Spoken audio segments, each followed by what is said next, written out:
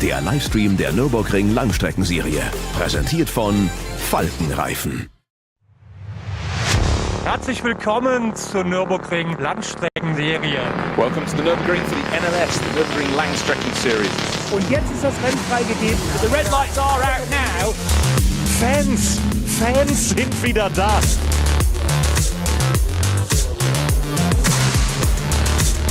I would think that's very, very close. Jetzt kommt er ran, zieht sich ran.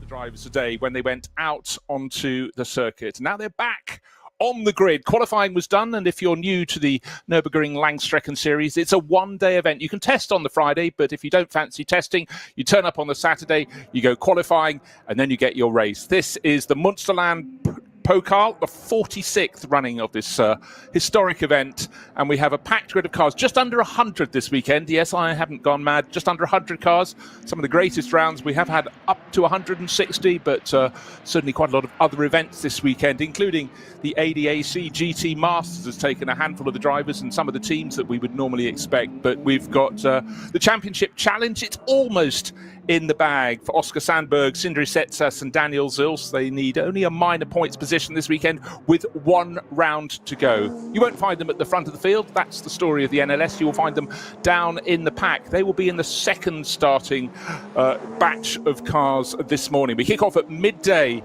on the Nürburgring Nordschleife, and the good news is the weather is set fair. There was mist first thing this morning, that has dispersed, and certainly looking at the images on the start-finish straight as the last of the cars are leaving the pit lane to go down towards the packed grid, a throng of fans. This is a good moment to turn to my right and welcome Peter Snowden. Good morning, Snowy. Morning, Bruce.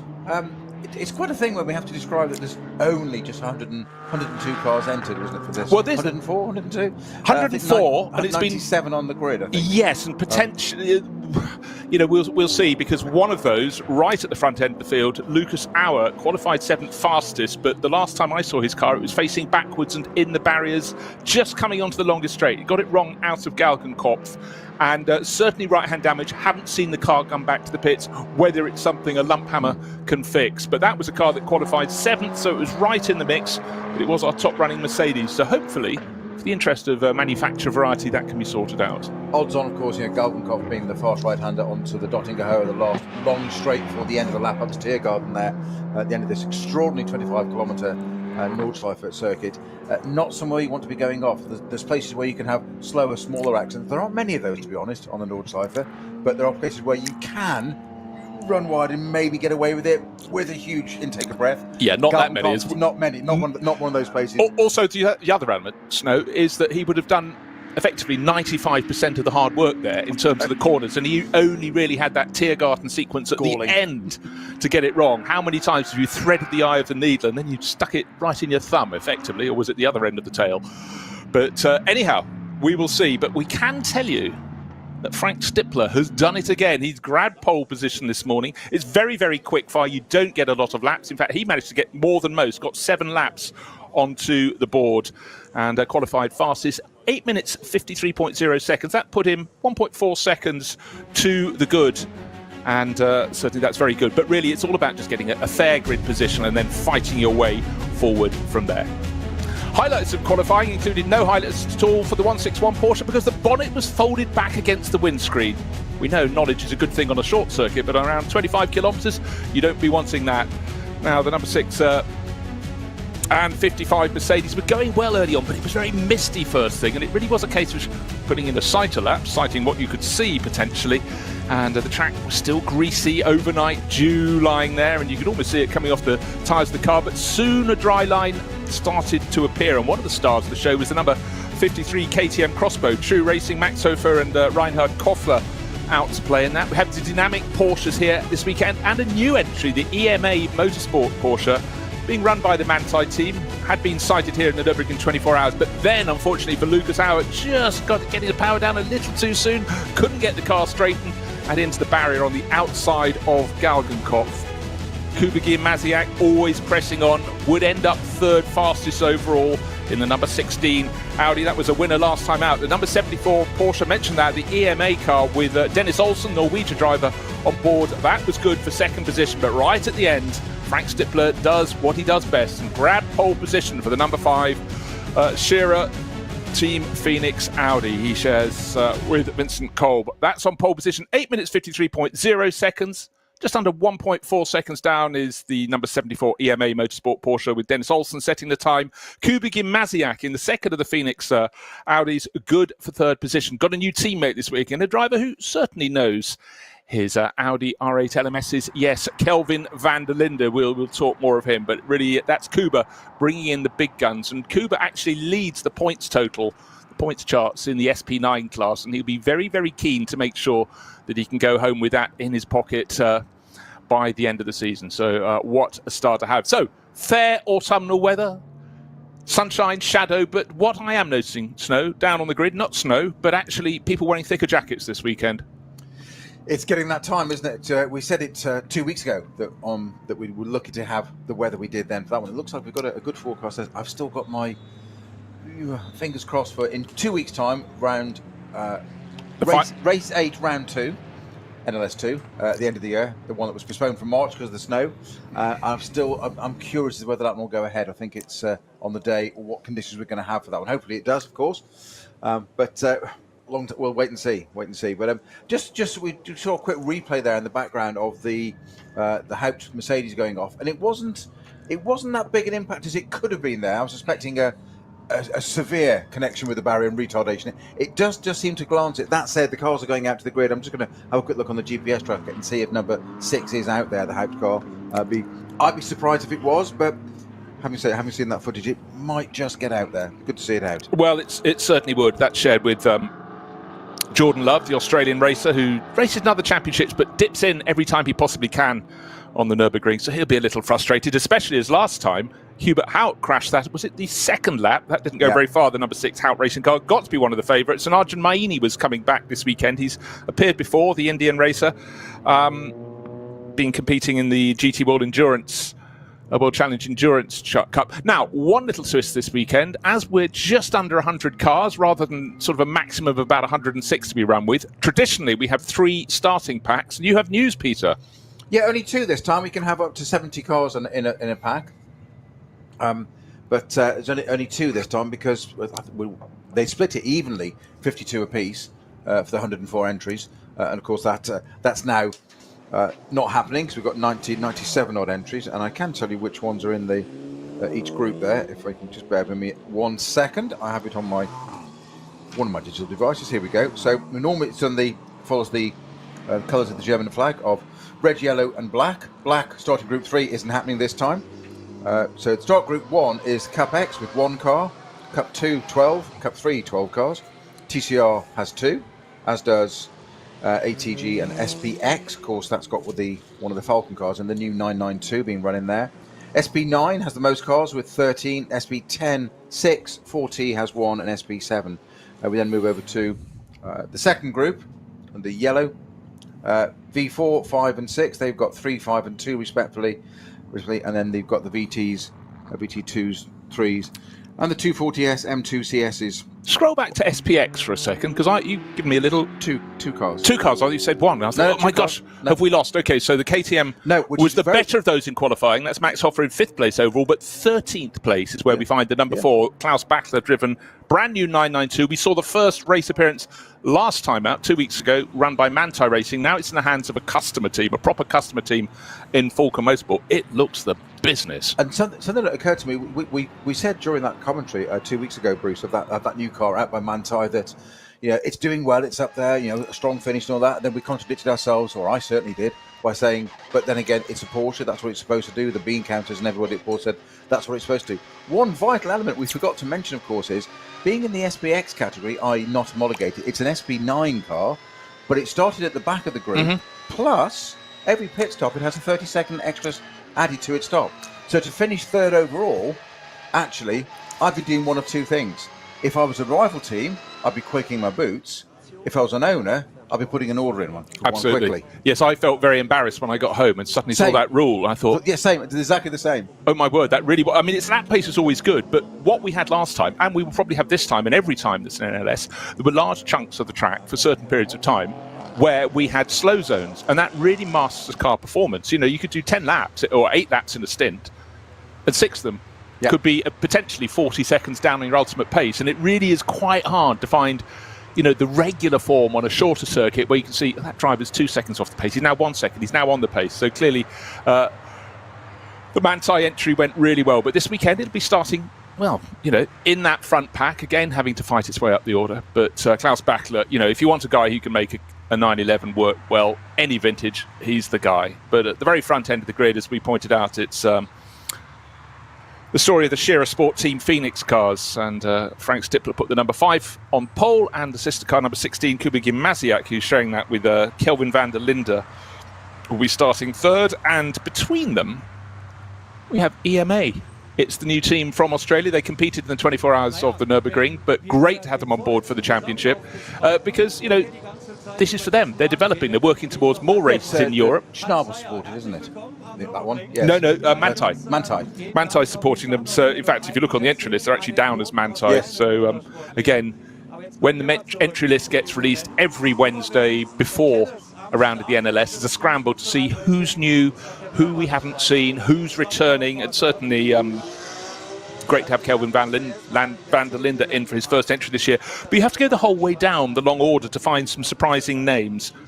Reinhold Reng, he completed already this year. Also, if you look on his entry list, on his name in various websites, he comes down as Randy Walls. But, so he obviously has one pseudonym in there. But another person to look for, I normally see him at the very front end of GT World Challenge grids, is Charles Weerts competing this weekend.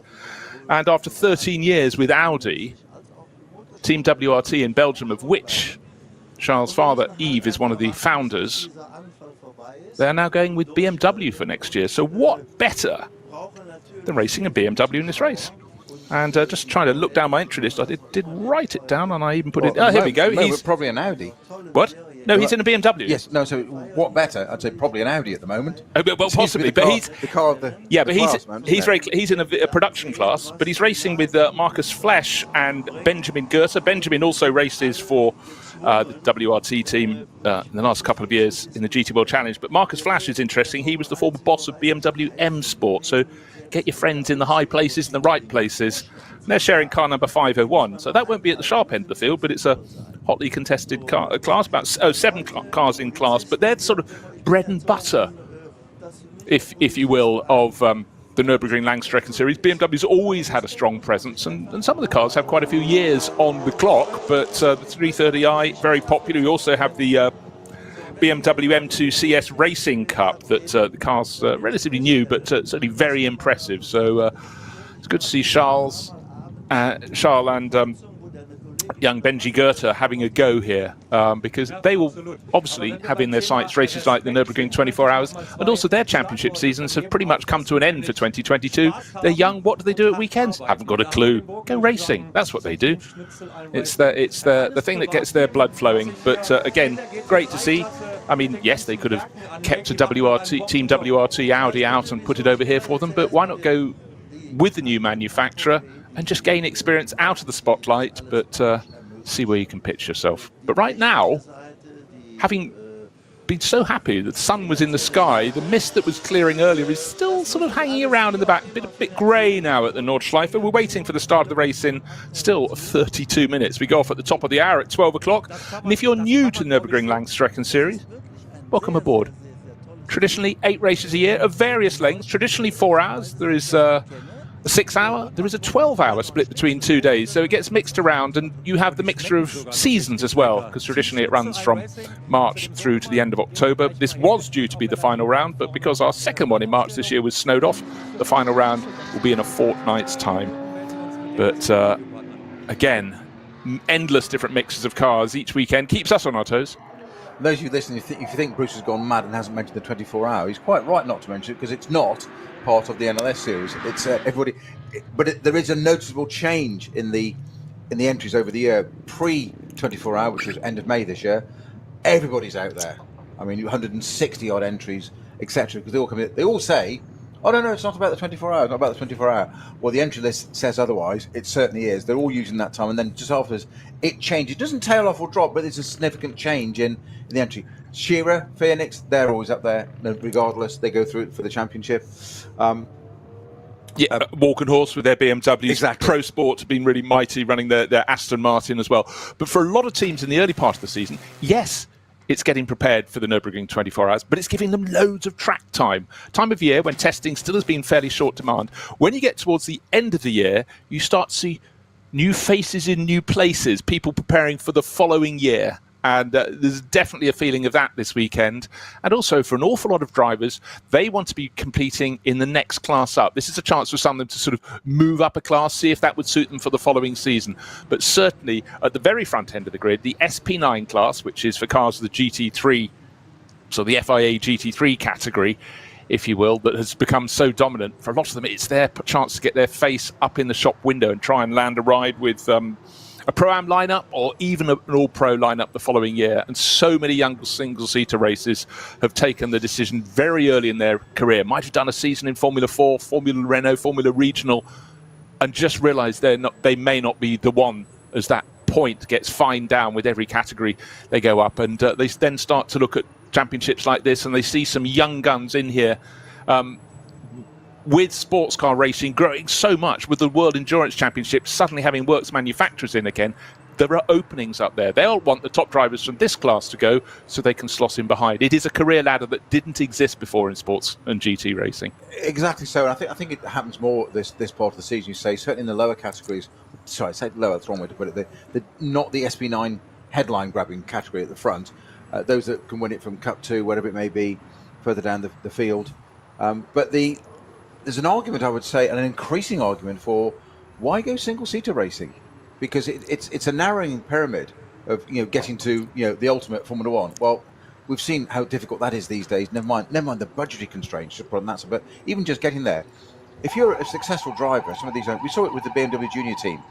Look at those guys and where they can go and learn their craft. One day they're doing an M4 in the 24 hour or whatever it may be. The next time BMW put you in an M20, a 240 or something, because go and drive that because you're a BMW factory driver. But as you said, it's intel all the time, information, experience. Plus that way they get to understand what it's like to be further down the field with GT3 cars coming past them, which is just greater depth all the time. And it's sports car racing. Yeah. It's a multi-class format. Exactly. And actually looking at some of the success stories, Nick Yaloli, young British driver who's been staunchly BMW for years and years, he'll be racing for the BMW Works World Endurance Championship team.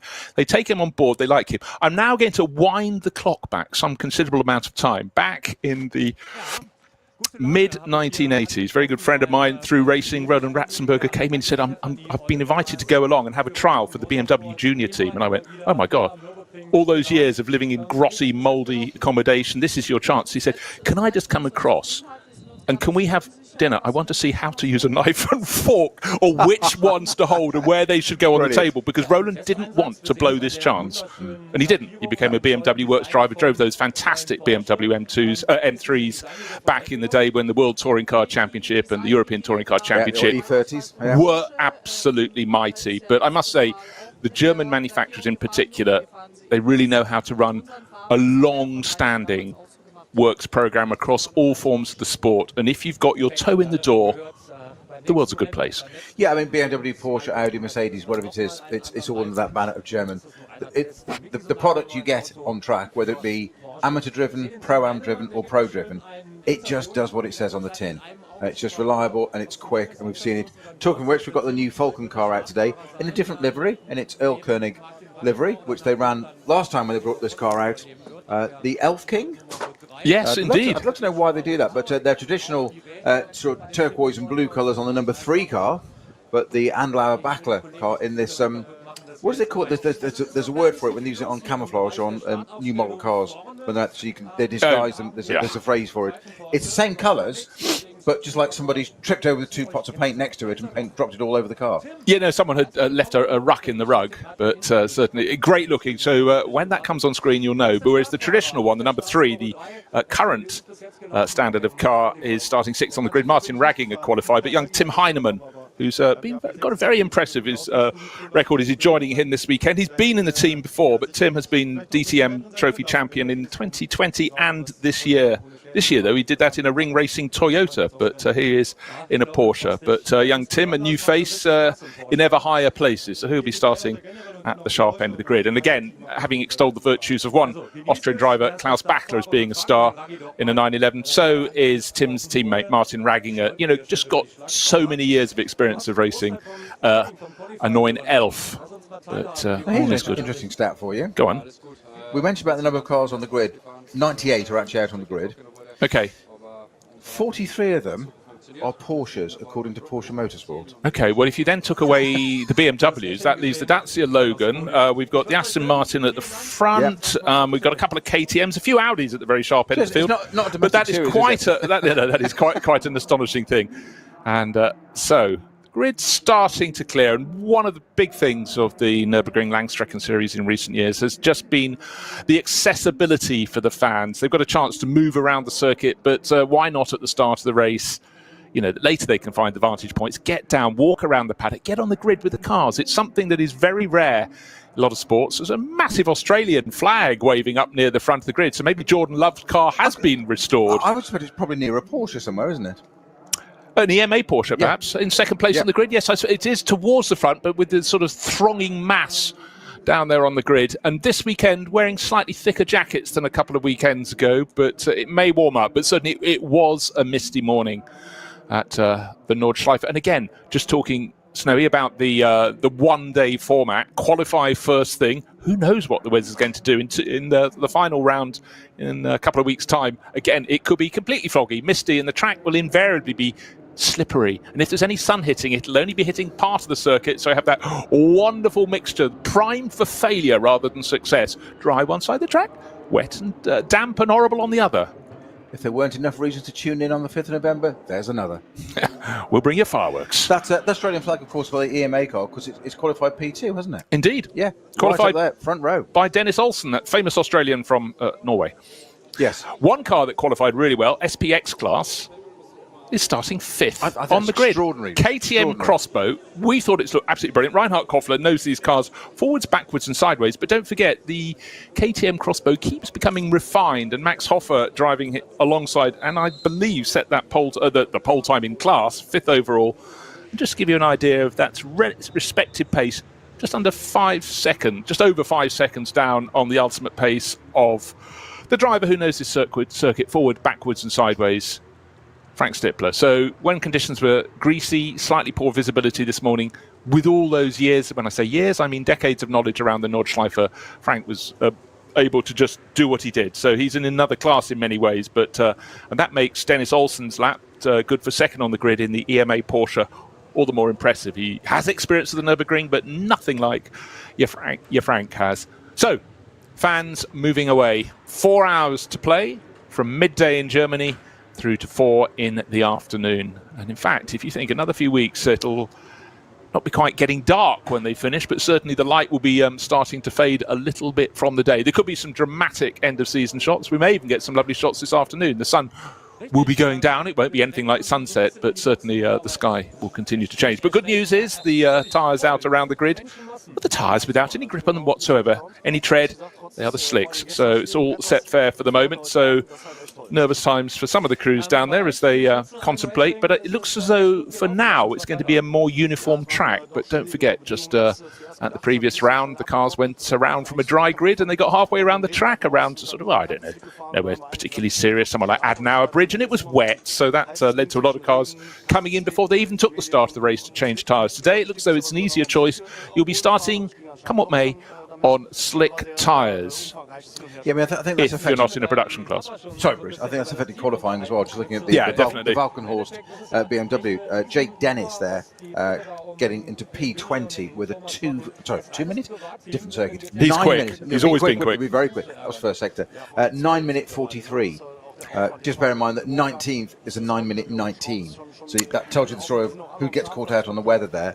Fastest lap or pole position, of course, Frank Stippler on an 8:53. So some, 50 seconds up the road. But Jake Dennis, I was about to come to him. I mean, just want to let you know, he was the Intersteps champion, a very minor British Formula single-seater series 2011, but he's been an absolute star in Formula E in recent years. He's always been quick. He's raced, he got off the single-seater train quite a while back, GP3 back in 2016, but really since then he did a bit of World Endurance Championship, lots of GT racing, and then Formula E. So expect him to work his way forward, and just to let you know what he's driving, car number 34, showing me Christian Cronjes. It's the 34 Walk-on-Horse Motorsport BMW. That's one of the M4 GT3s that have been so effective indeed since they were introduced, and that will be black and white race livery on that one.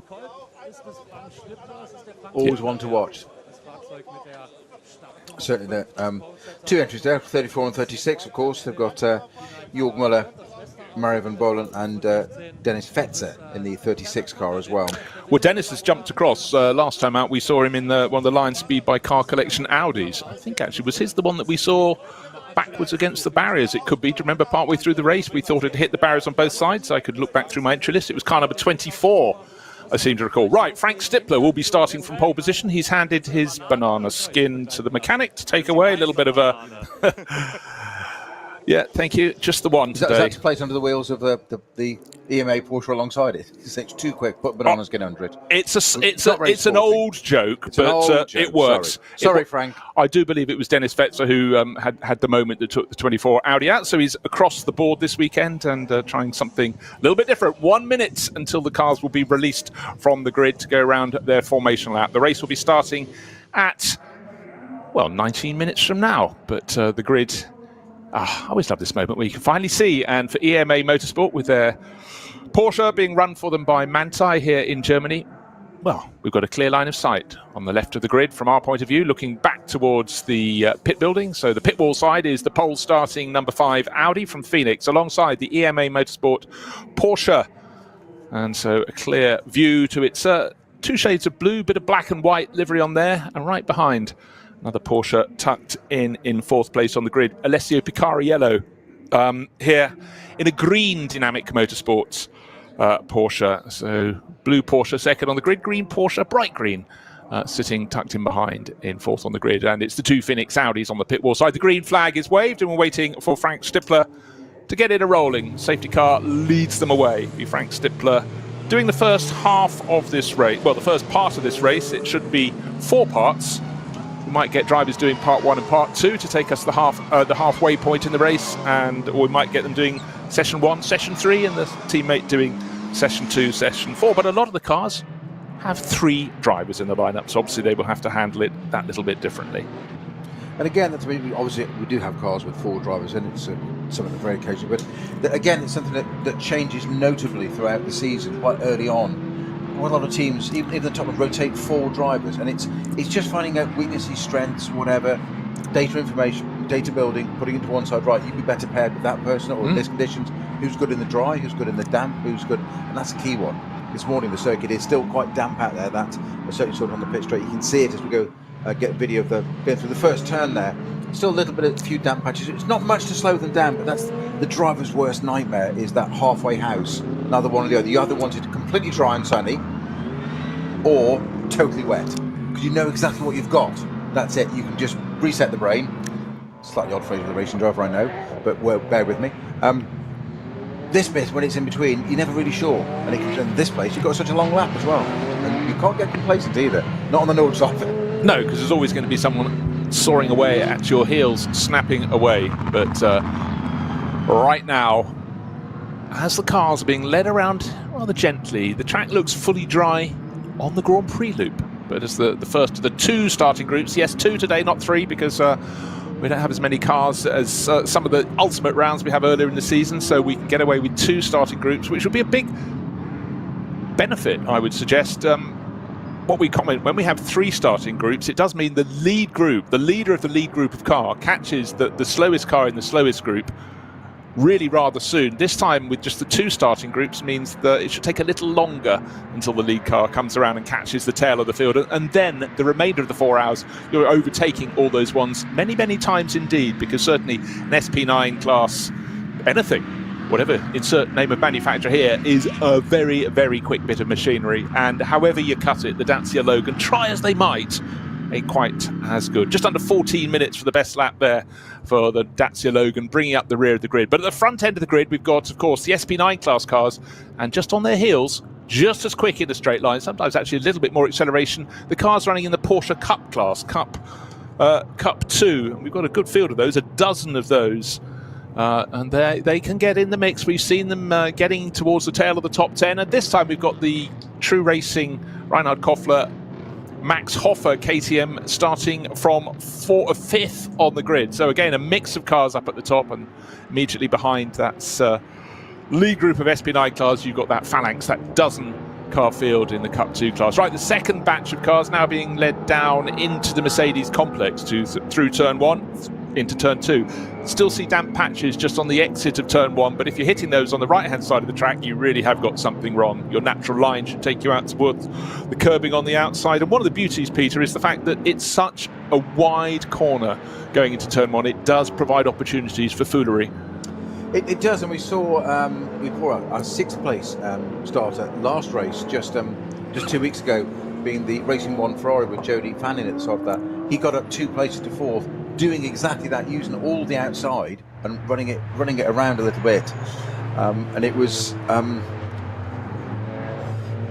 it got onto that bit there, you say, over the curbing to go into the Mercedes loop, but then it's that nanosecond, it just got away with it, but then pulled back in again and couldn't, and lost 2 places back again.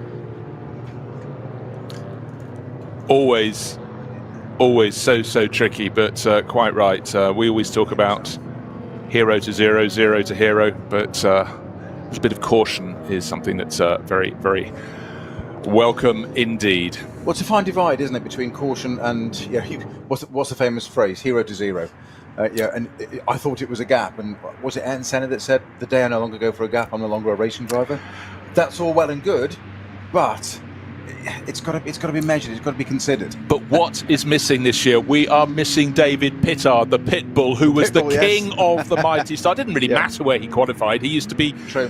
He'd be the only driver who gained about half a dozen, if not more, positions before they turned onto the Nordschleife. And pairing with Nicky Team, and just watch, as you say, almost just starting from the pit lane for the sake of it. Yeah. Just for the entertainment value. This only 2 starting groups this time.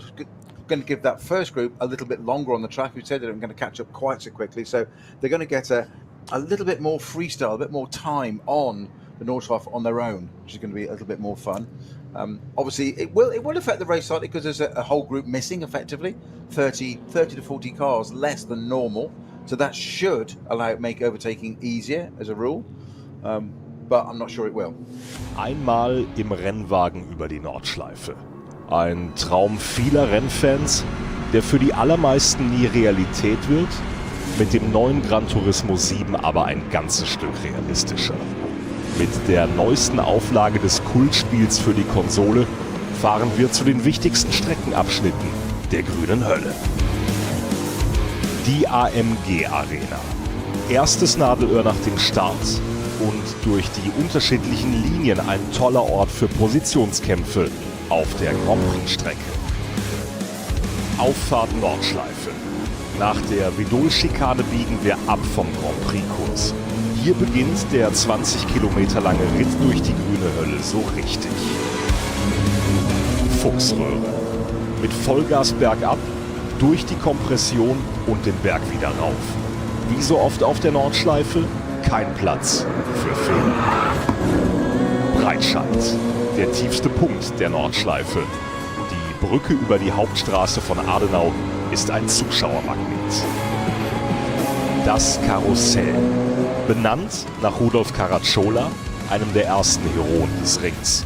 Die alten Betonplatten der Stallkurve sind Kult. Brünnchen, der Zuschauer-Hotspot.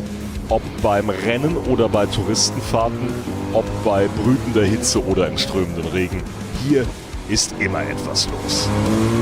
Die Döttinger Höhe. Windschattenschlacht bei 270 km/h und die Überholmöglichkeit schlechthin am Ende der Nordschleifenrunde mit dem neuen Gran Turismo 7. Und damit von der virtuellen wieder zur realen Nordschleife.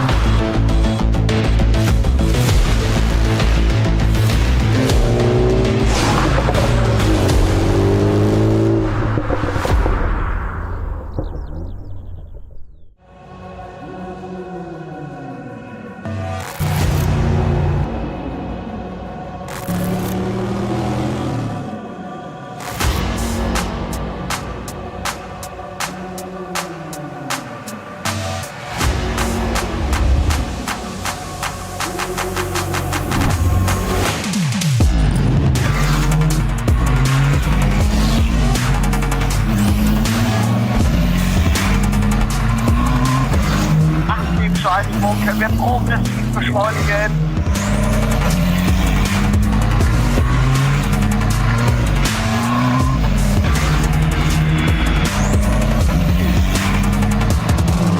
Schön gefühlvoll, wird eingelenkt.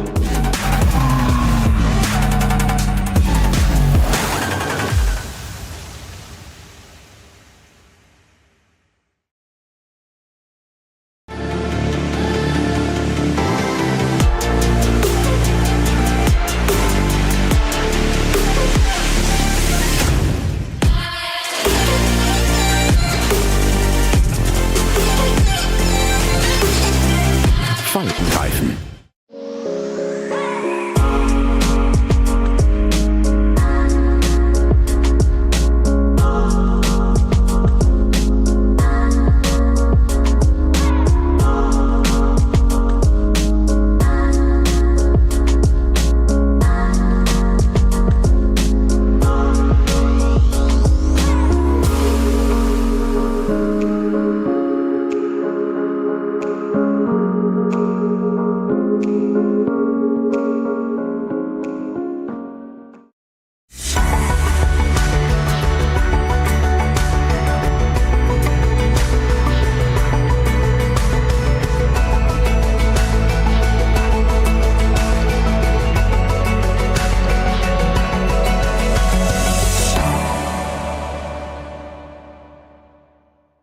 World's First Asphalt Watch.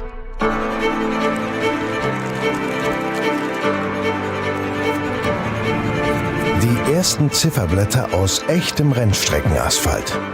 Auf dem Asphalt wurden Legenden geboren und magische Momente erlebt. Cobbler.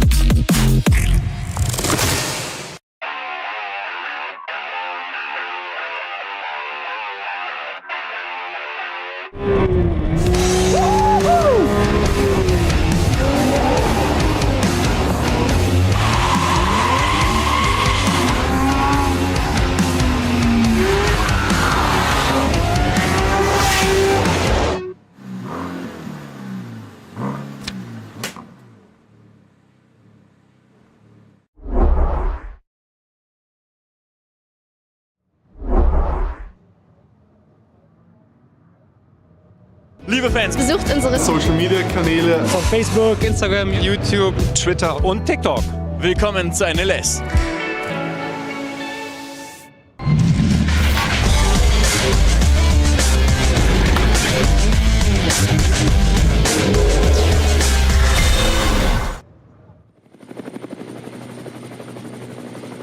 Cars circulating the fields. It's a brightish but no longer sunny morning. We did have sun, but it did start with mist, so I think it's going to be a grey day here. We might have seen the very best of it, but the good news as we look down from the Rover Live helicopter as the cars snake their way towards the second half of their formation lap. We've got 97, possibly 98 cars coming out to play today, and we'll have just the 2 starting groups rather than 3, which means it should be slightly longer before the very fastest car in the field, the car that's leading that lead group, catches the tail of the pack, giving a little more time for a bit of pure racing at the front. And then it will turn into effectively being what it is: sports car racing, multi-class racing. So you can have people considerably off the ultimate pace, not their fault, they're driving a car of production class, versus these front-running SP9 cars which run to the GT3 specification. They are very, very quick indeed, and at the front of the championship. This is the penultimate round for 2022,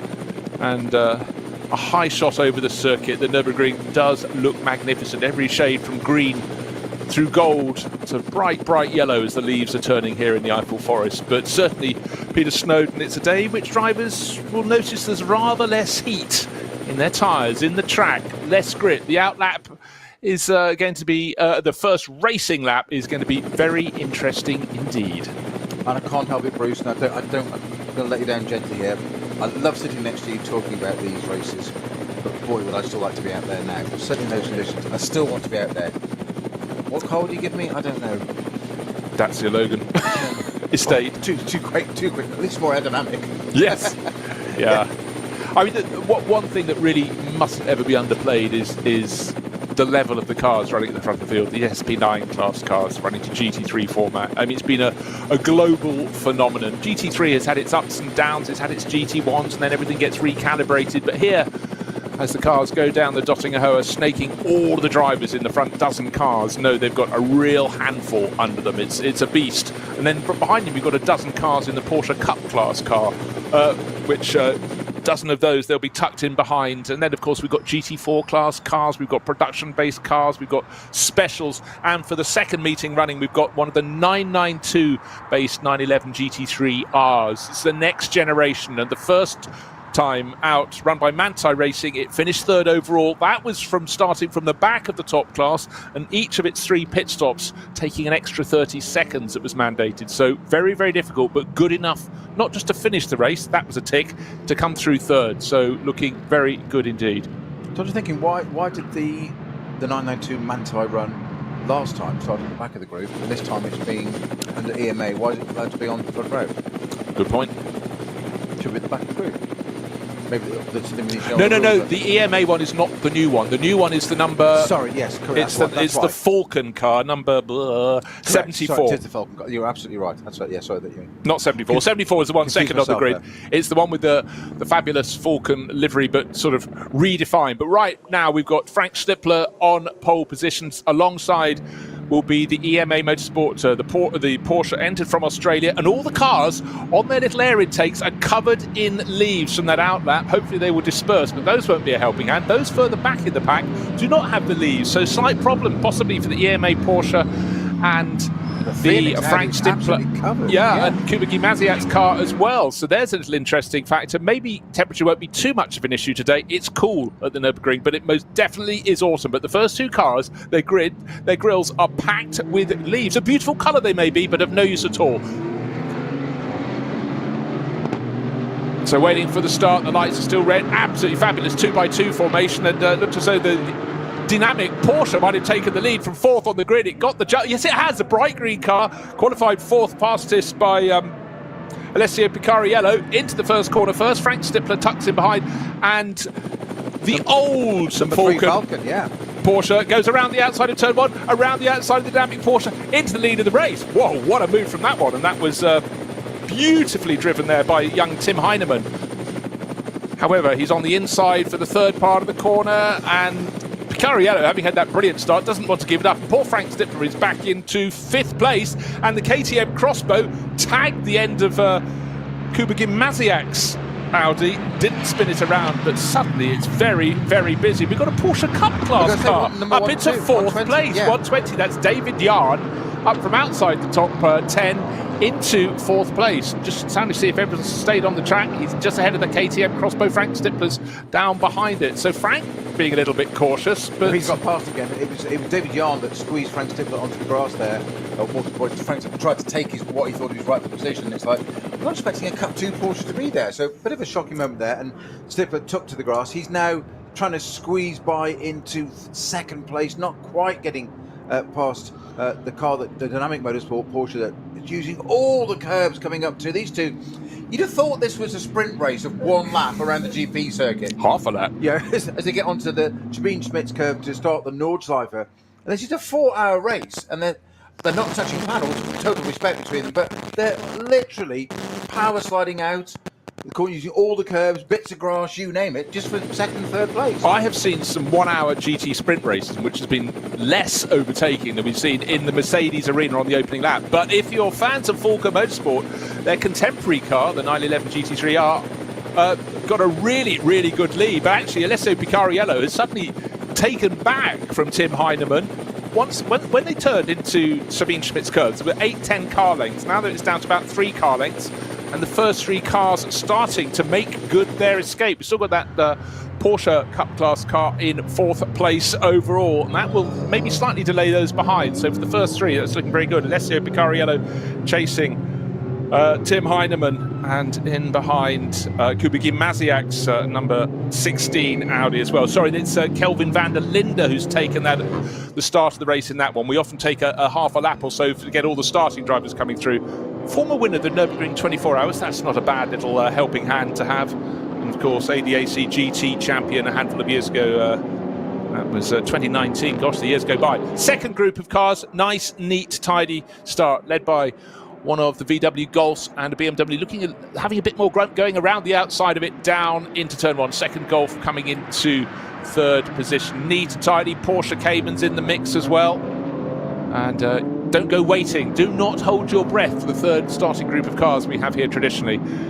Because today, with the field just under 100 cars, 97, 98 cars, we have the facility to run just the 2 starting groups, which is a big helping hand, I think, for a lot of the class cars.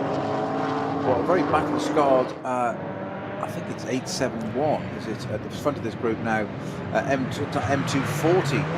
Just getting under severe pressure from one of the Golfs, TCR just behind it. But battle-scarred already from qualifying, I'm guessing. And that car also full of, its grille air intake full of leaves, which might be a problem. It is 871 as well, yes. That's leading start group 2. The moment, under severe pressure from not 1 but 2 of the Golfs now. Yeah, number 10 right in the mix. It's easy, we can say a black one and a white one within the groups of cars. But they're enjoying the part of the circuit that has the most grip. It's the newest part of the circuit. It's the Grand Prix track that was built in the mid-1980s. But the front runners in that second group of cars are now turning left into the first of the Sabine Schmitz curves, and importantly, suddenly you don't have all the space around you, you've got trees around you. Now one car has got a garage around it. Unfortunately, that's the number 170 Toyo tyres with Ring Racing Supra. That has not made the start of the race. Tischner, Guden and Tongers. That's Michael Tischner, Andreas Guden and Heiko Tongers, always featuring. And that's a shame, because there was another Toyota Supra race with them this weekend from Teichmann Racing. That was Jörg Griesmann, Mike Ronifar, Volta and Felix von der Laden. They're out on the grid, on the track. But right now, when I said it was 10 lengths between first car and second car, it went down to 2. It just went down to half a car length, and certainly Tim Heineman's being made to work very, very hard indeed. But what's happening in behind? Frank Stippler, having been muscled back from first to second, third, fourth, fifth to sixth, is now back in the fourth. He's catching his teammate, which is Kelvin van der Linde. That's the green, red and white Audi. That's in third, and they're both changed for the lead. So Tim Heineman, having been so bold, is now being a little bit cautious. And Alessio Picariello, the Belgian driver, is going, no, I've done with caution. I've done a quarter of the lap. I'm now going to make my break. So he's got about an 8 car length lead. Tim Heineman, the number 3 Porsche from Falken Motorsport, back as they reach the carousel into second place. Then third and fourth, the 2 Phoenix Audis coming through, nose to tail behind. Then still the leading car in the Porsche Cup class car, being driven brilliantly by David Jahn, holding down 5th place, right in behind that EMA Porsche that started the outside the front row, quicker out of the corner, but has got to find a way past, and that's Dennis Olsen. Yeah, the number 3 Falcon Porsche there, just we saw that bit coming up towards the carousel, Bruce, with Tim Heineman. It visibly slowed in the old days, and I said it missed gear. Yeah. Highly unlikely in this day and age, but it had that sudden, that just didn't continue to go forward, didn't continue to advance. So just keep an eye on that, whether that's going to be an issue or not. But it took a while for the number 16 Audi, with Kelvin van der Linde at the wheel, isn't it, with Kuba Kumaziak to jump into that car second. Took a while for that car to get past the SPX category KTM Crossbow, the number 53 car. Yeah, Reinhard Koffer. Now, he's not sharing with anybody, according to... No, he's not according to the entry list, but I noticed it was qualified by a Hofer, which would normally be Max Hofer. Now, the EMA Porsche, Dennis Olsen right under the rear wing of the Porsche Cup class car, number 120, David Jahn on board. That's in an Avia race livery, red, white and black, but you can sense the frustration from Dennis Olsen. And huge respect to David Jahn, because in reality he's got no right to be there. No, none at all. In a Cup 2 car. So that's mighty, mighty impressive. But we've said this before many a time with these GT3 cars at the front as they are. So SB9, as we call them in this series, they're held back a little bit. They've got quite a bit more air and a little bit, about 20% less power than full SRO GT3 type cars for the Nordschleife, which means a Cup 2 and even a GT4 car in a straight line can out-drag it. So conditions like this, where it's still that not quite fully dry, that gives the David and Goliath, it gives them the opportunity to just put a little bit of surprise there. I still think that Falcon Motorsport number 3 car, Tim Heineman, is not at full song. Well, it really scurried clear when they were going around the Grand Prix loop, but once they got to the country, suddenly Alessio Picariello wants to tell, now changed for second position, because Kelvin van der Linde in the green, red and white Phoenix Audi goes around the outside, but he's on the outside 2 wheels beyond the white line. And as they get towards the end of the lap, the Porsche from Falken Motorsport goes back in front, young Tim Heineman, but he didn't block enough of 3 abreast. How would you like to see your Phoenix Audis? One coming past either side. That's what happened just before Tiergarten and Frank Stippler. Well, he thought, well, you know what, I'll overtake you, Falken Motorsport Porsche. I'll also overtake my teammate as well. I can't wait to see a replay of that. So the Phoenix Audis, a blink of an eye ago, were third and fourth. Now they're second and third, setting off after Alessio Picariello, who's clear by 2 seconds, almost on the nose at the end of that opening lap, off that brilliant start where he certainly anticipated the start very well indeed. And hats off to David Jahn. Started the lap down in outside the top 10, comes through in 5th place in his Cup 2 Porsche. Good job. Now, the Van Toor brothers demonstrated during the 24-hour there that a Porsche and an Audi don't really go into Tiergarten that well together, side by side. Well, they were being polite, keeping each other's way, and you say Frank Stippler said, well, thank you very much. Well, what are you deciding, ladies? I'll go by the pair of you.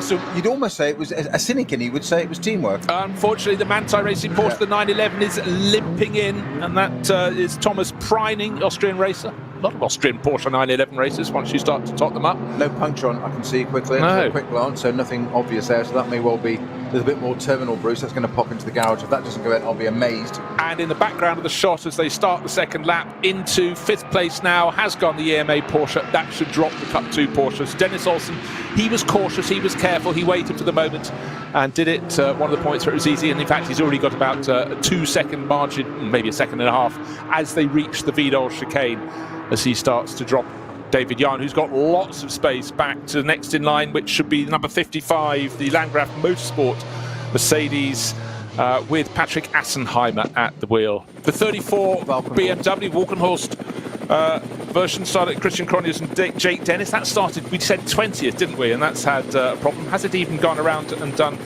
an outlap, or did it report straight to the pits? But no, I think that's just reported in at the end of its first flying lap. Yes, Christian Cronjes started and it came across the line in 18th place overall. Would have been slightly higher than that, but of course it slowed down to come into the pits. So, Frank Stippler having produced that brilliant move, just as Kelvin van der Linde thought he was pulling off a brilliant move to pass Tim Heinemann as they approached Tiergarten. And then on the other side, out of shot, effectively, Frank Stippler moved up into that second place. But at the start of this lap, let's not finish this sentence, because we talked on the end of the formation lap that the front two cars that were going around behind the safety car had their grills, their air intakes absolutely filled with autumnal leaves. Well, when the Grello Porsche came in, they had to sweep out an awful lot of grass from just above its front splitter. So maybe there was an off, maybe someone had an off in front of them, but that has been slowed, but will be pressing on again. At least it's going back into the race, and that's Thomas Priding at the wheel. You don't want rising engine temperatures at this early in the race, do you? No, most certainly not. But I think the story is now Frank Stippler looks like he's settling down into that second place. And certainly he's pulled off the move on Kelvin van der Linde. Kelvin's trying to wave the flag for the other Phoenix Audi, which he's sharing this weekend with Kuba Gimaziak. And Kuba is keen to get as many points as he can because he leads the SP9 class after 6 of this year's 8 rounds of the NLS. Yeah, super slow-mo shots of the cars. You can almost count the leaves on the front grille. I think it was 32 on the grille of the pole-starting Audi and only 24 on the EMA Porsche that started alongside it on the front row. But right now, bragging rights with the car that started 4th, with the driver who started 4th, the driver who was first before the opening corner. His name? Alessio Picariello, racing this weekend for Dynamic Motorsport. And threading the needle there through that section of the track. I'm just trying to see where it is, actually. That is... It's car number 30, isn't he? Just coming to Ex-Müller. So just before that, the bit we've seen there through Veersiphon, it very clearly under the trees there, we've got an aerial shot from the helicam there, you could see that wet dry. There is a dry line. Other parts of the circuit now, we can see down at Adenauer, it's far drier, it's more exposed. But under the trees, less so. And you could really see that car, just Piccarello having to just keep control of it, just twitching a little bit, 2 wheels on the damp, 2 wheels on the dry, and then you can see the car move around. Nothing dramatic. On board, it probably looked very different. But not easy conditions yet, and certainly not, more to the point, consistent conditions on a lap yet for any of these drivers. And I think the real telltale, the drivers who are able to take the biggest risks are those who are most conversant and confident with their cars, and that is the drivers at the front of the field. But that said, it must have a slow zone coming up, because our race leader, Alessio Picariello, just slowed enormously, almost seemingly to a stop. Certainly he was being caught by Frank Stippler, but now the first 3, not quite line astern, but there are course vehicles. There's a car facing, it's into the barriers on driver's right as they go around. We need to scroll in. It looks like a Cup 2 Porsche. It's white with a yellow roof. And that has come to a standstill. It's car number 119. That's a Click Verescherung team, and it was Robin Tranowski who'd started that and unfortunately stopped it. And when looking from above, the narrowness, the gap between the barrier on one side of the track, a small grass verge, the track, and even smaller grass verge, if you park 2 Porsche 911s nose to tail, you have just about enough space to push a shopping trolley between them. That is the gap from one barrier to another. If Peter and I constantly talk about parts of the Nürburgring, much of the Nürburgring being narrow, we are not joking. Well, you mentioned, just going back to the, there seems to be no need for barrier repairs there. We've got another car stopped on the left. Is that? It's black and yellow. It's another Porsche 911. It is. And again, just waiting for ID as we go. No, it's the Aston Martin. It's dark green. The bonnet is off. Yeah. And Guido Dumouriez had started. Oh, unlucky Aston Martin fans. Driver over the barriers, looking up, not quite waving at the helicopter, but looks like it's got front right damage, so that's why the bonnet's off. So it's obviously collected something. The wheel looks like it's intact, but it's a lot of the inner wing missing there, and headlamp as well as the bonnet. So that's obviously connected with something there. Very, very sad. What car number is that? Car number 17. That's the Pro Sport Racing. He was sharing that with Christophe Breuer, who qualified very well. I think it was in 10th place, as it was 10th on the grid. Talking of the grid, Snow, car number 6. We saw it crashed in qualifying, and that didn't get to start. Hout Racing Team, Mercedes. That was unfortunately Lucas Auer, who had a little moment exiting Galgenkopf. We couldn't tell. We didn't get to see the car after it had been brought back. We didn't know the extent of the damage. That didn't get to start the race. So last race it did a lap and a quarter. This race, none whatsoever. So very frustrating for Hubert Hout. The team based just across the road from the circuit. In fact, if they looked out of their left-hand windows when going down the Dottinghoe, they could wave to the team base. Well, I'm just looking at the ticket, because you mentioned about the 911, the man-type Porsche, coming into the pits and getting all that, the leaves out of the grille there, but it came in very slowly. It did come in slowly. It didn't race in to have that high, I've got a lot of high water temperature or something, race in, get it cleared now. So I'm thinking that's secondary. What is interesting is that there's rumour on ticket, and it's just not quite sure. It's like we've got a couple of GPS glitches at the moment. And on that note, by the way, the number 4 Falcon car, its GPS sensor isn't always working properly. So if you look on the timing screens, that may throw some curveballs in there. But it looks like 17 and 911 might have had a connection. That's the Pro Sport Aston. Okay. Because there's the ticker's telling me that the 911 9-type Porsche has indeed collected the barrier at Kesselchen on the first lap. And I'm just trying to see where the 117's off.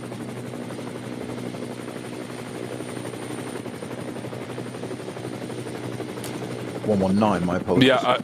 Yeah, I was doubling back. I suddenly thought, is it 119, 117? But again, and what I must say... 17, my part, I'm getting myself... Oh, the Aston Martin. Completely confused everybody. The 119 Porsche was off and the 17.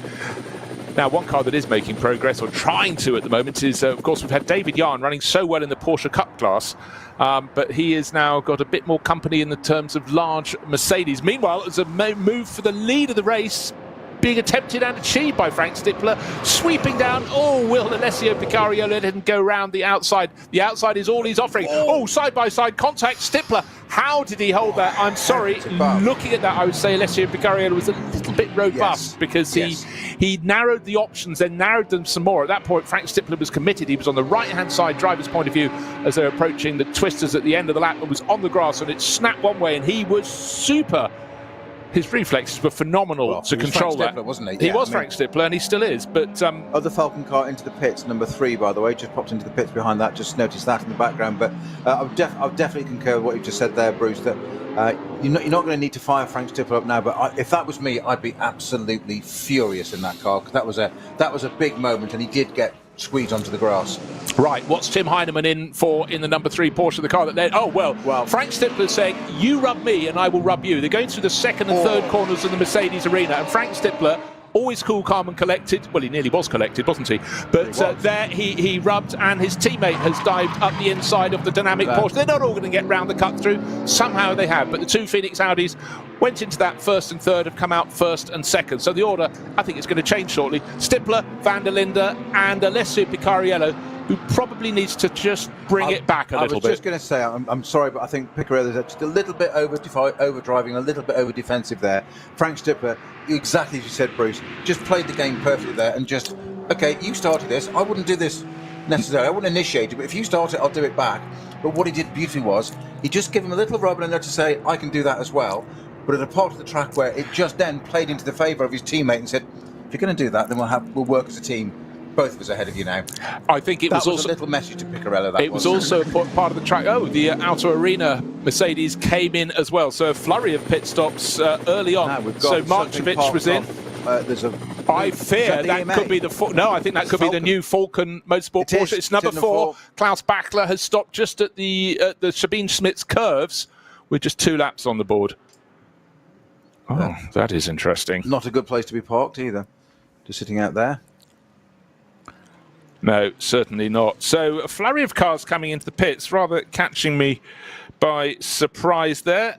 And let's just run through. So Tim Heinemann came in. He did fleetingly lead the race in the contemporary 911 from Falco Motorsport, the sister car, now off the track. But Heinemann came in, standard pit stop, out again. Patrick Assenheimer in and out of the number 55 Landgraf Mercedes, and also in and out car number 11, Schnitzelarm Racing Mercedes. That's Marcel Marchevitz staying on board, didn't hand over to Marek Bockman. You don't just do 2 laps and hop out. Don't deserve your coffee for that. And also, remember, we saw at the end of the first lap the number 34 Walkenhorst Motorsport Mercedes as well. So for Landgraf, that was probably a standard pit stop, but just remember that a handful of cars, 3 of the front-running cars coming in after just 2 laps to make their pit stops.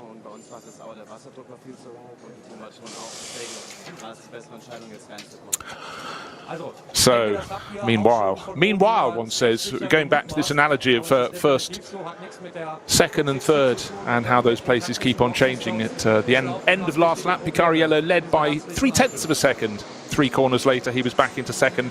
2 corners after that, he was back into third position overall. And a lot of drivers now settling down, a lot of personal laps, personal best laps coming through as well. Of course, we mentioned how on the opening lap the drivers having to be cautious. Any high up shot, the helicam looks down and you can see the racing line, which at the moment is about wide enough for 1.5 cars on a track that's only wide enough for 2 cars. But certainly now the Phoenix Audis starting to stretch a tiny bit of an advantage. We've still got the top 3 cars covered by, I don't know, about 2 seconds on the nose. But Frank Stippler, having been pushed and shoved, showed he could do the same at the start of this lap. Went through into the lead on the exit of the Mercedes arena. Now he's got teammate for this weekend, Kelvin van der Linde, tucked into second place, and a tiny bit more of a gap back to third place, which is Alessio Picariello. But certainly, having seen that moment, you've run top speed the whole way down the Dottinger Höhe, and then all drivers know the track goes uphill, slightly to the left, track kinks, and Frank Stippler was on the outside, and then he was offered rather less of an option of tarmac to aim for. Got on the grass, got a twitch on, collected it, saved it, and showed he too could be robust at the start of this current lap. And right now, the Phoenix is looking very tidy indeed. First and second of Dynamic Motorsport. Their Porsche started so well by Alessio Picariello. Back into third place, a nice sense. Just starting to fall away, maybe, possibly very slightly. But of course, why was the gap coming down? Because the drivers are reaching a slow zone, almost coming to a standstill as they did last time around. Because of course, we've got the number 119 Porsche at the side of the circuit, and the number 17 Aston Martin. We saw that a short while ago at the side of the track, minus the front, minus the bonnet of the car. The 119 Porsche from the Cup 2 class now being winched onto a flatbed, so that's good. That should be cleaned up within the next few minutes. But we've said this before, we'll say it again, Snowy, trying to keep on top of incidents around a track like this. These marshalling crews and rescue crews have to be absolutely at the top of their game. Yeah, absolutely. So, just looking at the incident vehicle picking up that Porsche on the side of the track there, there must be a reason for it which we can't see. But the recovery truck parked at a 30-35 degree angle, which is narrowing the track at a very narrow part anyway, and there's only a small strip of grass there anyway. So that code 6, the car's having to almost thread the way through the leading cars there. I'm just quite surprised because the Porsche was on the left, why not park alongside it and pick it up? So there must be a reason. We're not doing the recovery, they know best. But I'm just surprised it's not parked parallel on the track, taking up a lot of space. It was almost done with intent, wasn't it? I thought. But anyhow, that's been cleaned up at Whipperman, and I think all is going to be good within the next few minutes. However, as soon as one normally announces that all is good, something else can happen, because that's what happens on this track. We've got 4 hours of racing. We've only burnt our way through 23 minutes of those. We've had plenty of overtaking at the front of the field. Been fantastic to watch. And at this penultimate race of the series, one has to be aware also there are a few little class battles one needs to look at, because we have many classes of varying performance rankings of the cars, and you know, the car we need to look for is out on the circuit. Oh, here it is. Zils Sandberg at Sandberg and Setzas, car number 500, a BMW 330i. It leads the overall championship, because all the different classes, they put their points in a pot, and been most successful in its class. needs next to nothing to win. This is by my maths. I think it needs to finish, as long as there's 7 cars in its class, it needs to finish 5th or higher. And at the moment, the number 500 being driven as tidily and neatly as ever. Just going to scroll down and see where it's sitting in its class. But they've just got to go around and then they can put it in the bag. Sindri Setchus is running 3rd in the VT2R forward and rear and four-wheel drive class. So he's where he needs to be. So for the number 500, it will be cautious, careful, consistent, and that really is the hallmark of succeeding across all the various weather patterns, temperatures, dry, wet, damp, in between, a little bit of this, a little bit of that they face through the course of an 8-round championship. And if they can win the outright title in round 7, well, that has been an extraordinarily good run. Because there are drivers in other classes who have more starters and therefore score more points. You get the number of points for winning is the greater the more cars that start your class. So for Sindri Setchus at the moment, his class hasn't been the biggest, but it's been one in which they've been supremely consistent and successful. And if you can win your class every time out, they've got 7 starters today, so just remember they need to finish 5th or higher to take the title. 1st and 2nd though, well, it's all a question of who you want at the front. Frank Stippler going around the outside of a rather older BMW M3 and being followed through the final twisters onto the start-finish straight. On the other side, of course, by Kelvin van der Linde, who's going, hey, these races are quite good fun. I don't do enough of these. And I think for any driver, whatever the frustrations their season, if they've been doing the shorter races, of course, you can feel a little bit frustrated. And he was competing in the DTN this year for Audi, a 9th overall, and finished a short while ago.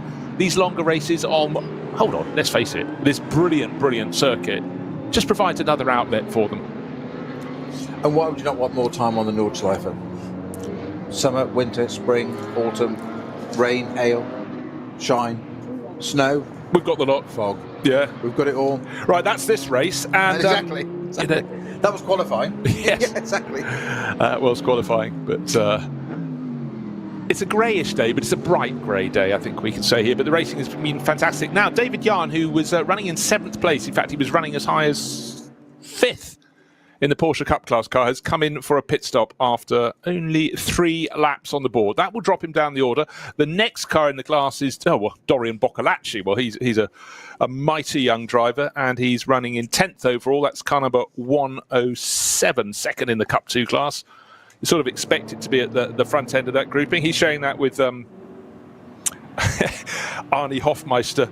I looked at the entry list there, and I was about to say he's sharing with someone called Zimmerman. They always put the surname first and then the Christian name, and I looked across the surname Zimmerman to the first name. It said Brake Parts. Zimmerman Brake Parts is one of the car's sponsors. He's sharing that just with Arnie Hofmeister. Oh dear, I must get on top of my game. But right now, just going to have a little trail to see, has that number 4 Porsche, the brand new, well, it ran last time out, but the first time with a non-works team, the 992 based 911 GT3R. We saw it stopped at the side of the circuit, Klaus Bachler at the wheel, and it is down in 92nd position. It has made a pit visit, so maybe that has been fixed. No, it hasn't. Sorry, that was only 1 lap. There wasn't one pit visit. I've just changed from one timing screen to another and mistook one column for another. That would be very disappointing, because last time we got the full 4 hours of running. So for Falcon Motorsport, their form and fortune is in the hands of Tim Heinemann. The car that led the race on the opening lap came in after only 2 laps to serve its pit stop, so we'll see how that runs out. You often get these 4 hours split in many different ways, but perhaps some people decided it wasn't going to be fully dry, fully slick tyre weather when they went out to start the race, because certainly a handful of cars came in at the end of the second lap, handful even on the end of the first lap, including the number 34 Walkenhorst Motorsport BMW. But really, out on the track at the moment, it's all about the Phoenix Audis from Scherer Sport Team Phoenix. Frank Stippler leading Kelvin van der Linde. Alessio Picariello 2.5 seconds back at the start of this lap. Can he stay with them? That's the question. Well, it's looking that way again. Fantastic start from the Porsches there. So it was a front row. No, it was Audi, wasn't it? Because Stippler was on the front row, wasn't he? On pole position. My apologies. But it looked like a bit of a Porsche benefit there. But I've said it before. I know we're only half an hour into a 4-hour race.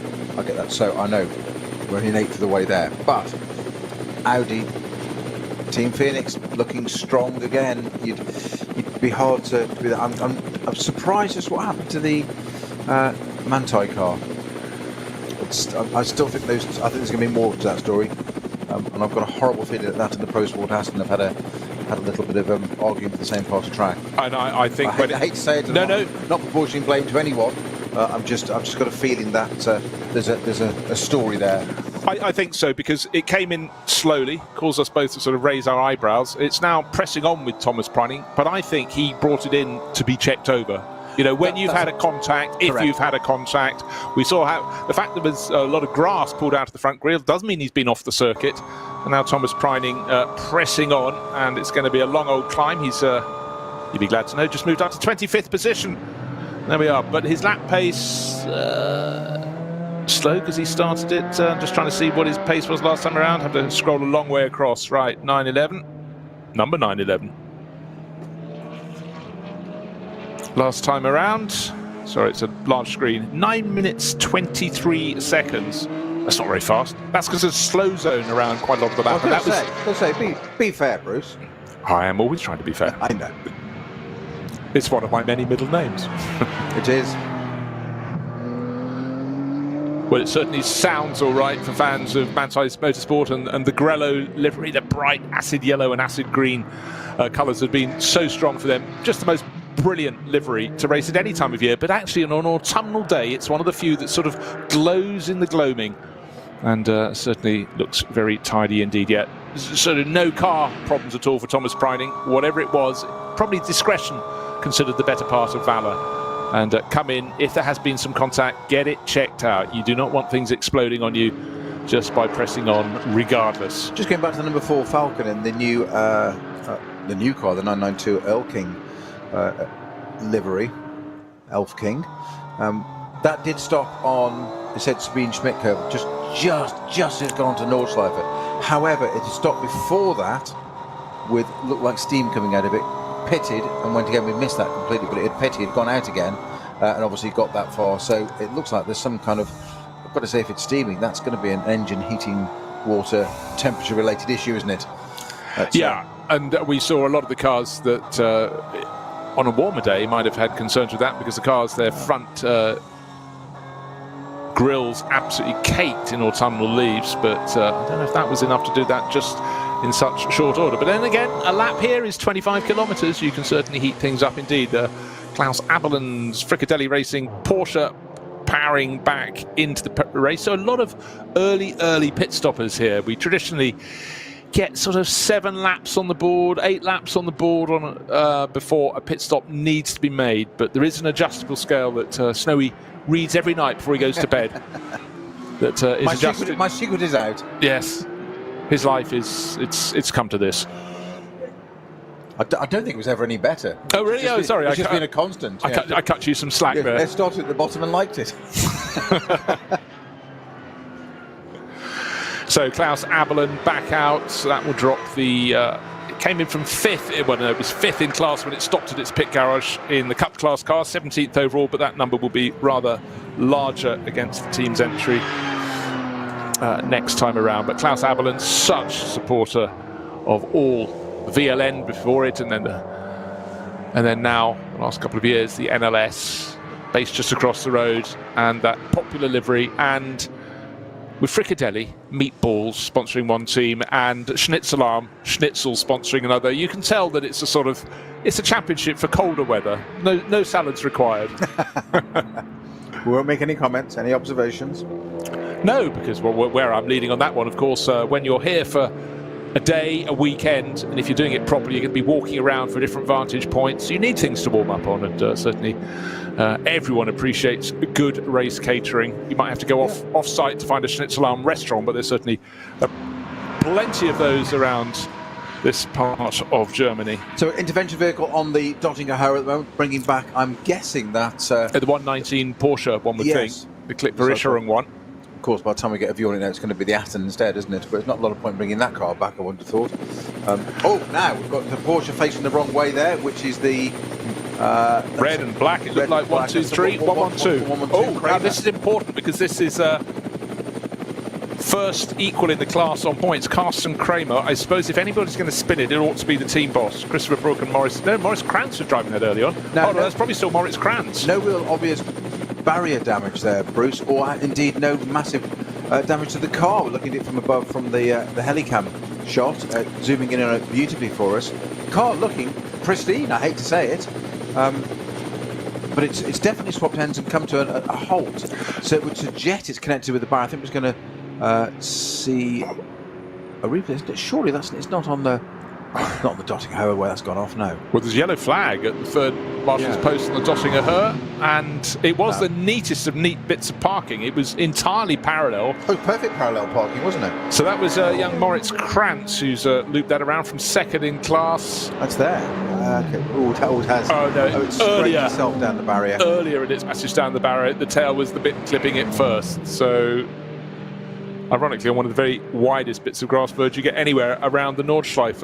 And that's at Wipperman, so it's lost it going into there, into the right-hand part of Wipperman. So I think it's clattered itself down the barrier. So it may look pristine from above, but I'm guessing it's probably broken right rear toe link.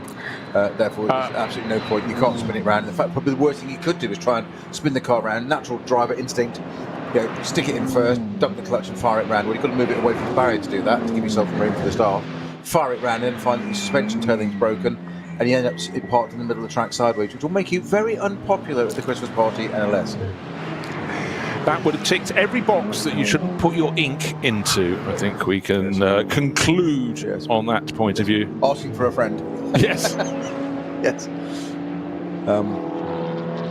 So in the Porsche Cup class, it's all been changing around. Up front, it's still Stippler from Van der Linde, 4 laps on the board, separated by half a second. 1.7 seconds further back to Alessio Picariello. And then fully another nearly a dozen seconds back to Dennis Olsen, who's worked his way back up the order in that number 74 EMA Motorsport Porsche. But in the Cup 2 class, it's now Dorian Boccolacci leading that in number 107. But of course, that was the entry from Team Matol Racing, but the car that had been leading the class was the one that came in and served a very early pit stop. David Jahn is now down the order a little bit in the Avia WNS Motorsport version that ran in 5th place overall, a place it had no right to be, but certainly David Jahn decided he was going to go for it when the track was still cool and slippery on that outlap, and really made some of the SP9 runners look, well, a little bit careful. But then again, maybe that's the right approach.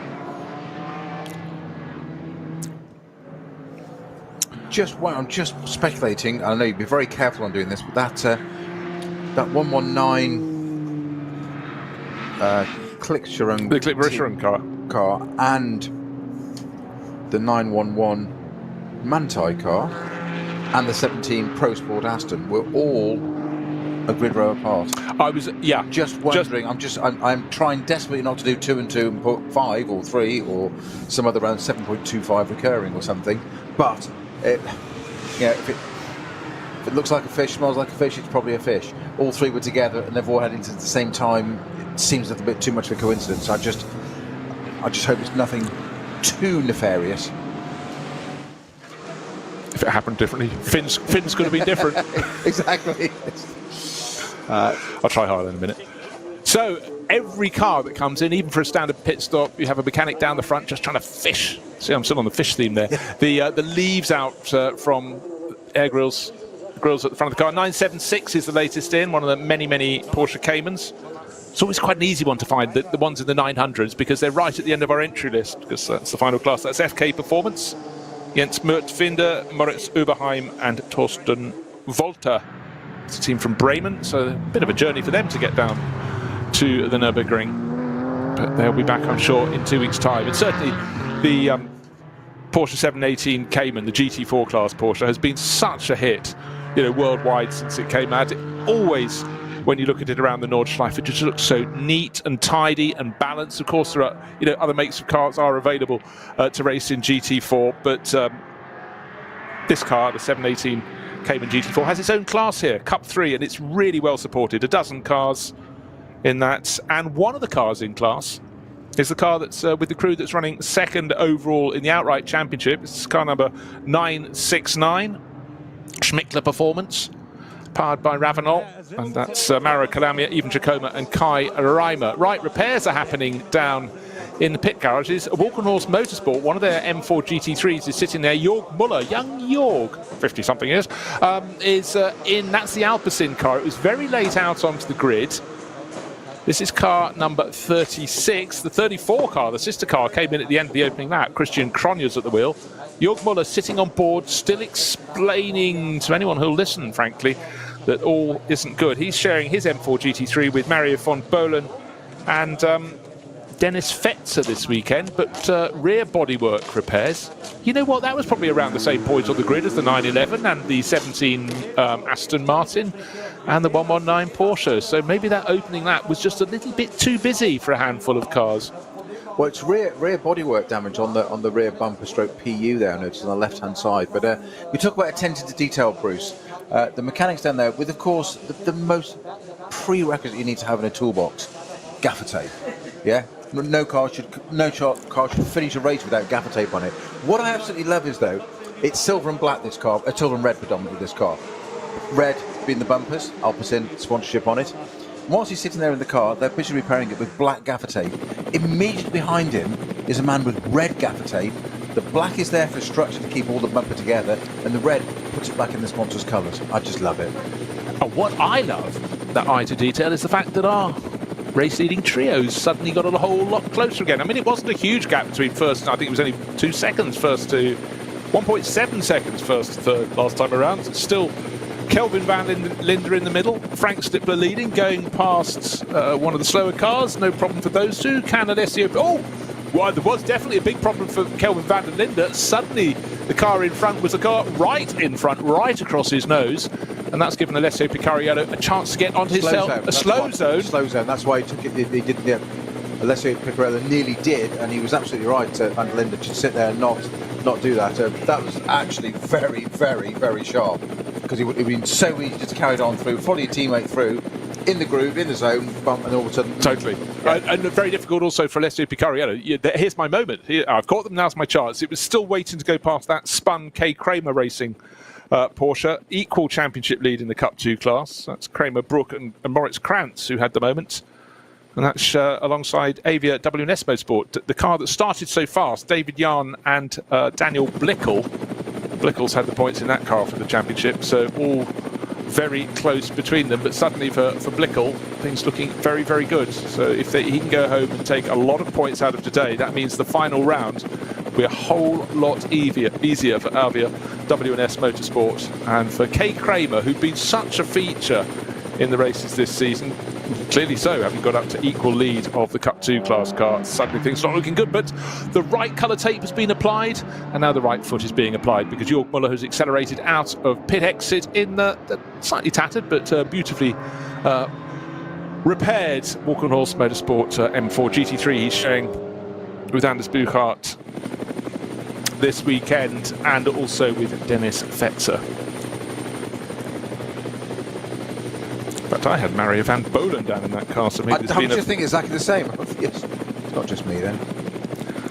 Yes, you sometimes have to second guess, because it's always a movable feast, we like to call it. Here, in terms of driver entries, still the leaves on the grille of the race-leading Audi R8 LMS. It's still Frank Stippler. He started from pole, and get this, before he'd even got out into the country on the opening lap of the race, he was down in 6th place, but he's dogged, he's determined. He had that incredible side-by-side, pretty physical battle going to Tiergarten, in which he ended up on the grass but kept his foot in. He's just gone past that point now. Alessio Picariello, who put in there, has dropped back a little bit in 3rd place, but still the first 3 cars are really very close indeed. It should be Frank Stippler leading from new teammate this weekend, Kelvin van der Linde, then a small gap back to the dynamic motorsport Porsche of Alessio Picariello. Already some of the front runners have pitted after just 2 laps, but first 3 cars, no such concerns. A second between first and second, and now a further 2.7 seconds back to Alessio Picariello. And one of the things, Peter Snowden, that stands out for me is when the drivers come across a slow zone, as they did, some can gain some lengths going in, and every time there's a restart, it's almost as though they've got extra antennae. Frank Stippler and ergo the Phoenix team always seem to read the restart really well, and they've just opened that gap out. Just remember, start 2/3 of the way around the last lap, 3/4 of the way around the last lap, Alessio Picariello was right on the tail when they got into the slow zone of the green, red and white Audi of Kelvin van der Linde. He's now 2.73 seconds further back. Snowy has gone into the inner workings of his machine. He's looking at a screen of hieroglyphics. I've told him not to do that, but they pay attention, Snow. They lure him in. Yes, I know. Easily distracted. I understand. Yeah, just looking at pit stop strategies, Bruce, we're thinking of 5 laps in, aren't we? So we've seen 6s. We've seen 7s. We have even seen 8s. That's exactly why I was just double checking myself before I said it. That we have seen 8s. I don't think they'll run that today. I've just got a feeling. Although it's nice and cool. Yeah, it's in the zone where you could do an 8. Yeah. And maybe some of those that did the very, very short first stint, just the 2 laps, may go for other options.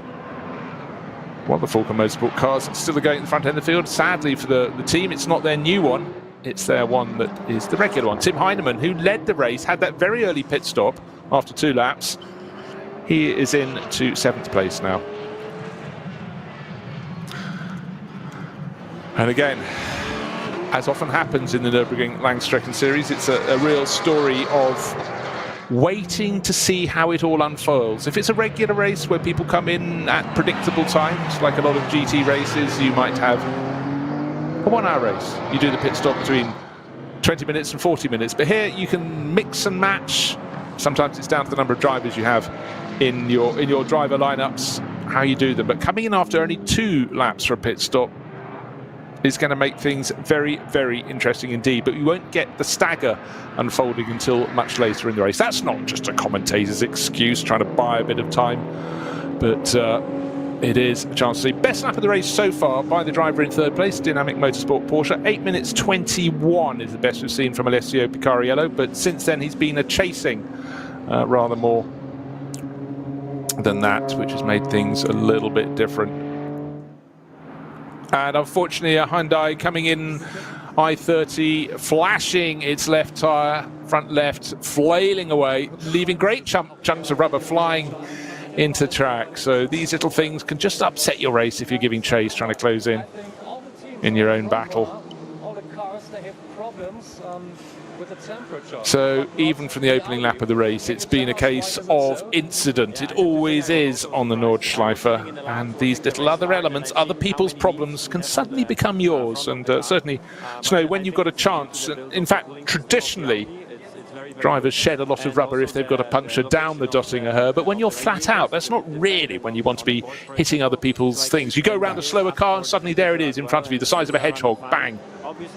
And it can do so much damage as well, just going underneath it. It can fuel lines, all sorts of things, connections.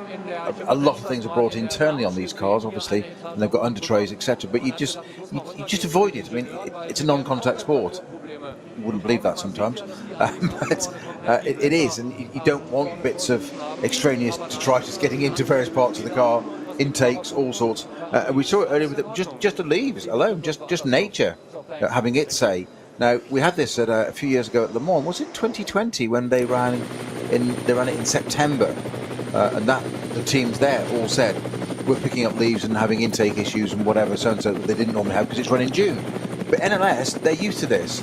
So I was quite surprised to see, they should say, just how much on those 2 front cars was the Phoenix Audi and the number 16 Audi there, just under a slow zone, and already very strangely slowed down and got to the right pace, and then suddenly accelerated almost as if it was a glitch on the throttle, and nearly went up the back of Stifler's teammate, his teammate Stifler, and had to jink far to the right to miss him. Great avoidance there from van der Linde, but it looked almost as if somebody just pressed go forward button on a sort of a games console or something.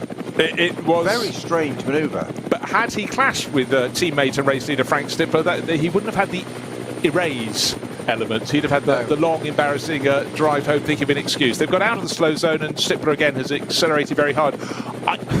That was an extraordinary one, but I'm starting to sense that Kelvin van der Linde doesn't feel like playing teammate anymore. He wants to be going past. Right, the 91, well, all you can see at the door is half of a number on the Hyundai. 81, 91, 31. It'd be 100 and 400 and something on, but anyhow, it's back in the pit lane. This is the one that was flailing its front left tyre, or the remainder thereof. And also that wheel not wanting to let go of its Hyundai it's attached to in a hurry.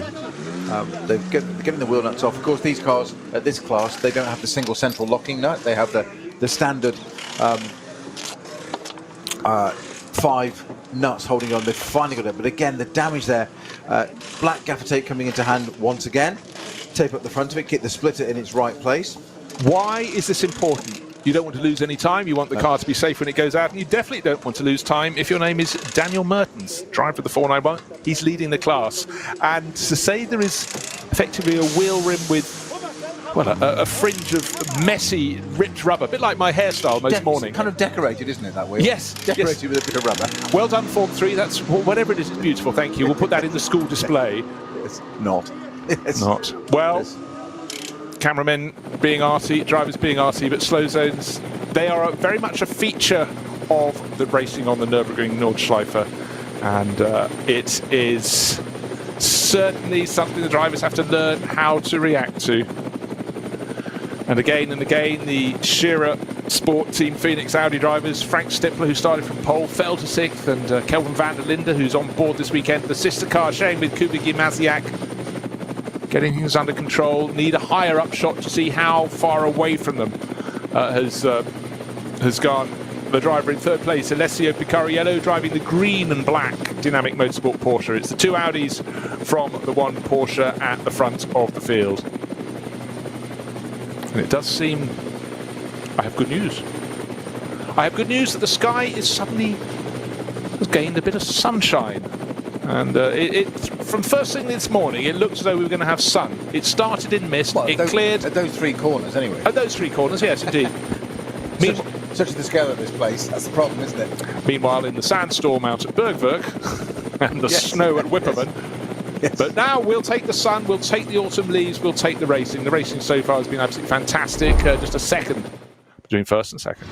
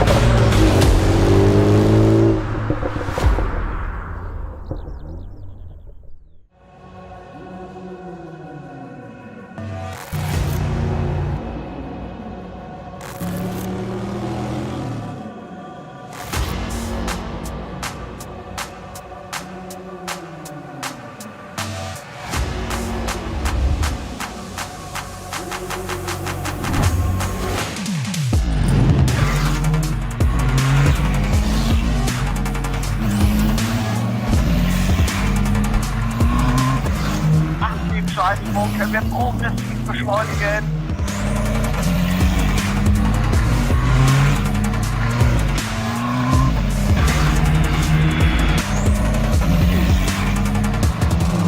Schön gefühlvoll und eingelenkt.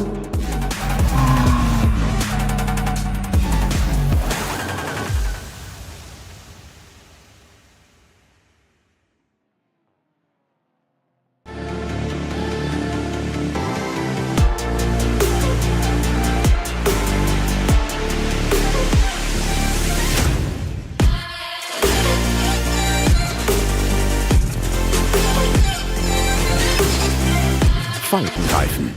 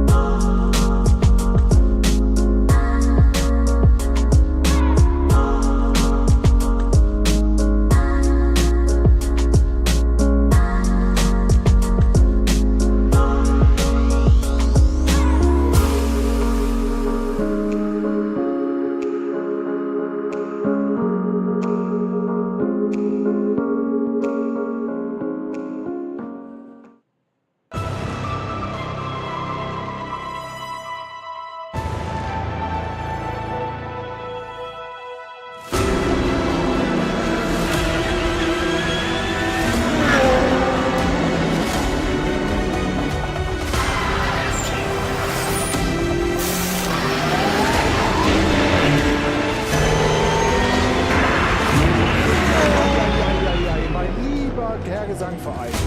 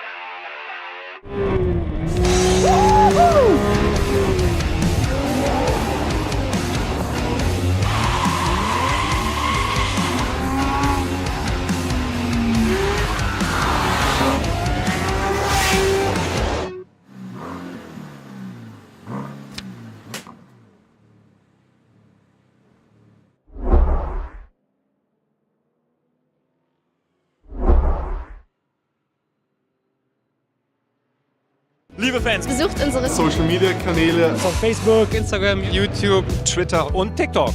willkommen zur NLS.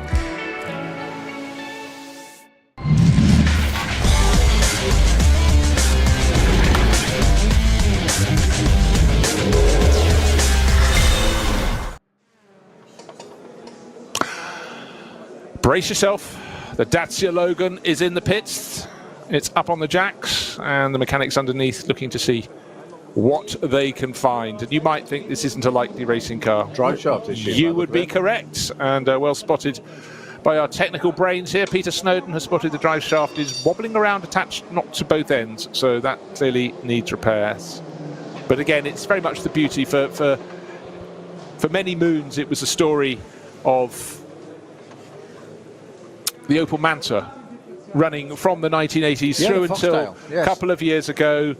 You know, no longer really much like an Opel Manta, been taken apart, put back together so many times. That was sort of like the stalwart of the series. And now the Dacia Logan probably entered as a bit of a laugh early on because there was a class in which it could appear, but it's become something all the fans look for around the circuit, something different. And certainly the bow wave, the wash, as we get one of the top cars in the SP9 class powering past, is going to be absolutely mighty. Now, a car that's not powering anywhere, 871. Now, isn't that our Cup 2 CS M2 leader? No, 870. The adrenaline car is leading that class. This is also adrenaline car. I was going to say 871 though. We've got a major problem with that, and that's going, with its hazards on, very sensibly, just letting everybody else know it's got an issue and keeping offline as much as possible. I can't see what's wrong with that car. There's nothing. It's running four square. Yeah, exactly. No flat tyres. No bonnet up, as we had seen already earlier when the car left the pits for qualifying. Now, presumably because he's on the GP circuit, he can cut back in. Yes, exactly. Through that and bring and not have to go and negotiate the whole Nordschleife, as largely as anything else for safety. Yeah. Why drag it around that slowly all the way around the Nordschleife? But it's not dropping anything. It's not leaking any fluids. Nothing obvious from the outside, Bruce, as to why that car is travelling quite so slowly. So it might be an alt control reset or something as simple as that. But plug a laptop, get it back to the garage and plug a laptop into it and see what can be done. So Kelvin van der Linde still out in the sector. It's Audi's 1-2 at the moment. Frank Stippler still leading. I would suggest that Frank Stippler is probably going to pit at the end of this lap Yes, I would think. That's why I said I think they'll do a 6 and a 7. That will work very nicely for. That should take them to 2 hours. Obviously, do it twice. 101 is off at the side of the circuit. Porsche Cup class car. Side damage, lots of damage on Tracy the side. Krohn, Nicholas Jonsson. Is it the taller or the shorter of the pair in the car? That's been taken out. That has down at turn 1. I presume someone came up the inside, tried to go through the inside. Very disappointing. They've supported this series a lot over the years and running in the Krohn Aviation race livery. Bright green with the blue stripes up it, but that's been a big hit up the inside. And it's Tracy Krohn at the wheel, just tall Texan. The bodywork sitting down rather more snugly on the right rear wheel than it should because the bodywork has moved. It's dragging on the surface as well. It's going to fail that tyre very, very quickly because it's got a ton of right rear negative camber. You're streaming smoke off it already, even at a fairly abated speed there. You're going to have to try and get that car back, but it shouldn't be looking like that rear wheel, and that's going to be the issue. It's not the bodywork damage, it's taking a cloud, you say, on that air intake, just on the rear wing there, just ahead of that right rear wheel, so it's done the whole suspension there as well. So if he gets it back, I suggest that car will not be continuing. One fears not, but at least for him, for Tracy, he's just got to get it around the last third of the Grand Prix loop, and then it can peel in. But yeah, someone's had a really big thump up the inside on that air intake. The rear wheel looks so it's a few degrees out of the norm, and clearly bodywork is rubbing, and that tyre will be down completely very soon. Indicators on, well, hazard lights on, in fact, both sides. And he's still got to go down the dip, up the other side to the Vidal chicane. And of course, he's going to be travelling very, very slowly through the chicane. And let's hope there's not a big gaggle of cars coming around to find him there in the heat of their own battle. Tracy's doing all he can, but that car's travelling about 5 degrees out of true down the hill. And tyres starting to delaminate now. It's the danger, isn't it? So, slow zone for our race leading car at the moment, number 16. We've actually got Stippler in the pits, who actually spot on there as Bruce, as ever, of course. No, last time was in April, I think. And it was April the 1st. Picarello in also second place, car number 30. And indeed, Dennis Olsen in the 74 Mantide Porsche. So the top 3 cars, as it were, in the pits now. Of course, Van der Linde still out on track just behind that intervention vehicle. Goes to a green flag again and picks off one of the M2s. And onward and proceeding. Terting also in, so Schnitzel Racing Mercedes, number 5 in. My apologies, from 5th place, car number 2 from 5th place. That's Peter Terting.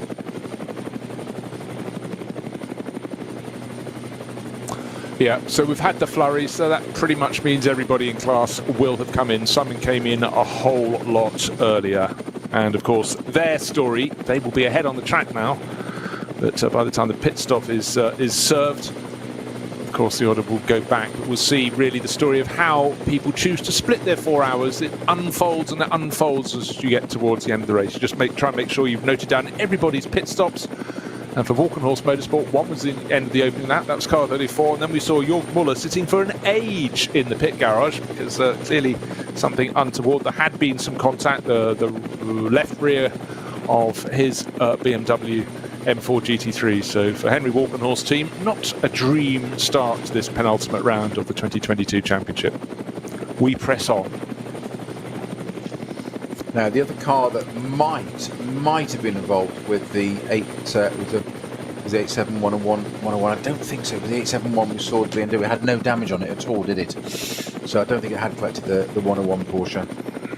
Right, interesting there. Tim Heinemann's made a second pit stop for the number 3 Falcon Motorsport Porsche.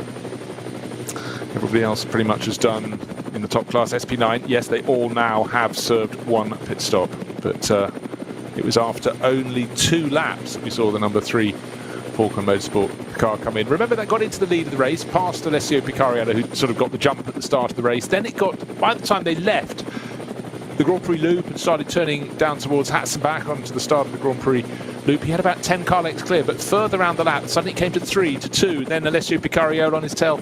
Then he went past. Frank Stippler still sitting in the pit lane. The pit stops do seem to take a time, but now he gets rolling down. The pit stop still remaining within the timing limits of what time you're allowed to be in the pit lane, and minimums and maximums, and well, there's no maximum. You can stay all day if you feel like it, but then of course it's not very efficient though, is it? It is.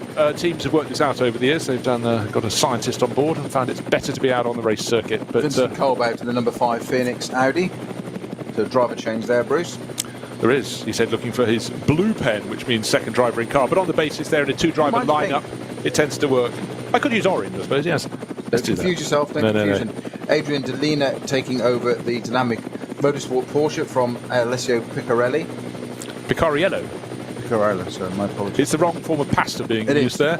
Right, and also Matteo Caroli taken over the number 74 from Dennis Olsen. So they're all sort of not going for like you do the first half of the race, I'll do the second half in the driver lineup. They all seem to be just flipping them around. I do hours 1 and 3, you do 2, and hopefully bring it home after 4. That's the score. Matteo Caroli taking over the Manthey entry.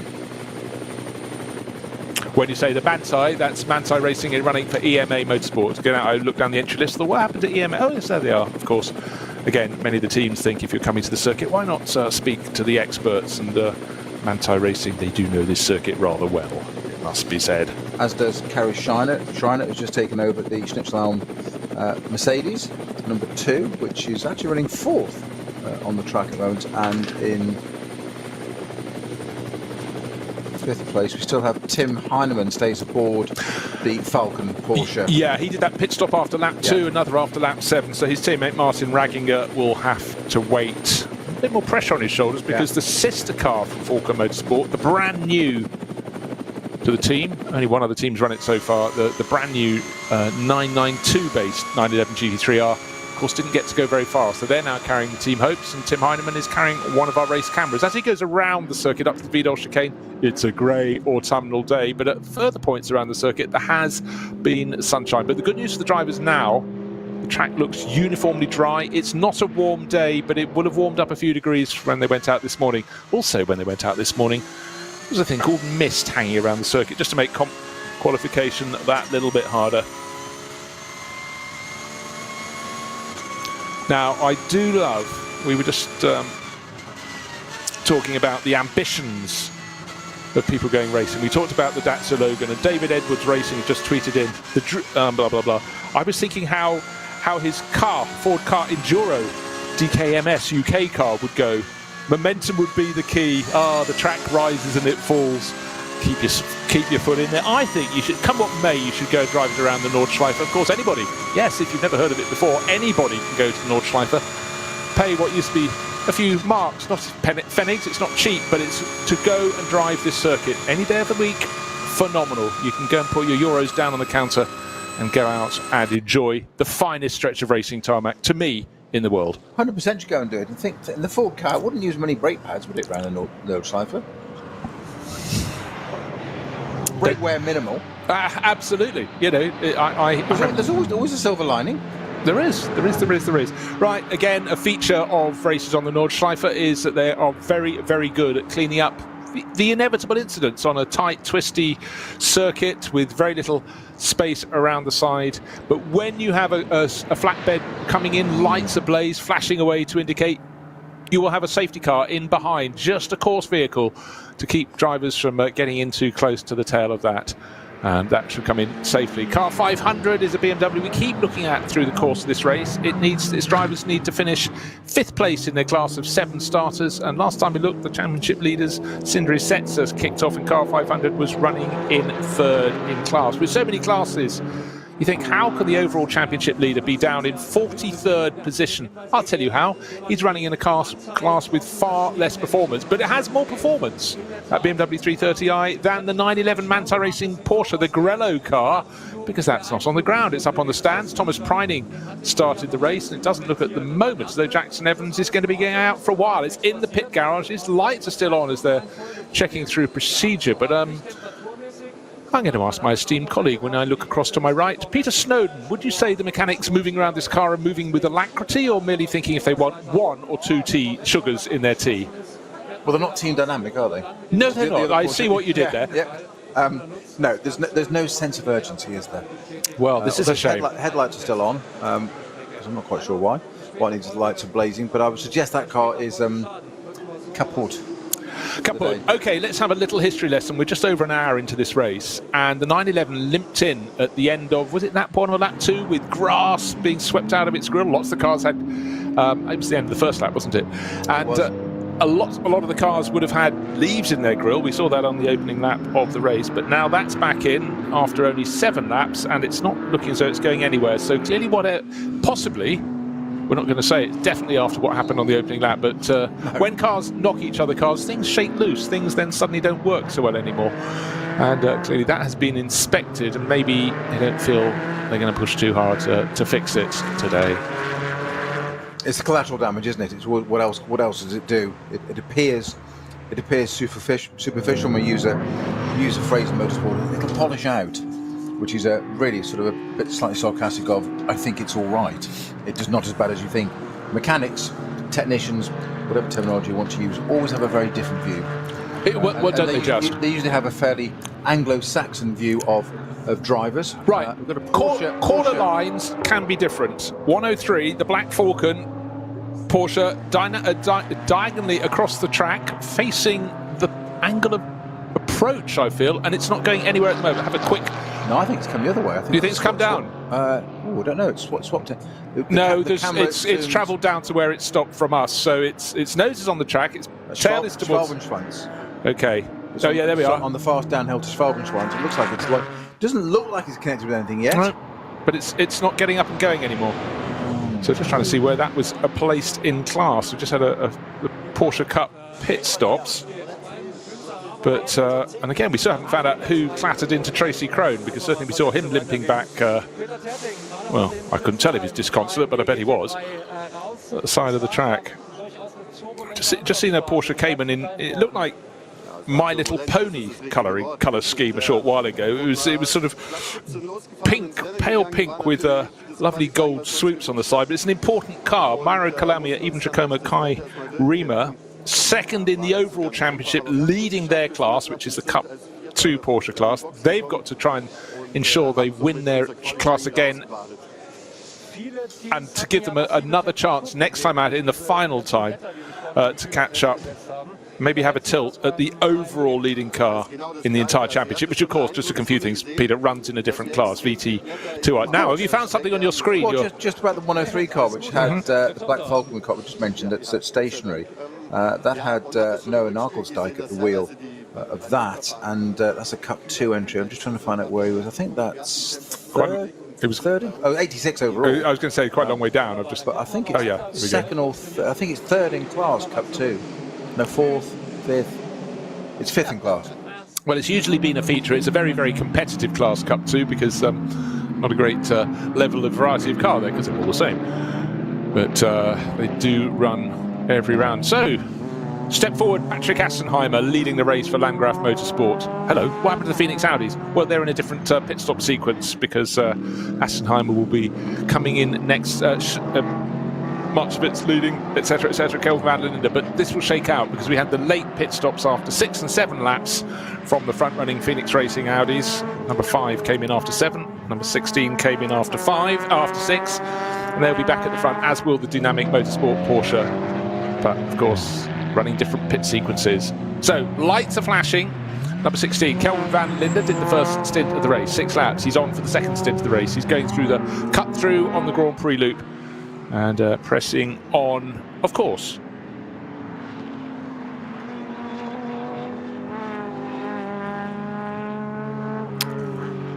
And again, at this point in the race, we've had a few incidents early on. Now, conditions looking good, but what we've worked out, Snowy, over the years, track conditions really don't have that much relevance when it turns into, when one attends the number of accidents, because a lot of drivers, when things feel good, oh dear, things don't feel good if you're the Falco Motorsport left front wheel missing. BMW, yeah, completely.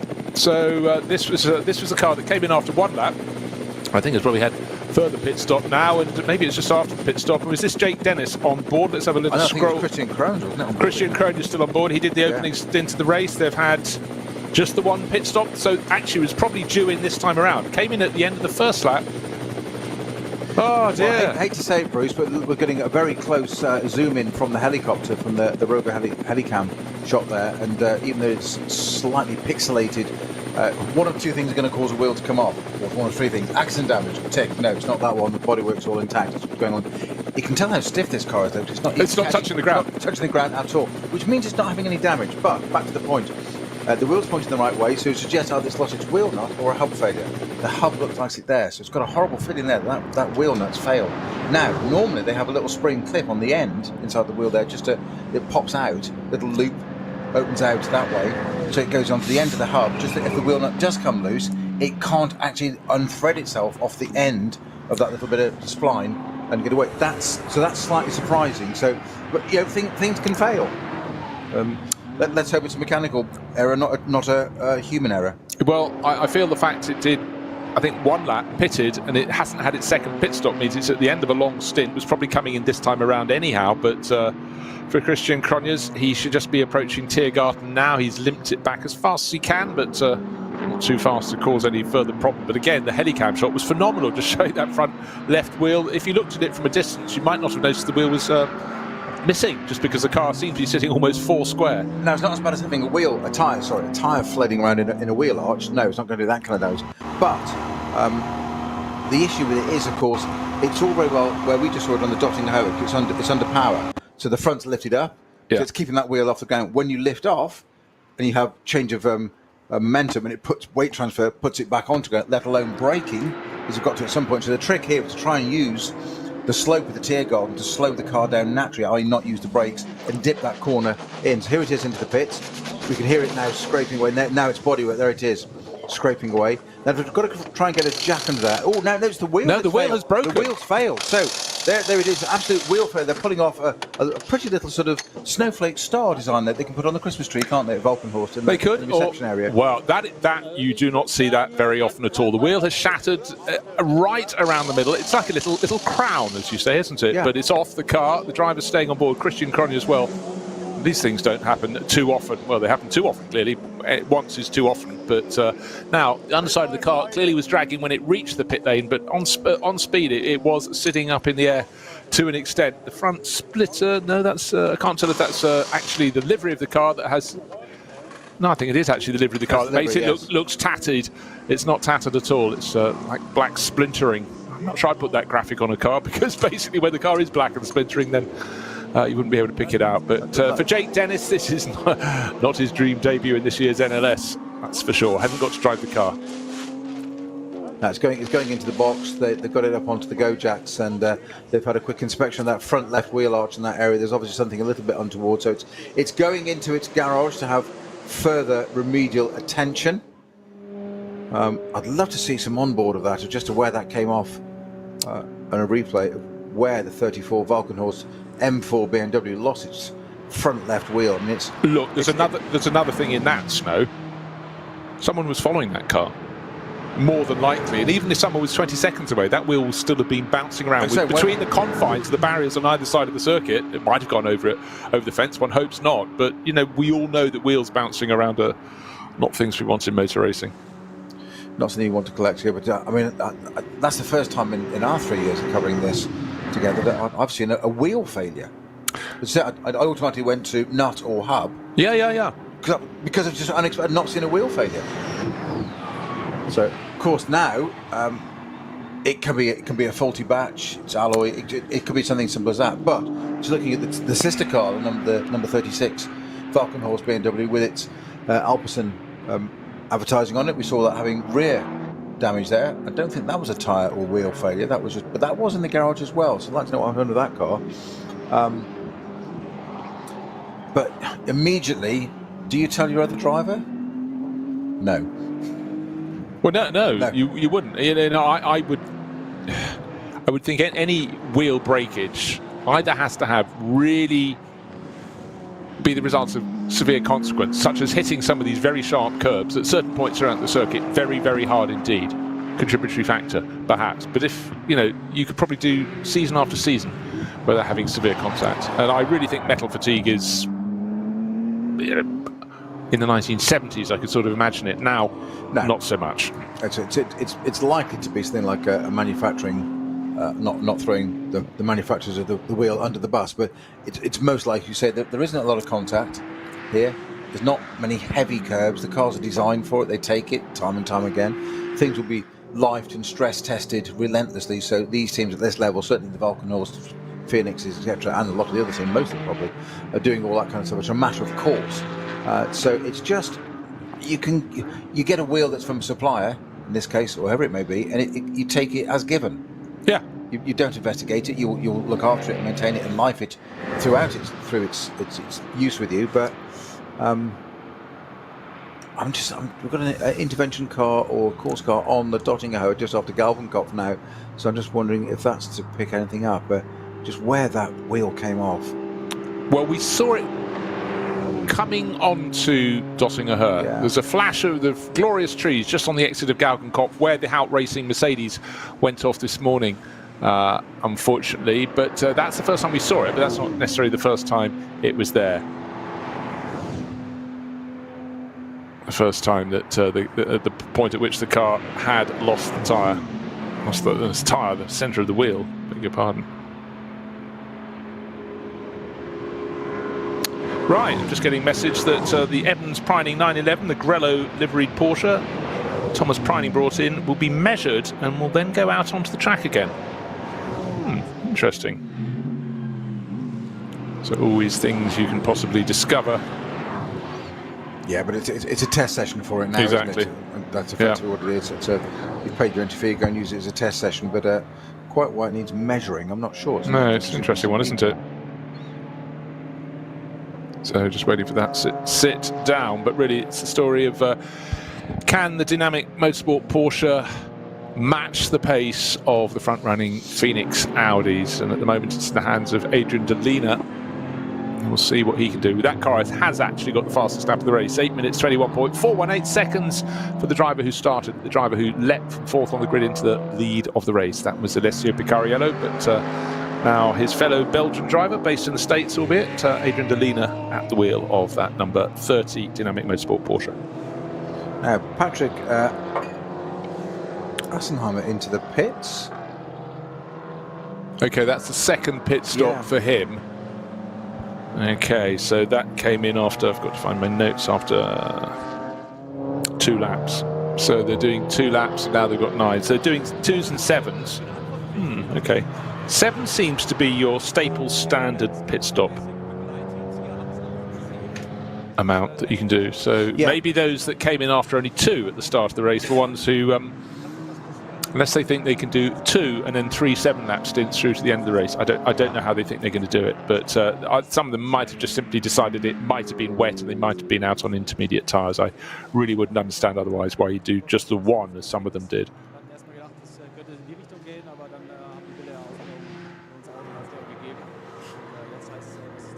But there will be a flurry because there were other teams that came in after only 2 laps as well. And of course, Tim Heinemann's car, the number 3 Falker Motorsport Porsche, has already also got 2 laps on 2 pit stops under its belt, and is not the best way. Clearly, there were problems for him. He haired away on the opening lap of the race. Doesn't have the experience, didn't have the confidence of Kelvin van der Linde, Frank Stippler, and Alessio Picariello. So it was a fleeting lead.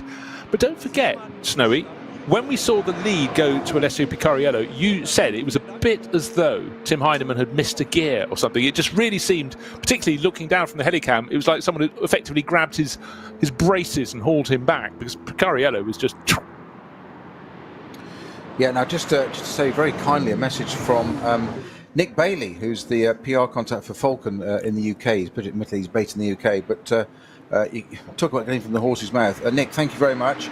The number 4 Falcon car was retired due to leaves causing overheating. Really? Yep. Oh my word! We commented we thought it was a nice autumnal touch. I didn't think they would lead to that serious a difference. But then the brand new 992. Gosh. In fairness, those front grills in front of the front radiators were 80% covered on the front handful of cars. I thought, would they blow away? Maybe not. Once they're pinned there like a plastic bag you pick up on a motorway or whatever, on your car, they can stay for a long distance. You pull up at your petrol stop and go, I presume that might have fallen off by now. Now, one car that really catches the eye, and I'm glad to see it's back on track, is the 180 Toyota Supra. That's Takayuki Kinoshita and Uwe Kleen. One of 3 Supras in that class. It was the one of the others that was in the garage before, wasn't it? It was the Toyo tyres with ring racing version of Tishner, Goulden and Tongas.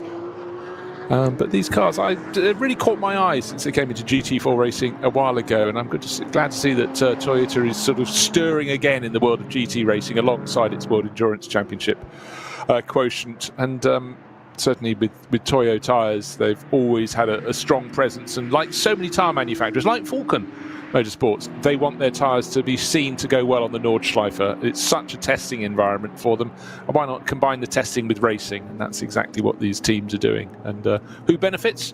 The sporting driver, the driver who wants performance tyres for their road cars. So we're not at all upset about seeing all their involvement with great championships like this. No, more the merrier in many ways. So is this going to be the number? No. Oh, it's KTM, number 53, the car that qualified 5th overall, didn't it? Yeah, 5th by Max Hofer. Now it started off the race in the hands of regular racer Reinhard Koffler. And I'm sorry, I think every race series in the world should have a car that looks as just menacing and fabulous as a KTM Crossbow. It was quite a lumpen thing when it arrived a handful of years ago, but since then it's been refined. And now we've got some really refined racing on the track, because Tim Heinemann is right on the tail of Adrian Delina. Did I say on the tail? Dived up the inside, made a move, going up a position past him as Adrian Delina settles down. Adrian Delina isn't quite an Alessio Picariello, so that was fairly predictable. But for young Tim Heinemann, moving up a class very much this weekend and doing a fantastic job. He has raced early this year in the NLS, but again, largely his bill of fare has been GT4 cars for the last few years, so he'll be enjoying this step up the power range. So the Manthey 911 is back on track. We would say it's effectively a tyre test for them now above all else, isn't it? Yeah, no, entirely so. And I think you can safely say that teams involved in this series never know which of their rounds is suddenly going to be transformed from a 4 or 6 or 12-hour race into a test session. It happens. But then again, you can get an awful lot of testing mileage around here. You have to just suck it up and then think, okay, what else can we work through now? And obviously don't want to get in anyone's way, but the whole point about being there on the track is not to be going around slowly. It's about to go at the pace you need to go at. So, no reason they should hold anyone up. Who can tell? So 2 weeks ago, the 992, stunning debut in Manthey's hands. A different version come out now, run by the same team. And what's its downfall? Leaves. Yeah, just who'd have thought? All the money and investment that's gone into the development of that new 992 Porsche, and it's taken out by Mother Nature. It's not even rain. Run by Network Rail, clearly. Well, I wasn't going to make the obvious stereotype English joke, no, but indeed. Yes, a little joke wrong type of leaves. For those not living in the United Kingdom is that the reasons for trains being late, never problems in Japan unless it's a typhoon, but the wrong sort of leaves on the rail. It's really quite extraordinary.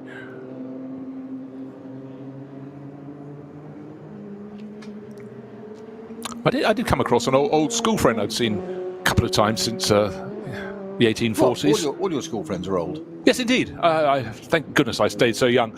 But he was a real sort of enthusiast of the public transport, and he put his money where his mouth is. He owns a railway track and 5 stations. So he's got a full. What scale is your train set? Oh, full scale. Full scale, exactly, 1-to-1. Yes. Stockton to Darlington Railway. There it is. So 2.5 hours or thereabouts remain. We've got a dry track. We've got a good track. And we've got Phoenix Racing looking strong in this race. But as ever, if you're new to the NLS, people can go. They can split their 4 hours very, very differently. And the order is still showing Marcel Marchewitz leading the race with 9 laps on the board.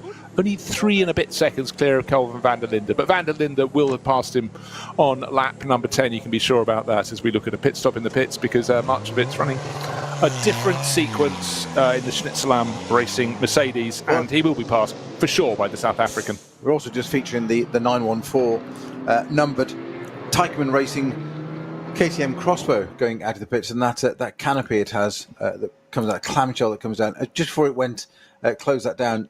quick looking at the overalls of the driver, and they look bright orange. And I thought for a minute they put a marshal in there to drive it around. Like, talk about a tourist lap. And by the way, Kerry, the answer to how much the tourist lap is €25 in a weekday and 30 at a weekend.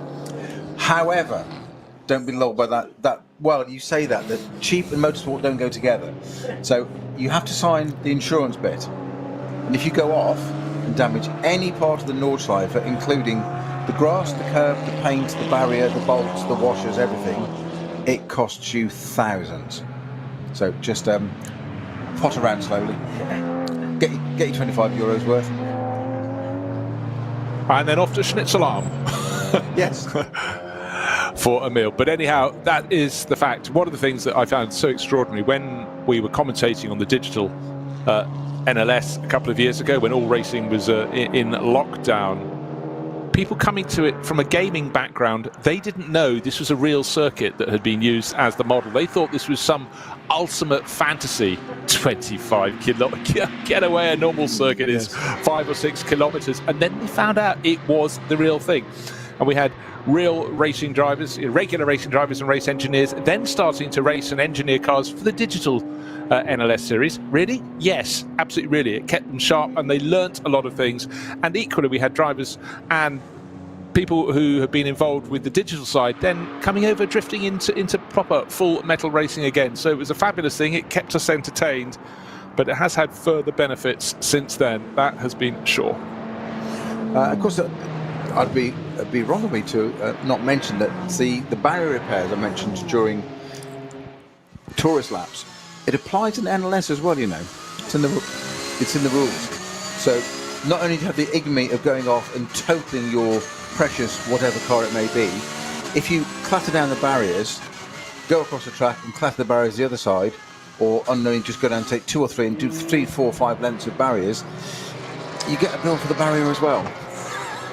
It's just, yeah, that focuses the mind, doesn't it? It's all right. Kerry's still signed up for the trip. Yeah, I know she's there. Yeah, she's that kind of girl. She's out there, brave. She's not known as a wallflower, is she? In the wallflower. Oh, that was mean, Jones. That was mean. Life is a player with words. Just looking to see who is setting decent lap times. Always a tricky thing to do because of slow zones around the circuit. Pretty much from lap 1.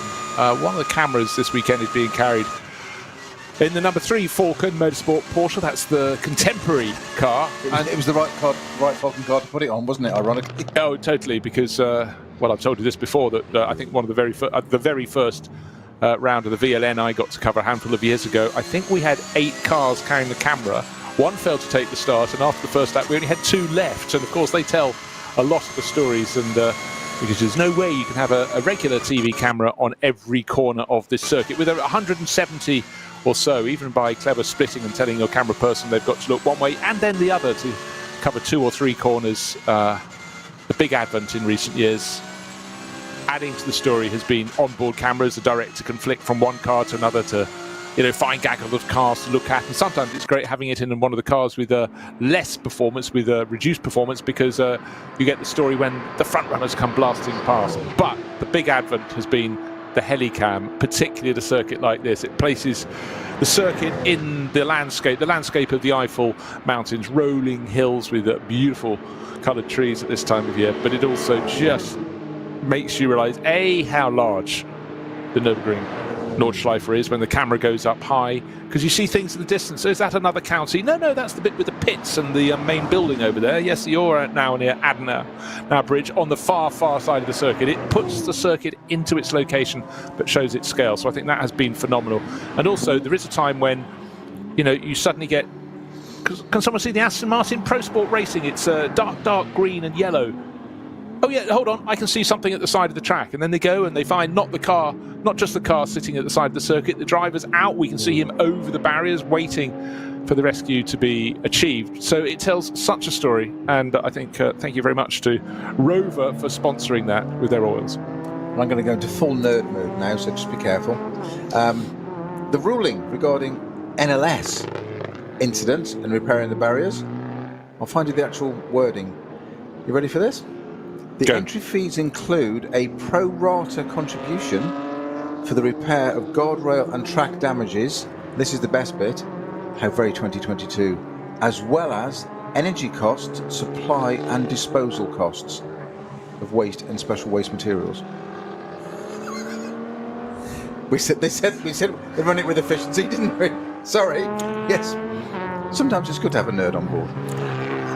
I would like everybody now to pause for 30 seconds to ingest all of that. So, well, I suppose you've got a choice. You can just take it home and put it in your barn. Yes. Otherwise, if you don't want the disposal cost. But there we go. That focuses the mind as if the circuit doesn't in its own right. But do not let that put you off. Just drive with a little more caution, because I don't think you can really truly say you've achieved all you can as a motor racing fan if you have not been, from wherever you are in the world, to drive around a circuit. Not just any circuit, the Nürburgring Nordschleife. And people come to the Eifel Mountains this time of year just to see the leaves and the wildlife. And well, we can do wild, that's for sure, around here. But beautiful place to come, but such a challenge. And of course, people used to turn up. First time I drove it, I'd only ever seen photographs and minimal amounts of moving footage from around the ring. But at least everybody now can find some source. They can go and get some onboard camera footage and ride around and do their best to vaguely learn this most extraordinary of circuits. But nobody knows this circuit properly. Some know it far, far better than others, the likes of Frank Stippler. But there is always a twist. And as we say, round after round, there's always the weather. And it's never the same, that's for sure. So, Kelvin van der Linde did indeed move into the lead of the race. Marek Buchmann now attributed to being in the Schnitzelam Racing Mercedes, took it over from Marcel Maršović. I think it was a bit late for them to actually trigger the fact that he'd taken it over to be the second driver in that car. They will then rotate that pairing, the Schnitzelam Racing Mercedes. But it's a huge lead at the moment. If you're talking about the first two cars on the track in SP9 Pro, it is 54 seconds between Kelvin van der Linde, who's leading, and Vincent Kolb, who's in the sister car, number 5. So 16 leads, 5 is in second of the Pro class now. And that has the Schnitzelam car falling down the order just a little bit there. Marek Buchmann out the wheel. Just to double check that it's only done the 2 pit stops. But Kelvin van der Linde, brought in this weekend by Kuba Gimasiak, who was leading the SP9 class on points. And when you bring in a driver of the calibre of Kelvin van der Linde, came to Europe having won the South African VW Polo Championship 10 years ago, came to Europe and immediately won the VW Sirocco Series, based in largely in Germany. Then the following year won the ADAC GT Championship, Nürburgring 24 winner back in 2017. 2019 ADAC GT champion again, always at the front end. And this year, for good measure, he won the Nürburgring 24 Hours here on this circuit with Robin Fries, Dries van Tor and Fred Vervisch in a Phoenix Audi. Just for good measure. Just win the Nürburgring 24 Hours. And do you know what happens in that family? Anything one brother can do, the other will have a crack as well. So Sheldon van der Linde, DTM champion, they came over from... I think in the Van Tor family, sorry. Yes, we do get these dynasties. No, indeed. Well, the Van Tor family, of course, didn't quite win the Nürburgring 24 Hours with the Clash. One did. No, the previous year. Right, the Grello Porsche back onto the circuit, but you have to scroll quite a long way down your order. We thought the car was they weren't really bothering to work on it, but it's now in a test session because the 911 scroll. It's in the top 83. That's good news. Mitch Evans is getting a go. But a lot of time lost in the pit garage with that repair going on. Haven't really got to the foot of exactly what it was that needed the repair, but anywho. And Cup 2 cars still running strongly in the top 10. We've got the. Well, hopefully there are 10 cars running strongly in the top 10. No, Cup 2. Oh, Cup 2 cars. Top 10. Aha. Yeah, the 120 via Motorsport 911 is the leading one with De Vian at the wheel, and of course we've now got Hofmeister, Marcel Hopper at the wheel. 123 Müller Motorsport car. That car was sorted by Nick Slawuski. That's still running in. It's just outside, so that's 11. That's why it's Hofmeister that's in the Team Maffel, Porsche just ahead in top 10, but I think that's because of pit stop as well. But great runs for these Cup 2 cars, which is what we said earlier, that it's dominated. We look at this, we focus on SP9 and X and whatever and so and so, but these Cup 2 cars, on a day when it's less than perfect, a little bit cooler, they can still have a great run. And they're still, as we said quite a few times, that the overall lap time might be not as quick, but in a straight line from the speed traps, they're the quicker cars. Yeah, and I think if they can have a clean run, and certainly if the field has been scattered as the lead field was, we've just seen the number 911 Porsche still going after its long pit stop. Something happened to that on the opening lap of the race. Keep out of that trouble, keep it clean, and they pit very late indeed. They can run nice long stints. You can find a well-driven Cup class car from Cup 2 in the top 10, but more than that, you can find them actually in race weekends when we have slightly slimmer entry at the top end of the field. You can easily have 3 or 4 of them in the top class, in the top 10 overall. So yeah, do look out for the Cup 2 class cars. Cheaper way of going racing, the SP9. I mean, the SP9 still doesn't leave a lot of change from whatever you put into the pot coming back its way, but obviously phenomenally enjoyable to drive, but a real challenge. These are not easy cars to get around the circuit. Right, 2 hours and 20 minutes to go, and no other incidents beside the code 60 at Kesselchen for the barrier repairs. So what you never know from the commentator's position, you might get half a clue from a driver's position as they drive past, is barrier repairs. How long? How long the stretch of barrier, or is it signing all those forms to make sure they're going to be disposed of properly? I was going to say, it's not so much now how long, how much. Yes. That's the point, how long and how much. So our 6th place entry has just done a pit stop. That's the... No, that's just... that's gone out and come back in again, I think. It's listed, yeah, Adrian Delina. That's just... Yeah, that was saying out. I was just reading that. This is a dynamic motorsport car that started 4th overall and took the lead at the first corner and had such a great run starter with a Piccarello at the wheel, and that's now got Delina at the wheel, yes? Yeah, Delina's... He took that over. If I move that pile of paper to here, he took the number 30 car over. It pitted after lap 7. Did it really come in? It's now not on my screen as coming in. Well, maybe it's just a GPS glitch. I think it's a GPS glitch because it said out and then it said pit, which is why I was focusing on it, because it was the only car in the top there that suddenly did it. Now, that did 6 laps originally with a Picariello at the wheel. You got him as 6. I had him as 7. That's interesting. Okay. I've got it as 6 on right here. Okay. And then Delina's done 4. So yeah, exactly. He's done 4 since then. He wouldn't have any need to come in. We'll keep an eye on that because he's down in 6th place overall. Yeah, I think it was a glitch. I think it's a glitch. Yeah. It definitely read as out and then changed to pit, and there's a very clear distinction, because when they're running it's green, when it's out it's yellow, and when it's pit it's red. And it definitely went out pit, but that's odd, it's gone out and come back in again. So a service of disinformation. Right, Cup... Just to check you're all listening, that's all. Right, Cup 3, always quite an interesting little cup. It's the cars all have a 9 at the front of their number. They're all in the 900s. It's a 12-car class, and Cup 3 is being led by number 976. That's Moritz Oberheim, Torsten Walter and Jens Motorfinder, and it's Oberheim at the wheel, 14th place. They're all quite a tidy margin. There's another gaggle of Porsche Caymans further back. Gaggle? No, they just clashed with each other. Oh dear, 161 took a little clout up the door. That's not from the Cup 3 class, that's from the VLN's SP10 class. Trading fluid, that's trading fluid, so that's been hit up the inside, and he's struggling to turn through the second part of the Mercedes arena, leaving a lovely slick, but it is a visible slick for those who followed. But unfortunately, 161 given a thump up the inside. I was trying to work out who went into the side of Carsten Palut. Oh, dear. Yeah, done the radiator on the front right. Looking for a replay there, because there were 3 Porsche Caymans from different classes, not all in the same class, coming down or is it? The start-finish straight. I'm not sure. It looks like it is steam. It was just interesting. It only seemed to come out then when it turned left.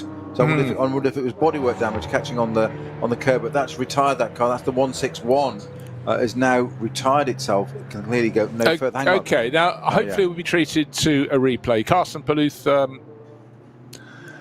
knocked off the circuit there. Blue and white Cayman came past, a white with a blue tail. They were running 3 of them together. I'm trying to work out, they were a lap apart, I think.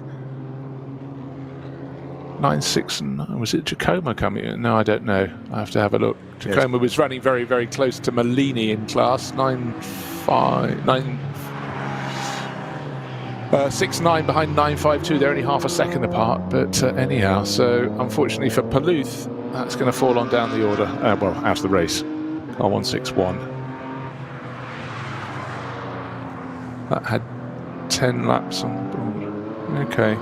978 might have been alongside it. Actually, that was separated by half a second. Racing 718. They were half a second apart. I just spotted exactly the same. Yeah, they were running in the Cup 3 class. Of course, the Paluth car was SP10, but it matters not. Different sorts of Porsche Caymans. So, incidents even when you don't expect them, and suddenly for Carsten Paluth, it's over and out for the Black Falcon team. Texar entry from SP10, getting in up too tight with a couple of Cup 3 class Porsche Caymans, and the resultant problem was collision, steaming front, and the car parked even before it left the Grand Prix loop. That was turning into turn 1, it went wrong. Well, plenty more in store. Now I'm just looking at the ticker, Bruce. Well, I can tell you 961 is in the pit lane, so that was the Herber car. We saw Dolphin was in the mix, but just to fill you in, it was René Herber who brought in the 961, also needing repairs. It took the shortcut back into the pit lane. That's having repairs.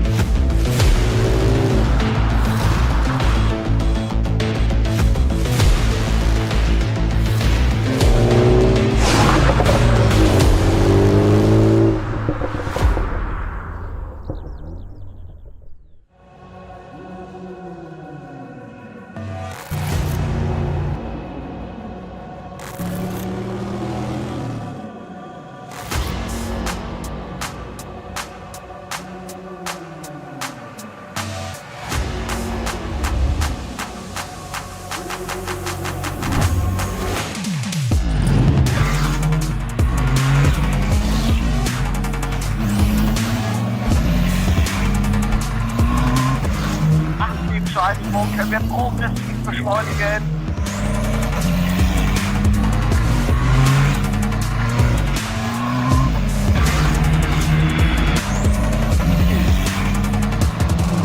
Schön gefühlvoll und eingelenkt.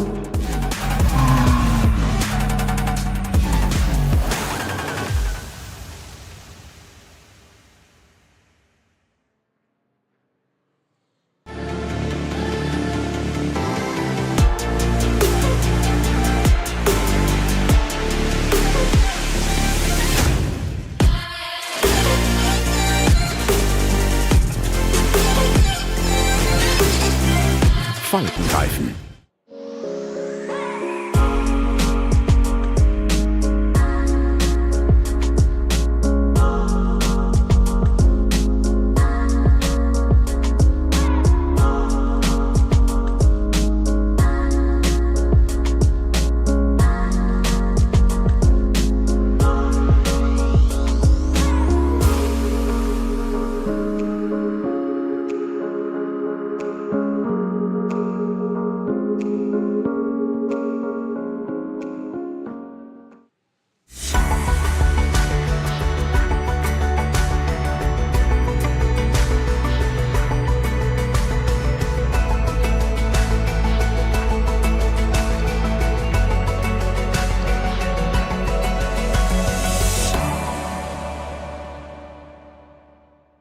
World's first asphalt watch.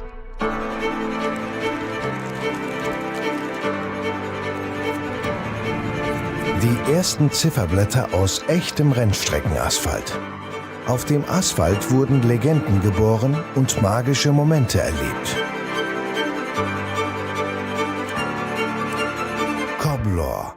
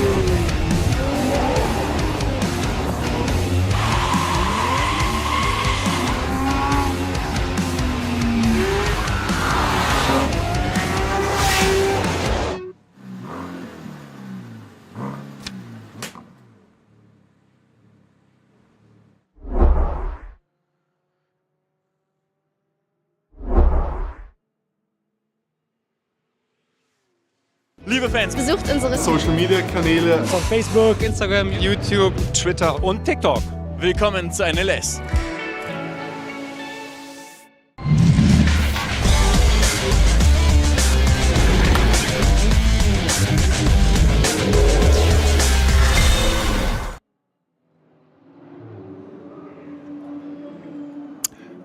Kelvin van der Linde, Phoenix Audi, leading from Vincent Kolb, Phoenix Audi. Both done one pit stop. The gap between them, is it seconds? Yes. Is it a lot of seconds? Unfortunately, before the pit stops and Vincent Kolb took over, when it was van der Linde against Stippler, it was about 1.5 seconds. It's now 1 minute and 12 seconds last time around. And over the course of a lap, it's about a 6-second a lap margin advantage, I would say, to Kelvin van der Linde. So what an inspired signing he's been for this weekend for Kubi Gimasiak in the number 16 Audi camp. He's leading the top class overall, SP9, not by a huge number of points, but he will take maximum points there if it stays like this, which will put him really looking quite comfortable when they face the final round of the championship in a fortnight's time. Go on, how fast was the Caravan? Well, it was driven by Robin Hamilton himself. The car had done Le Mans the year before, remember, so 1980. It towed a Caravan to a new world land speed record of 124.91 miles an hour. Okay, I have to be fair in correcting it. The record is now, it's been taken by Jason's hands in America in 2012 at 141.998 now. That's more like it. Okay. Oh, okay, so well. But it's why not? No, hold on, let's just shorten it by a word. Why? Meanwhile, back on the track. Yes. Right, let's run it down. Those leaves that got into all the air intakes of the cars, they're just going around our commentary box now. They are, it's not tumbleweed, it's just autumn leaves. Yeah. So pretty much as it has been from the outset of the race, the story is the two Phoenix Audis being challenged by the Dynamic Motorsport Porsche. Except that has changed because Adrian Delino in the Dynamic car had that, we think, extra running through the pits. He's down in 7th. The Porsche challenge is now being led by the car that started off the outside of the front row And it's Matteo Caroli at the wheel of the EMA Motorsport Porsche. Beautiful looking blue livery on that for the Australian team. Car being run for them here by Manthey Motorsport. The 74 was started by Dennis Olsen and is in third position. And it won't be in third position for long. Maybe this lap will be the one in which Vincent Kolb is demoted back to third and the Porsche goes back into second place, because Matteo Caroli took 9.5 seconds out of the car he's chasing last time round. He started this lap 7.2 seconds behind. So do the maths. One would suggest probably coming down the Dottingerhöhe, maybe as the cars approach the Tiergarten chicane, S's, there may be a move. Top car in SPX is in 14th place. That's Max Hofer. The car was started, the number 53 KTM Crossbow was started by Reinhard Koffler, the regular driver. Max is on board this weekend, and they're down in 14th place. Only done one pits, sorry, not 14th place, 15th place now. Have done 3 pit stops though, so that was a bonus one, and the 2 regulars, so they've got those out of the way just before the halfway point in the race. But one extra pit stop is why that was no longer in the top 10. It ran in the top 10 at the start of the race, qualified 5th, started falling back. The SP9 cars kept coming past. There were problems for others. There have been, however, no problems whatsoever for Kuba Gimasiak's car. He's handed it to Kelvin van der Linde, who did the first stint of the race, starting from third on the grid. Fantastic battling, particularly with the sister car of Frank Stippler. Hard but fair. Some fantastic battling, hard but maybe not always fair, with Alessio Picariello in the Dynamic Motorsport Porsche, most notably with a robust manoeuvre, or not so much a manoeuvre, but let's say track positioning going into the Tiergarten chicane that put Frank Stippler's car 2 wheels onto the grass. Yeah, don't even think about it. But unfortunately for Dynamic Motorsport, their car down the order, we think, with an extra visit to the pits for a pit stop that wasn't of sufficient glory. And that is why the leading Porsche is now the 74 car, Matteo Caroli. And he didn't get past on that lap into second place from Vincent Kolb, but he started this lap just 2.6 seconds down in third place overall. 13 laps on the board. Well, I think next time around, those cars will be coming in for their pit stops. I'm still enjoying the cost of crashing at the Nürburgring, so to speak. This is largely for Kerry's benefit, who wants to go and do this. Kerry, hitting a tyre stack is free, by the way. There's a lovely bit of humour here, though. If things go wrong, it's best to aim for the tyre stack. If you don't completely destroy the stack, the tyres won't be replaced. However, there may be costs for dropping off and towing. Further, by the way, most corners don't have tyre stacks. I like that. That's superb. So the general cost, just to put it into perspective, okay? Here you go. So, removing damaged guardrail, €25 per metre. New replacement, €64 per metre.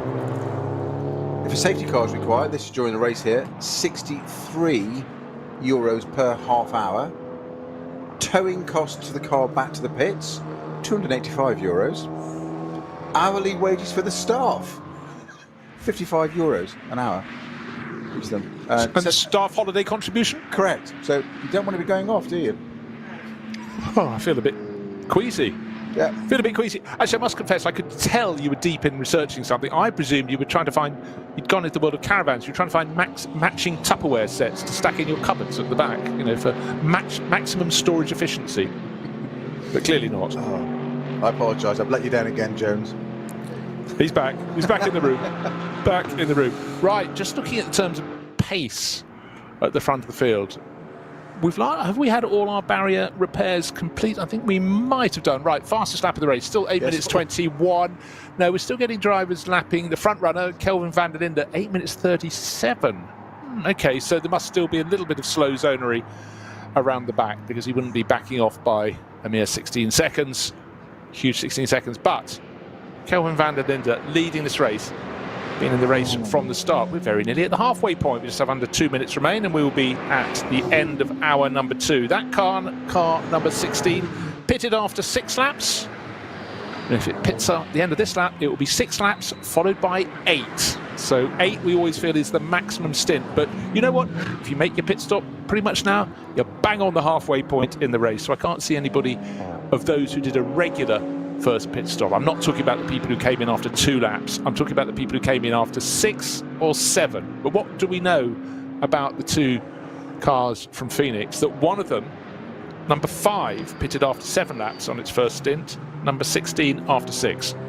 So number 5 could go 1 further lap. They could do 7 laps followed by 8 laps to go to 15, or maybe they'll simply do 7 followed by 7, whereas the sister car will be doing 6 followed by 8. Oh, I tired myself out going through that. I'm worn out listening. I know, it's phenomenal, isn't it? And you understood it. At the start. We'd lost it by the 6th lap, or was it the 7th? Or the 8th? It's taking my shoes off and adding up with all those extra digits. 6 toes on my right foot. It doesn't come as a surprise. Working motor racing. Indeed. You haven't seen my left foot. So our fastest car on the circuit so far, or fastest lap of the race so far, has been that dynamic motorsport Porsche, number 30, that did an 8:21.4. Pace is a bit different now, to say the very least. In 8:37s for our race leading car, 43s, 32s about the quickest at the moment, which is our Tim Heinemann in the number 3 Falcon. Porsche, his last lap was a 30. No. 32? Yeah. 8 minutes 28.95 seconds.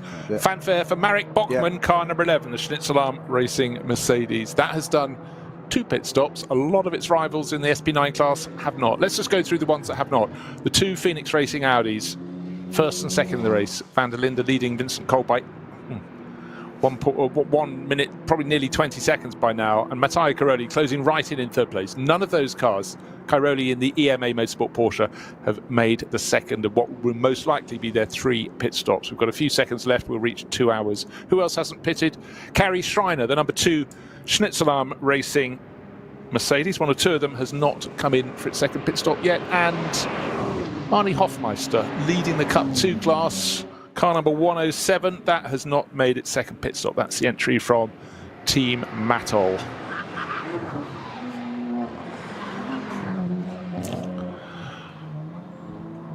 And yes, the zones have been cleared. The car that now has 4 wheels on its wagon, car number 34, bangs in the second fastest lap, the fastest lap recently, 8 minutes 24.5.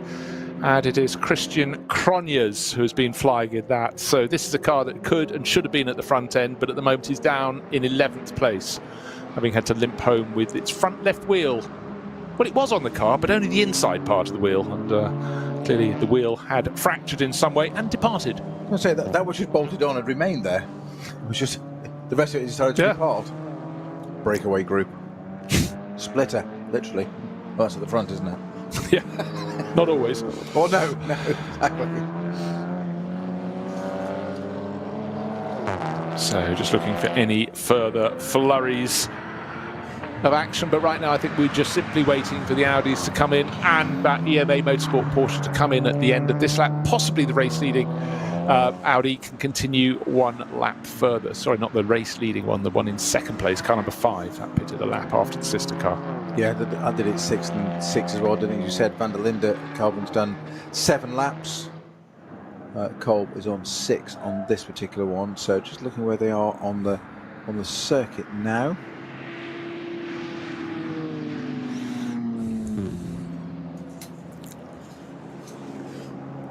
Any sign, any sighting? It's a small circuit. Yeah, Brunchen. Brunchen. Okay, so Flansgarden. Yeah. So this is the number 5 car, just where the 16. Well, the 16 is nearly a minute and a half clear of that. So. Yeah. Oh, I tell you where, it's just coming through the final corner onto start, finish straight. Is it diving to the pits? Yes, indeed it is. So car 16 comes in to make its pit stop at the end of 14 laps. So it goes to prove an 8-lap stint is possible. They weren't experimenting. They must have known that. They wouldn't have thought 7 3/4 laps would be all they could manage, because that would be no use to man or beast. I suspect the number 5 car will carry on for another lap. Yeah. They have capacity to do that in the pits, but the 16's only just come to its pit stop now. So Kuba Gimasiak will be running out. All the race thus far has been handled by his teammate. They've just gone past the halfway point in the race, so Kuba will be there to the finish. And Kuba does like to finish. He is leading the SP9 class on points. Now, just as he gets in, let me explain. In the Nürburgring Langstrecken Series, we have an enormous array of cars in many, not just manufacturers, but many makes and manufacturers, and many classes. And you get points according to where you finish in your class. You could have a car that's 30 seconds a lap down on the ultimate pace, but if you're the fastest car in that class, you score maximum points. And that is why the overall champion invariably comes from one of the junior classes. Not being offensive there. That's just how it is in terms of performance, and so people fight for their own overall glory. Now, talk about glory. Second and third place is covered by half a second, I guess, but which one of those is going to dive into the pits? The number 5 Audi continues, and so does the number 74 EMA Motorsport Porsche in behind. When I say in behind, I mean right in behind, possibly a tenth of a second down, 2/10 as they cross the start-finish line. They're clearly going to be going one further lap before they make their pit stops. Then pit stop number 2, round the outside at turn 1, too deep, surely from Matteo Caroli.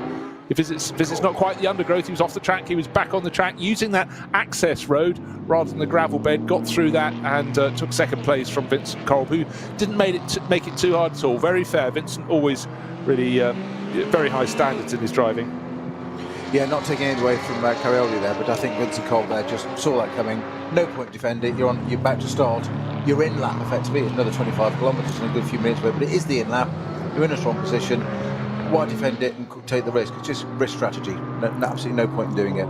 Again, a very mature. It's a mature pairing as well, because he knows why should I take too much risk? Because the driver who does that for me is Frank Stippler, and he's taking over at the end of this lap. So just don't make any mistakes. He navigates his way around a BMW that looks like a 330i in the background of the shot and leaves it stationary as he sets about working through the remainder of the Grand Prix loop. But again, mature, sensible driving. And today is one of the rare occasions, Snowy, in which the weather has almost been their friend. It's been constant, that rarity, constant conditions at the Nürburgring. And of course, at this time of year, you're normally talking just about the track condition. Wet, dry, somewhere in between. You're not talking about a huge range of temperature swing, because it started cool, it's remained cool. There was a bit of a breeze first thing this morning, and even when the cars were on the grid, but you know, it's not a warm day, it's an autumn day, but the track is dry, and you know what? The drivers will take that. Yeah, I was thinking that. I wonder if Vincent Kolb was a little bit circumspect there because his tyres are probably done. Well, actually, Carioli's exactly the same, both from 7 laps. Yeah. It's not like Caroli and the Porsche's got a fresher set of tyres, so just I think you should say mature, sensible driving. Kelvin van der Linde's just handed over the race-leading number 16 Shearer Sport Phoenix Racing Audi, and Kelvin van der Linde's got out and looks very happy indeed with his experience. And you know, why wouldn't he? He did a good, solid job and got in, and we saw one of the, well, no, let's just wind that one back. The moment of the race, when Alessio Picariello was trying to fend off Frank Stippler going into Tiergarten, and Stippler went by one side. Sorry, Kelvin van der Linde went to one side. He was trying to be fended off by Picariello, and Frank Stippler, like the ghost, went up the other side. Yes, 3 abreast into the kink just before the track rose up to Tiergarten. We drew our breath in, but it was a fabulous moment. So it doesn't really matter for any of the 3 drivers in there. They would have enjoyed it, particularly when they look at the replay. It was proper racing on, well, the proper circuit. And Kelvin van der Linde continues to talk. It's almost like the interview was over, but I haven't finished speaking yet. I have more to say. I have enjoyed myself very much indeed. He won't be taking over again because clearly Kuba will do, the Polish driver will do the remainder of this race. And will they be heading to victory? I must say, with every passing lap, Peter Snowden, it looks that way. It would be, wouldn't be wise money betting against it, would you? I'd love to know what the odds are. Yes, you know, what a lineup there, and I think Kuba Gimasiak, he's had various teammates. Dacia having a lovely little ballerina pirouette on the, is it on the Mercedes Arena? I think it is. It's the second part. Second going to the third part. No, it's the third corner of the arena. Let's see, is he turning to right? Yes, it's corner 3. We just got a great slow-mo of it there on the TV where it just locked up its front left and just pirouetted around it. It was almost on, as ballerinas do on their toes. It just went around the wheel. Beautiful. Well, I think we should give A call out to Mocco Flex. He was obviously trying to show his sponsor's name, so we might as well do our bit and read it out as well. But I think it's great. That car makes me smile every time, because it's the equivalent of my first company car was a VW Polo that you could drive flat out round Hyde Park Corner, a bit like driving a little Fiat 500, and this will be much the same. You know, not sort of braking required. This actually has far more power than my company VW Polo of the day, but it was a hoot. I'm in awe that you rose to the levels of a company car. I know not of these things. Yes, I know. It seems strange now when you've paid your own car bills for the last 20, 30 years. Exactly. Yeah, indeed. But anyhow, good to have it out there. But I did have an Alfa. I had an Alfa Romeo as a company car once. It was Christmas every day. All those warning lights on the flash, not on the dashboard. It was the flashboard. The flashboard. Yes. Great engine though. Alfa 164 V6. Absolutely mellifluous. Right, Peter, we're being treated to 1, 2, 3, all 4 sides of a replay again of the Dacia Logan. Neat, tidy, and actually you realise what a small car, when it can spin within its length and it still covers only half the width of the track. But that's because it's not on the Nordschleife, that was on the Grand Prix loop. So 107 Matol Racing GT Cup 2 car, which was leading Cup 2 now. Yeah, it's been leading for a short while. Dorian Boccolacci did the spade work. Arnie Hofmeister took it over. He's brought it into the pits. Wait and see if Boccolacci gets back in for hour number 3. I would suggest that's put probably... Pickle in the Avia car back into the lead, the Cup 2 class, won't it? Yeah, and if you weren't with us at the start of the race, you're forgiven. That's absolutely fine. David Yarn was driving that car and was running in 5th place. On the opening lap, quite a lot was happening. Not just place changes among the top 4, it's top 6, the top 10, a few cars going out of the race. And yet that car was propelled up the order from outside the top 10 in qualifying, and sat there for quite a number of laps in 5th place overall. And if you're looking at the scenes now or listening to us, the track is uniformly dry. And of course, first thing this morning, it wasn't uniform. It wasn't necessarily wet, but it was dew from overnight because it was cool. There was mist over the track when the cars went out in qualifying. And the opening laps, they really did favour the brave, but we know just one slip away between bravery and oops. And now we know the cost of having the barrier replaced and how big your bill is. Potentially, you wouldn't want to be doing that. But so certainly, while the top handful of cars made their break, those behind didn't so much. Now, one of the new cars this weekend, EMA Motorsport, their Porsche, saw it earlier in the 24 hours, but new in the NLS, and I would suggest a sign of perhaps more races on the European scene. We will look out for that car later in the year, but right now it's running in the hands of Mattia Caroli, just a whisker down on Vincent Kolb, but of course it's not. It's now moved ahead. Vincent Kolb sort of let him through at the first corner on this lap. So the order is now the number 16 Audi, the number 74 EMA Porsche, and then the number 5 Audi. But at the end of this lap, and they're getting towards the end of this lap, these cars will be coming into the pit lane, and that will be their running for the first half of the race. Their second pit stop will be served, but right now the race leaders served the pit stop, but came in a lap ahead of the class rivals, so just keep looking out for that.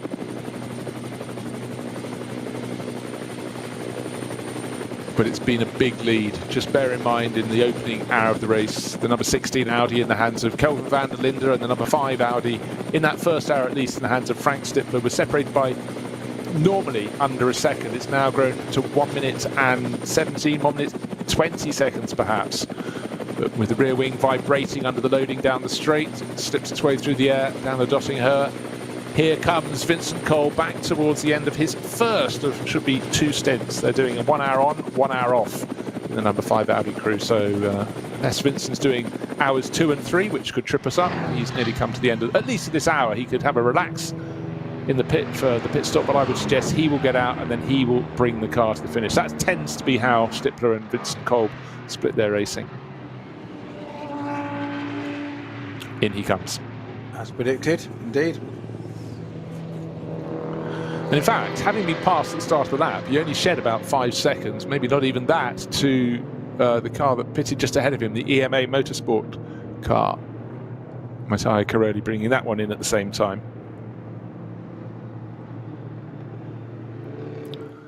So they both have taken the format 7 laps for your opening stint, 8 laps for your second stint. Frank Stippler does indeed jog around to the outside of the car to help his teammate Vincent Kolb out. But one of the beauties for them is they've raced together for a long time now, so certainly fewer foibles when it comes to getting into these cars. Taller figure of Frank Stippler, a little harder to feed him through the sort of networks of tubes, that support the side of the car, the safety elements. But it's not an easy thing.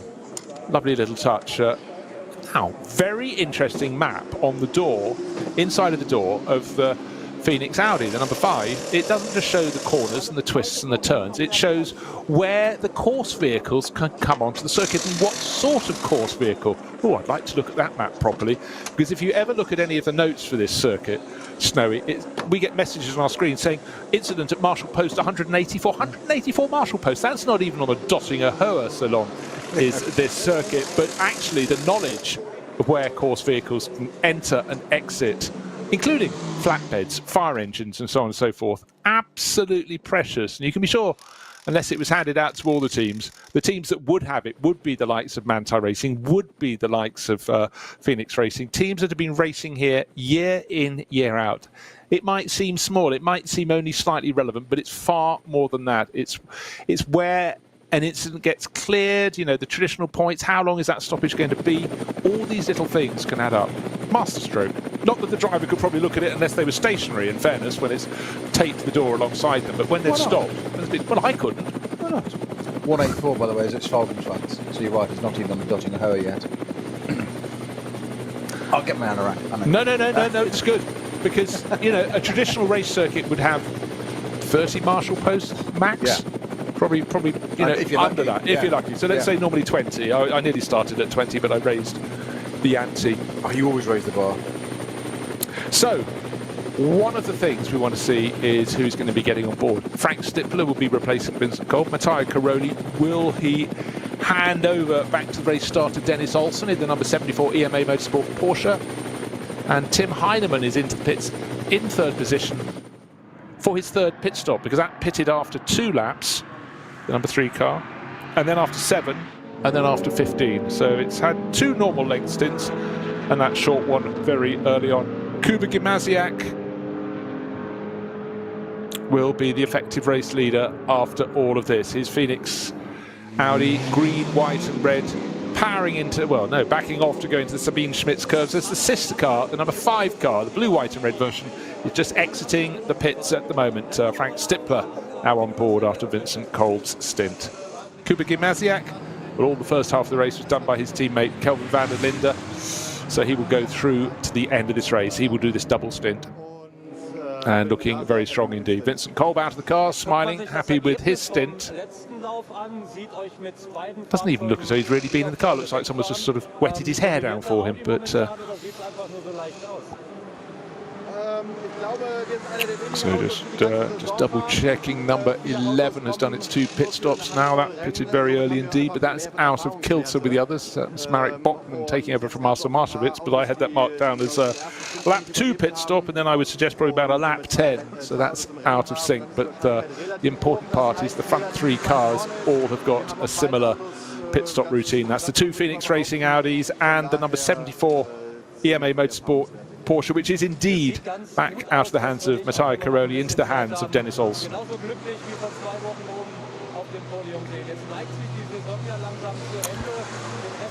Also leaving the pits, car number 30, don't forget that led the race early on, Adrian Delina, we think, had that extra visit to the pit lane. Listed as only 2 pit visits, but he suddenly went down the order from 3rd place to 7th or 8th.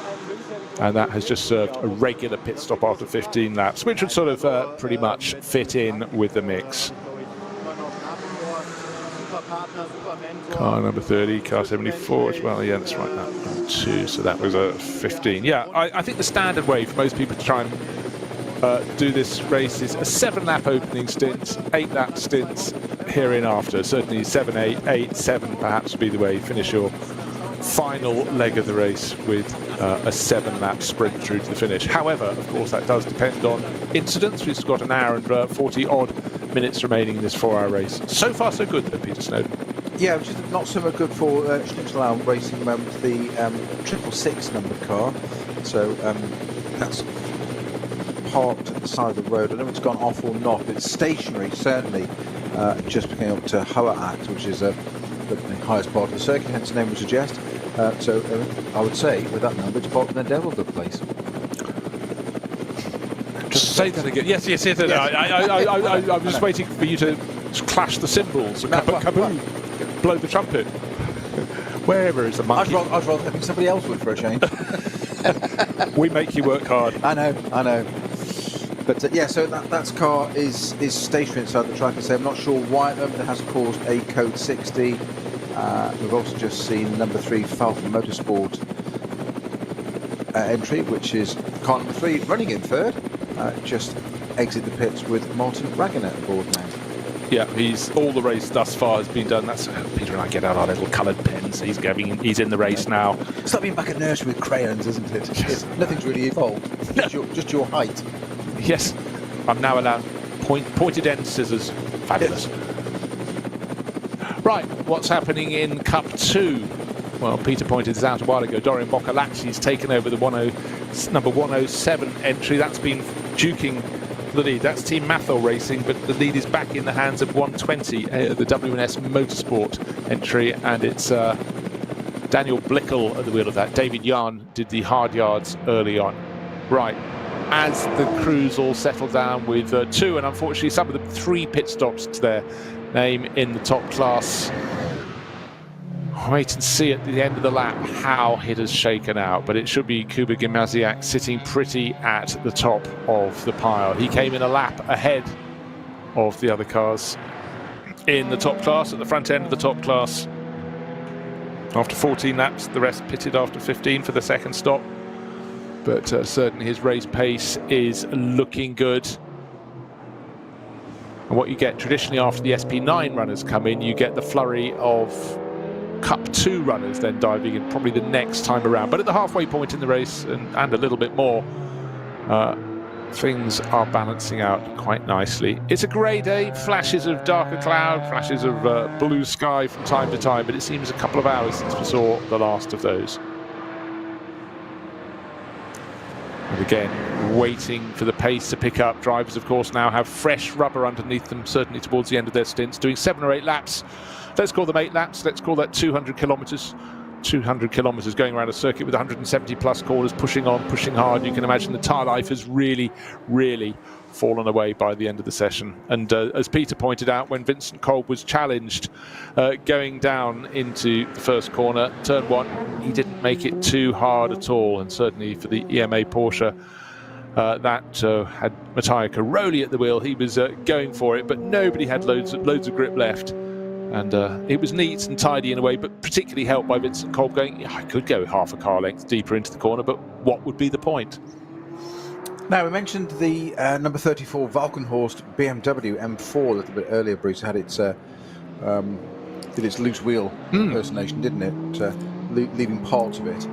Well, with Christian Krones at the wheel of that car now, he's just set the fastest Sector 2 by a country mile, as it were. I know it's a short sector, but we're looking at 104s, 105s for that. He's done a 102 dead through there already. Wow! And I tell you what, a couple of wonder. Yeah, but I tell you what, a couple of laps ago, I was saying it's such a shame because when Krones went back out there, he was the fastest driver on the track. We were admiring someone for doing an 8-minute 28. And I just noticed further down the screen he'd done an 8-minute 24-second lap. So I mean, it's running 9th overall at the moment, and it's the highest placed BMW.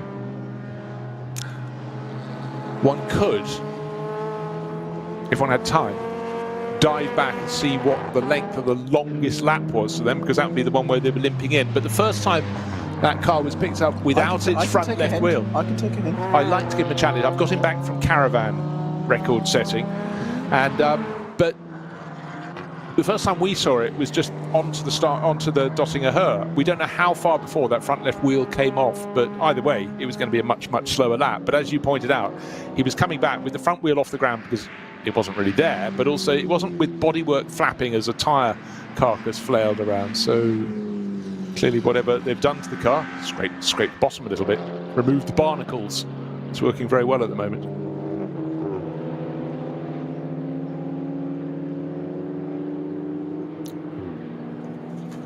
Okay, 1 hour, 36 seconds 36 minutes and 40 seconds remaining, and that's gone down even since I started saying it. This is the point at which we have to mention the thing that we mention at every race. The length of your final pit stop is dictated. Not the aggregator. Yes, exactly.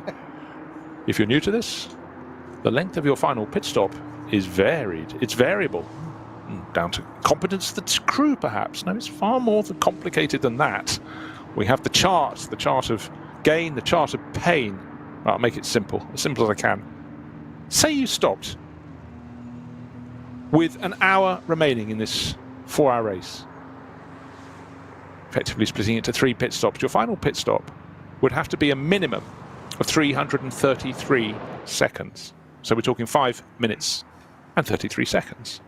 If you could eke it out another 10 minutes, so let's say effectively another lap for most of these drivers, your pit stop would be 26 seconds shorter. That's phenomenal. It is. It is. It's a lot of. If you eked it out another 10 minutes, so you came in with just 40 minutes remaining, you could also save another 26 seconds. But it's how you work the maths to get you into that scenario where you can do a late final pit stop. Ever since the summer, it's been perplexing me what to purchase you for Christmas present. I now know Caravan Club membership. I can't believe you assume I do not have one already. No, you're quite right. No. We know we've got the caravan. It's whether you want the membership or not. Are you fully paid up member? Caravan Club of Great Britain. Which of the Marx brothers said any club that would allow me to be a member? It's not worth, exactly. A club worth joining. Yes, I think it was Groucho. I have a feeling it was.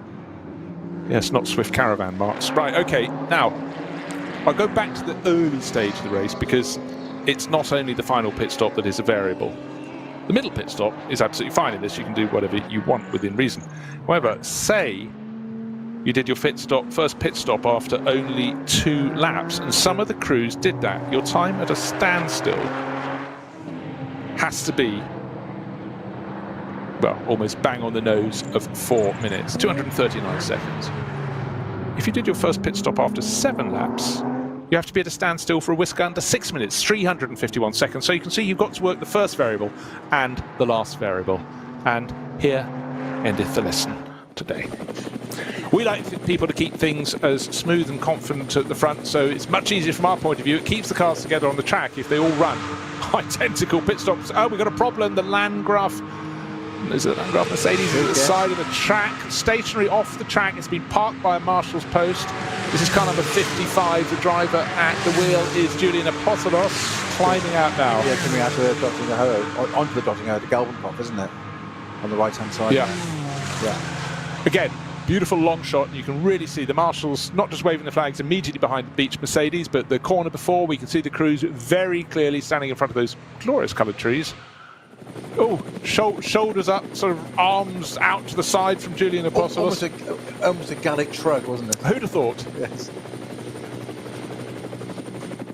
So, even at this late stage. So that was the car that was running in 8th position, had been setting decent pace. In fact, the last lap the car did was, get this, it was the fastest car on the last lap, the last lap that has been completed. Again, all these lap times can be interrupted by slow zones and other things. Great little scrap on the circuit at the moment. The purple and black Teichmann Racing Supra GT, just the GT4 model, is having to back off because someone has put half the tyre wall into the middle of the circuit. There's a wheel peeled off a car with a drive shaft. With a drive shaft attached. We can't yet see the car. That'll be further up the track. There is a lot of debris, small debris beyond. It's peeled the tyre wall back and taken about a 4 metre length of it.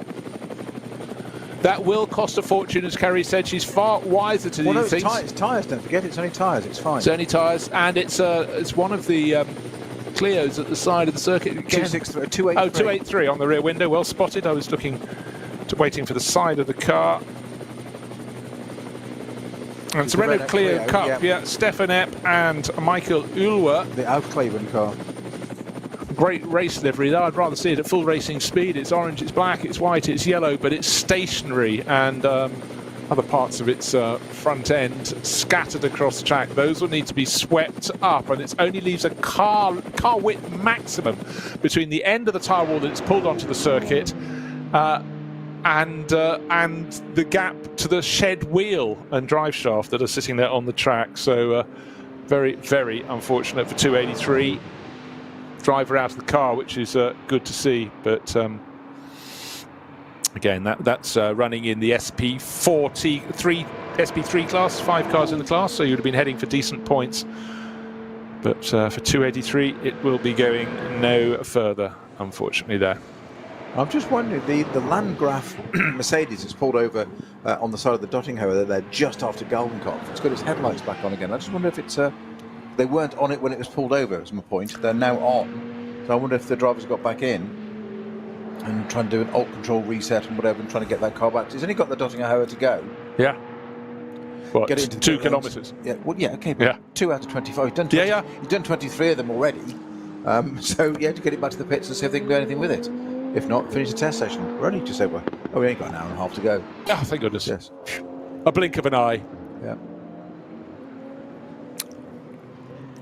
Now, looking at the pace of Dorian Boccolacci, it's always good. He's always quick. He's second in the Cup 2 class in the 107 Zimmermann brake ducts entered car, swinging it around. He's actually marginally faster than the class-leading Daniel Blickel, but not by a huge amount, by about a second. But, however, the ifs, the buts, there will be slow zones around the circuit. Quite clearly, we've seen the cause of one of them, which is about probably firing in now, which will be all that tyre wall that's been hit at one end, separated, might have been a natural break in the tyre wall, but then peeled into the middle of the circuit, leaving only this narrow strip, and then there's a trail of debris beyond, and a front right wheel and a drive shaft sitting in the track, which makes things very difficult indeed. So lap times will necessarily suddenly become a whole lot slower. But as always with a slow zone, if you happen to get through before it's caused, and then someone who might be even 20 seconds behind you, the slow zone is thrown, they have to back off, you gain a free pass. And many a race here, you think, well, they've just not closed it down under normal circumstances. Then you get something that isn't a racing circumstance in terms of natural racing speeds. Suddenly there's a slow zone, and you can really, really gain. So young Jake Dennis at the wheel of the number 34 Valkenhorst BMW now. Okay, so he's finally got a go in that. He must be wondering if he was going to get one, because that pitted very early on, and so the number 34 car has just disappeared from my image. Up to 6th place now. The third pit stop is done. That is 16 laps on the board. So it pitted after 2 laps. I say young, he seems to be around forever, doesn't he? No, he does. But he's only 27 now. Gold standard driver, gold rated under FRA, but he's done he has done NLS before with an M240i last year with Adrenaline and Valkenhorst. To get what? To get his ring license? I guess, ring permit, Permit. And of course, he's done Formula E last year, didn't he? As well? Oh, he's done it for a while. He's been one of the stars of Formula E. Yeah. Of course, remember the days of the Aston down to Bathurst and stuff, wasn't he? Blank Pond, ADAC.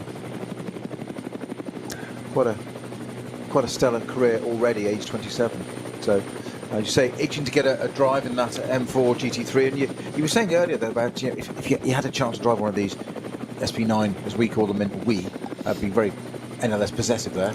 But of that series GT3 car, that car still just stands out to me. I mean, there's something I do like a big front-engined GT car, front-engine, rear-wheel drive GT car. There's just something about them.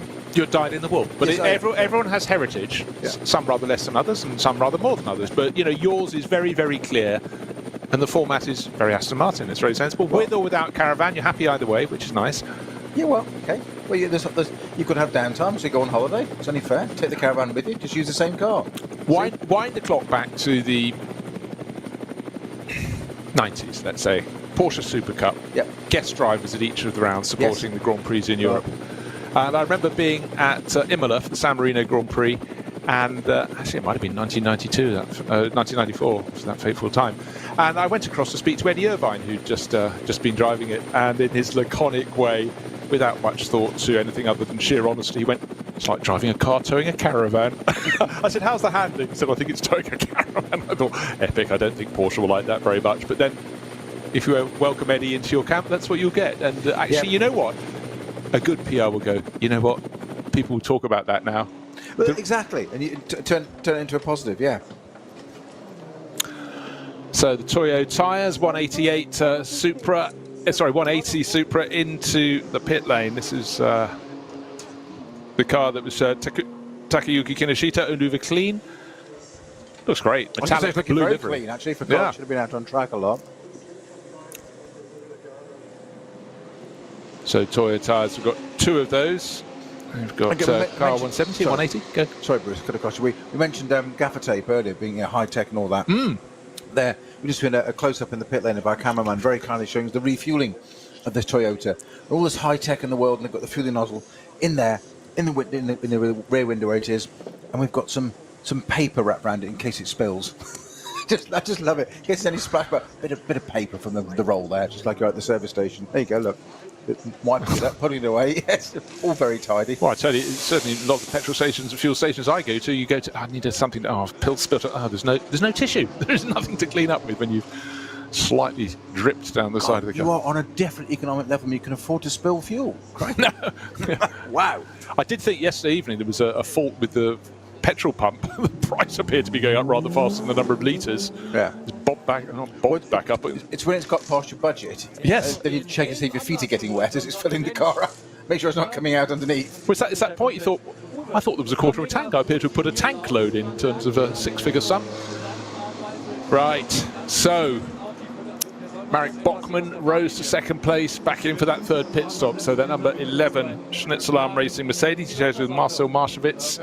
Will drop back down the order again, but they were one of the crews that did a very early pit stop, and then that was after 2 laps, and then 15 laps later, after a 7-lap stint and an 8-lap stint, they're in all over again. But that will drop them down the order. But Kuba Gimasiak, his lead over fellow Phoenix Audi is 1 minute. Wait for the end of this lap. 1 minute 16 seconds. Yes, of course, there was a gap difference because the number 5 Audi pitted a lap later than the 16, which will always keep things confusing until the end of the race. But in terms of pace on board, again, I better not talk too much about pace on board because we're going to have clearly a slow zone out around section of the circuit where a lot of the tyre wall has been ripped asunder from its mounting and pulled out into the middle of the circuit. A narrow track made even narrower, certainly to be clean up down there as well. One of the cars, however, that is pressing on is Adrian Delina, and he's coming to the end of his stint in that number 30 Porsche, the car that led early on into the hands of Alessio Picariello. And it should be the Belgian driver taking over from the American domiciled Belgian driver. Let's see, entering the pits. I thought he was, and he thought he wasn't. So on for a further lap for the dynamic motorsport Porsche, bright green with the back bonnet. Where do you think the 283 had gone off and done all that tyre damage? Was it? Was it fluke flats? I thought you said it was Schwalbenschwanz. Maybe that was something else you were looking at. I can't remember. Schwalbenschwanz was the Marshall Coast bit we were talking about. That's correct, yes. I've got a feeling it was, Okay, well, it's again, it's not the work of a moment to find a car if it has actually exited the circuit or gone off the field of play. It comes off our GPS tracker when it goes outside the road. They clear the car, but there's certainly a long code 60 down through the whole Schwab. My apologies, Flugplatz area. So it does come out of Hatzenbach. It starts at the end of that. So you join, go down the first part, over the bridge, as it were, and then you've got the left, right, left, leading on to the run up to Flugplatz, and that's where the code 60 is. So it starts at Hatzenbach in a 120, becomes the 160. We're only 77 marshals posts in by that point.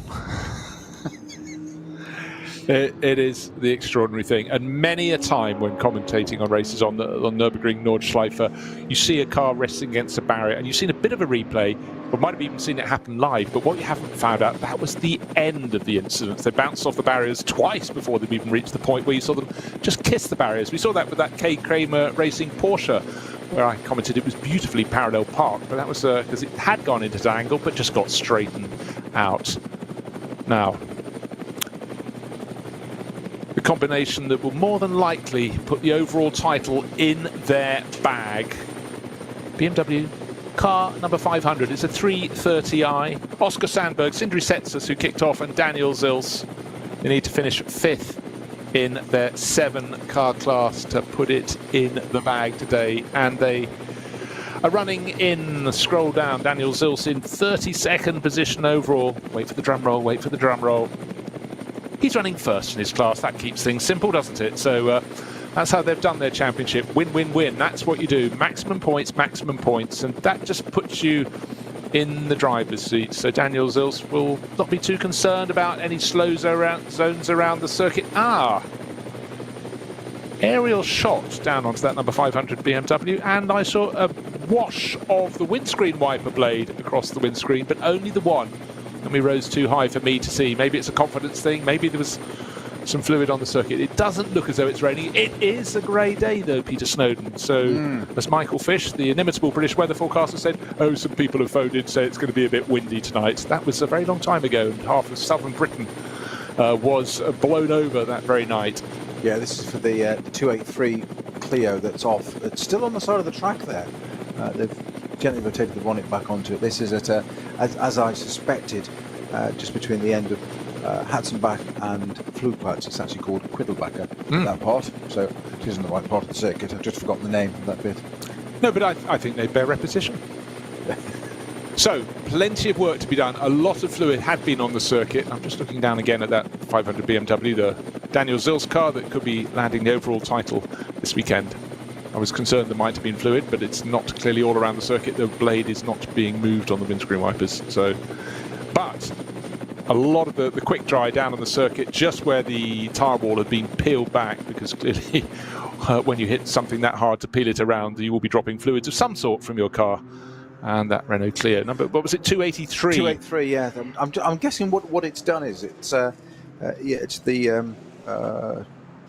not Schmidt car, that's the 400 just looking at. 283 is the Aufkleben entry. I'm guessing what it's done is, by the way it's rotated down the track and where it's parked, it's kind of lost itself somehow, maybe a tank slap. It hasn't gone in very hard. It's just fairly straight part of the circuit there. It's probably gone in, collected the conveyor belting and the tyres and stretched it almost, and that's why when it spat it back out, it's pulled all those tyres right out onto the circuit and then fired the car further down. So in terms of damage to the car, it's done itself a great favours, and also it hasn't damaged the barriers behind, so no ka-ching on that one in your wallet, but just all those tyres to be replaced, but they're free anyway. So if you're going to go off somewhere at the Nürburgring, choose the tyres. Must be said, though, when it comes for the marshals having to tidy it up, suddenly having to shift that many tyre stacks all in one pile together, it's not like, you know, you're quite a hefty chap, give it a bit of a push over here and a shove over there. It's difficult work, and they had to clear up an awful lot of fractured shards of bodywork and fluid, and it looks like they got the fluid under control with a lot of quick dry powder to soak all of that up, and then they've got to get the barriers back, and then perhaps only when they get the barriers back can they get the flatbed truck into position to come and pick up the stricken, broken Renault Clio. That's car number 283 from the Adenauer Motor Club, so local crew for local people, Stefan Epp, and the driver at the wheel, Michael Ulver, both from Wuppertal, up near Dusseldorf.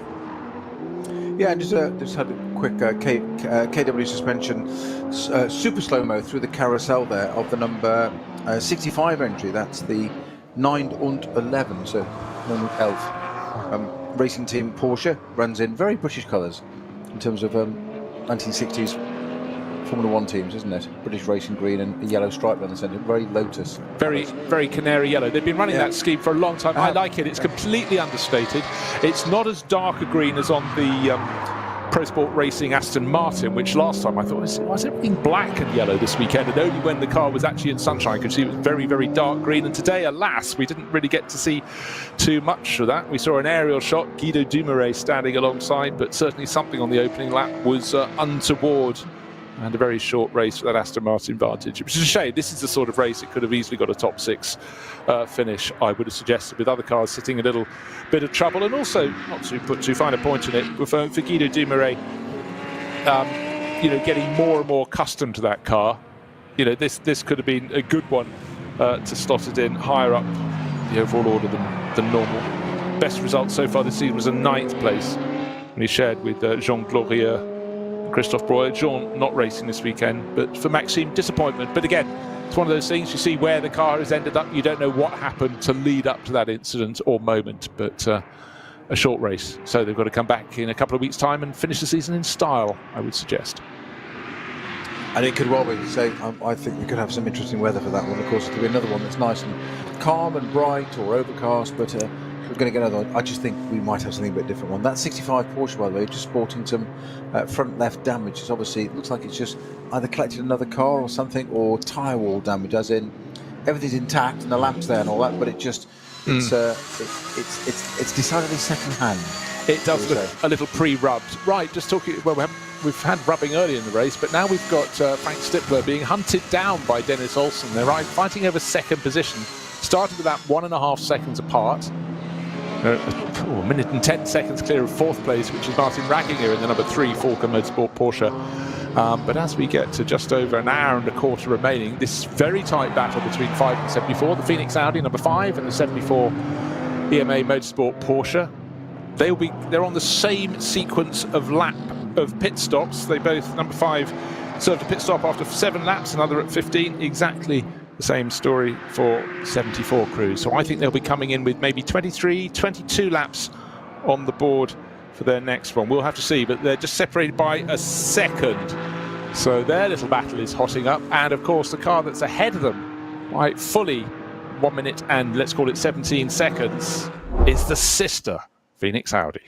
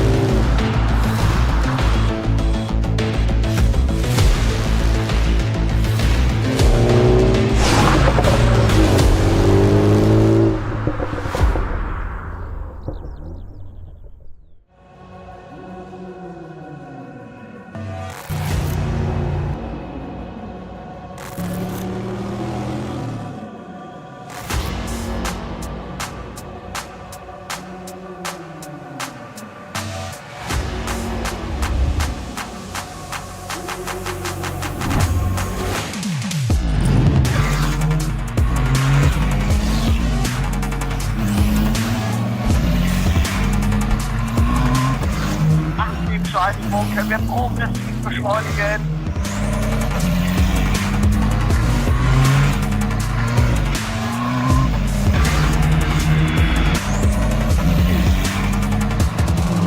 Schön gefühlvoll und eingelenkt.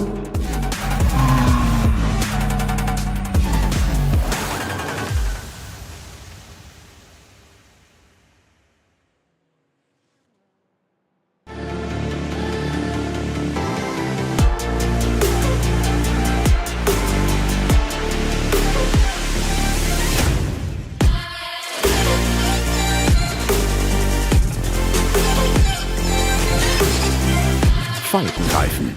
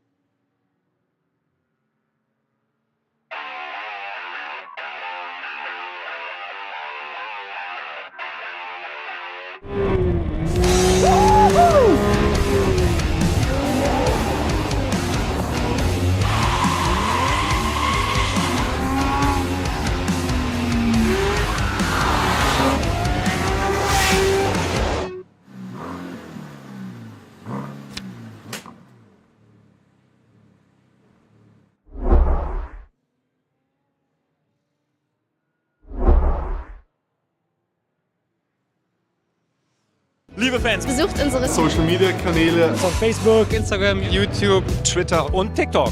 willkommen zu NLS.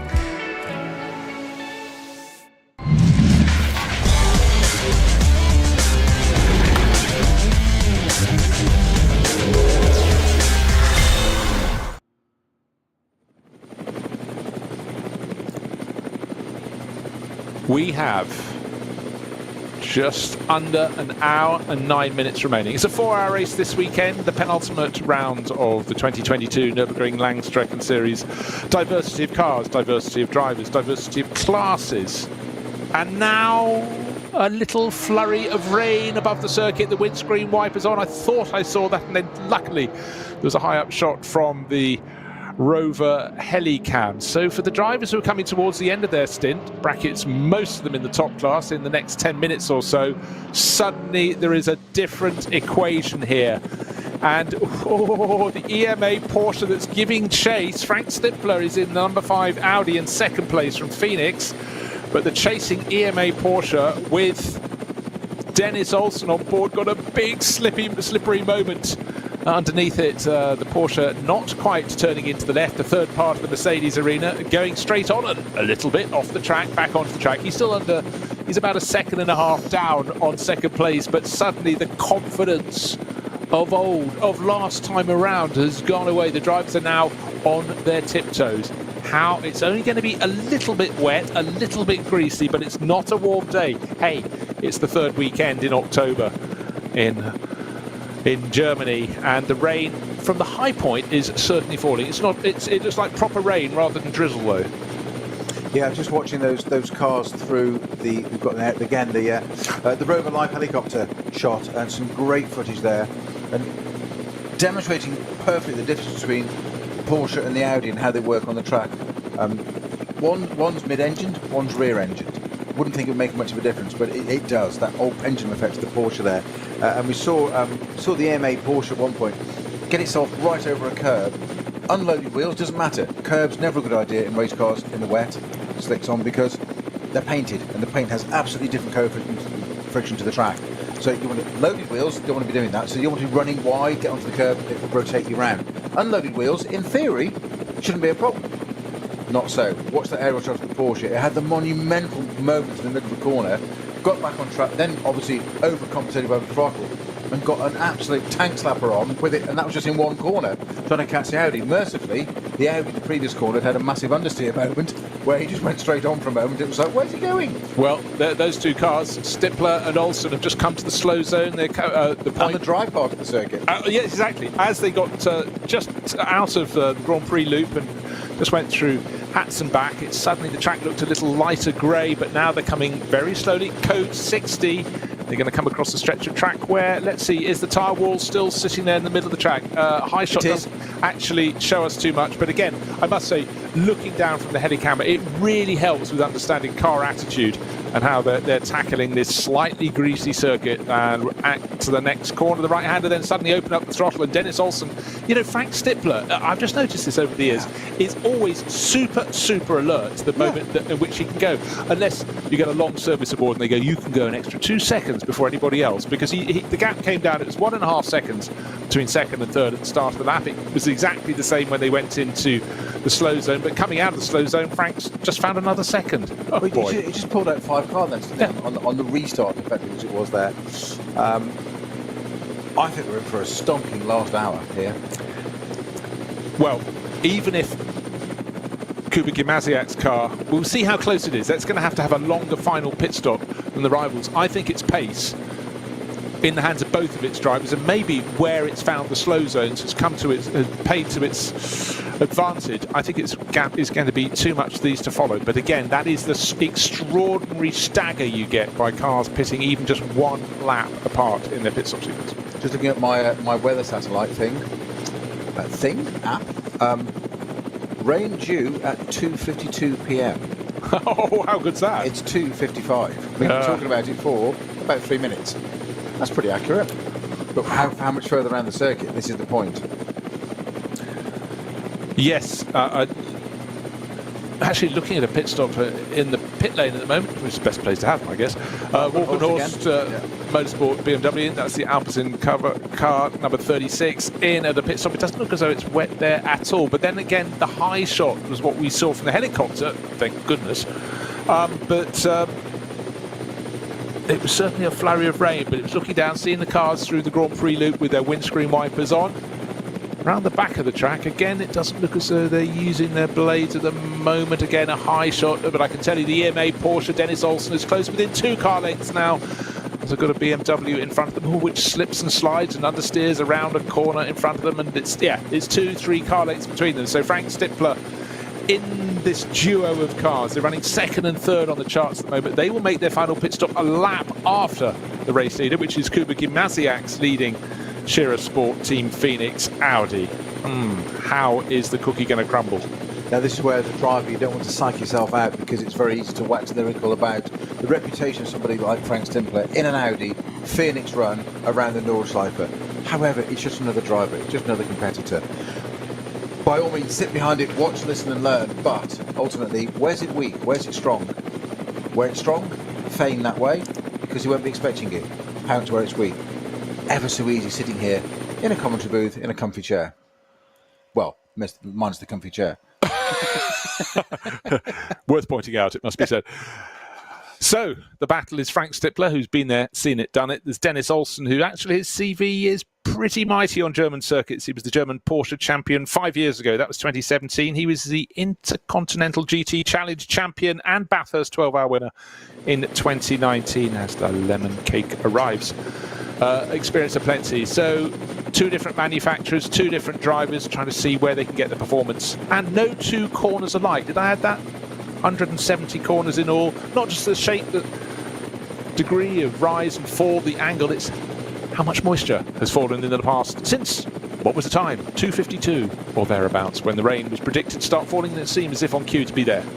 Before anybody writes in and complains, when Bruce says that the lemon cake has just arrived, it's not a euphemism. Lemon cake has really just arrived on a plate in the commentary box. What we can do with it, I don't know. It's sit there to tempt us, to tease us. We can look until the end of the race. Look at it peeling for another hour, and then it's going to be like gannets feeding in there, isn't it? One half is yours, one half is mine, Bruce, but you can't touch it yet. I love the way you think you're going to get as much as half. That's positive thoughts. The bar is set now. Right, the gauntlet. Mind your toes, there's a gauntlet. Yes. Seen enough rugby tees vacuum down in record time. You don't fool me with your fake height. Back in the day, God. So gap gone out again between these two. This is Stippler in the Audi and Dennis Olsen in the Porsche. Equally but differently matched, I would say. Yeah. That's the best way of describing it. Gap's gone out a little bit now to call it 10 car lengths. I'm going to have quite a long barrier pair at Quiddleback here, I think, because the lovely another KW suspension super slow-mo of Caymans coming through the carousel, and I'm just going to try and get a number on the one that we can. It's the 949. Well, this was just a big shout out to them for coming through the carousel on opposite lock.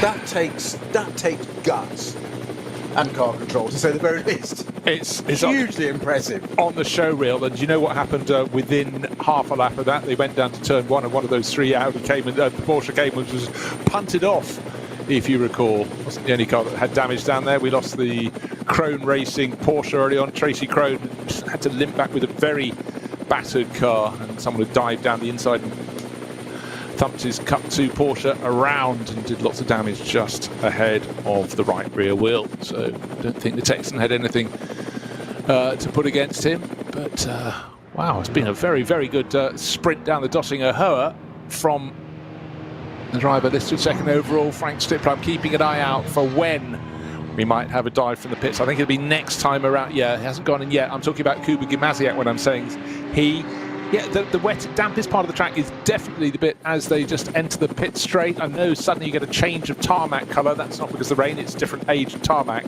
Right, gap between 2nd and 3rd, Stippler and Olsen, 1.7 seconds, so 3/10 gained by Frank Stippler in 2nd place. So they're all going to do at least 20 laps before they dive in to make their 3rd pit stop.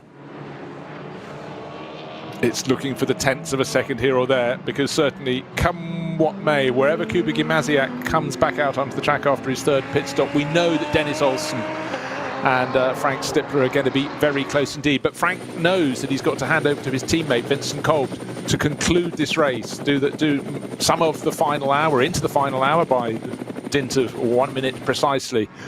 But for the EMA Porsche crew, the handover will be from Dennis Olsen to Matteo Caroli. So you might think that's not an overall fair balance. You'd expect Matteo Caroli to be that little bit faster than Vincent Kolb, maybe by several seconds a lap. It is a long lap, but Frank, all he can do is try and stretch any advantage he can get. But you'd have to say, from EMA point of view, the new Australian Porsche team enjoying itself here on the Nordschleife, they must be pretty confident at this point. They can at least move ahead of the number 5 Audi.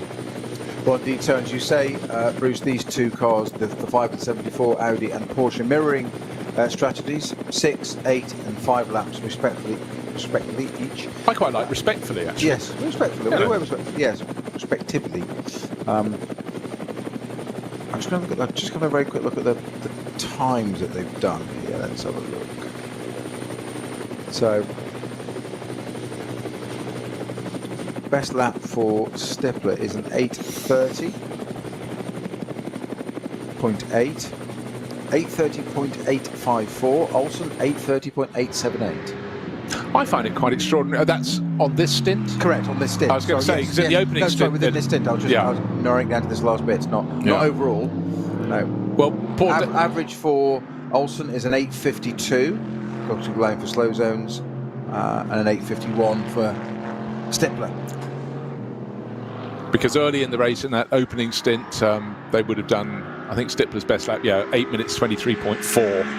So two seconds down on the best lap of the race, done by Alessio Picariello. So we've got the unusual shot of the two Schnitzelarm Racing Mercedes in the SP9 class, running not only in consecutive order, running 5th and 6th overall. They're within shot. They're 3 seconds apart. 11 ahead of 10, ahead of 2, which is Marek Bachmann ahead of Peter Terting. So quite a nice one for them in the photos. I think Schnitzelarm would be pretty pleased with 5th and 6th overall. Certainly one of their better days around the Nordschleife. Good PR photo. Yeah.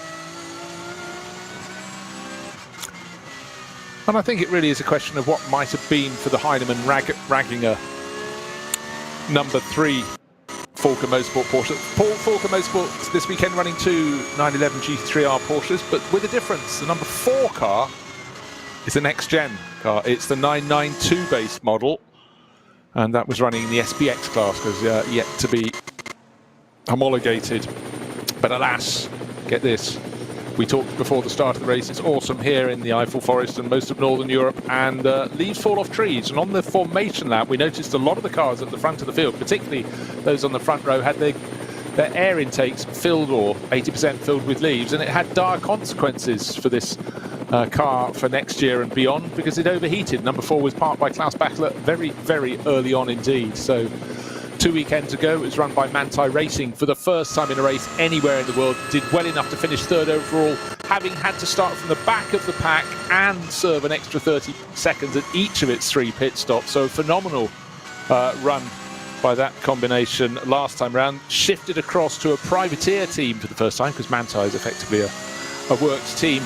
And for Falker Motorsport, how frustrating. Get their hands on the car that I'm sure they'll be running in future, and only manage a lap and a little bit. Yeah, I think there's going to be something a little bit greater than that, isn't there? Than just yes, it's going to be leaves, but it must have blocked or popped something else to just have done that. It's surprising, given how well it did, as you say, just 2 weeks ago. Just watching Martin Ragnar there on board, a lot further around the lap now, but just going out through Hatzenbach up to Quiddelbach. It's now completely full course green. So the barriers all repaired and done there, all those tyres taken away off the track. So we're back to full course green with 55 minutes to go of this final hour of 4 in total. And I still think we're going to see. I don't think we're going to see a couple of battles here in the end of this. I think certainly in the last 30 minutes. Yeah, and I think the thing is, and this is absolutely the story of any form of sports car or GT racing, you have more than one driver in each of the cars. not at the same time, obviously, but of course they don't all have the same performance. And what we're seeing now is Frank Stippler knows his teammate Vincent Colby is not as quick as him. He's trying to gain every advantage he can, and over the last half lap he's opened out an advantage which had been 1.7 seconds at the start of the lap, and every time we seem to get a high up shot looking down at his car. He's worked the traffic very, very well indeed. And the car that may win the outright title overall, car number 500, the BMW, absolutely blocked poor Dennis Olsen. He's got another BMW blocking in this time around, and I think they're probably about 4 seconds apart. However, Dennis knows that he's handing over to Matteo Caroli, who is very, very quick indeed. So he has every confidence in his teammate. But from his point of view, he wants to stay on the tail of Frank Stippler because this is his bit of the race. I know you can break it down. We talk about it being a team sport, Peter, but you've got pride in your own sector in the car, your time in the car. And certainly Dennis won't have liked this lap too much. However, last time they came around, they noticed it was raining on the start-finish straight, and certainly made it tricky through the Mercedes arena. This time around, I think they'll find it. The rain has abated, has moved away. Here 1 minute, gone the next. But in fact, when did that come in? 15 minutes ago, wasn't it? It was. That seems to have dispersed. Fingers crossed. Or was that the end of not last lap? It was the previous lap, wasn't it? It was, yes. Yeah, Gosh, how time flies. Right, EMA Motorsport. We haven't talked too much about them. Came across, competed in the Spa 24 Hours. And being an Australian team, had an Australian driver. Don't have this weekend, but back then it was Matt Campbell, that famous Australian Mathieu Jaminet from France, and Felipe Nasr. But they're back, and they've got great plans. And beautiful Australian names. Yeah. Mitt and Felipe. Mitt? Made it in New Zealand. I did. I was dreaming of that lemon cake that's still behind. It's in the cage for another hour. Right. As the light brightens a little bit into turn one, not going for its final pit stop as yet, goes car number 16. How late will they leave it, or have they decided they can run? Just remember, this car pitted a lap before its two rivals, the number 5 and 74, chasing after the 16, but the number 16 Team Phoenix Audi, Kuba Gimasiak, who will take this car through to the end of the race, he has to serve another pit stop. They've all only done 2. They will all be doing 3, if not more, if there's sudden rain. But clearly he's trying to put this lap on the board. And for the number 16, that means at the end of this lap it'll be 22 laps. He won't be able to go beyond the end of this, if I get my teeth in. He did a 6-lap stint and an 8-lap stint, which is the maximum you can really effectively manage around here. I don't think you can eat 9. And so this will be the end of another 8 laps. His lead. You have to wait. Frank Stippler in second place, Dennis Olsen in third. They haven't even reached the start-finish line. Out of the Vidal chicane. And Frank Stippler has reached the start-finish line. 1 minute and 11 seconds, let's call the gap between first and second. And Frank Stippler has just done a lap in 8 minutes, 15.3 seconds. New fastest lap of the race. Dennis Olsen, 4 seconds behind him across the start-finish line. So the traffic did work for Frank Stippler there. He did an 8 minutes 17. Super lap from Stippler.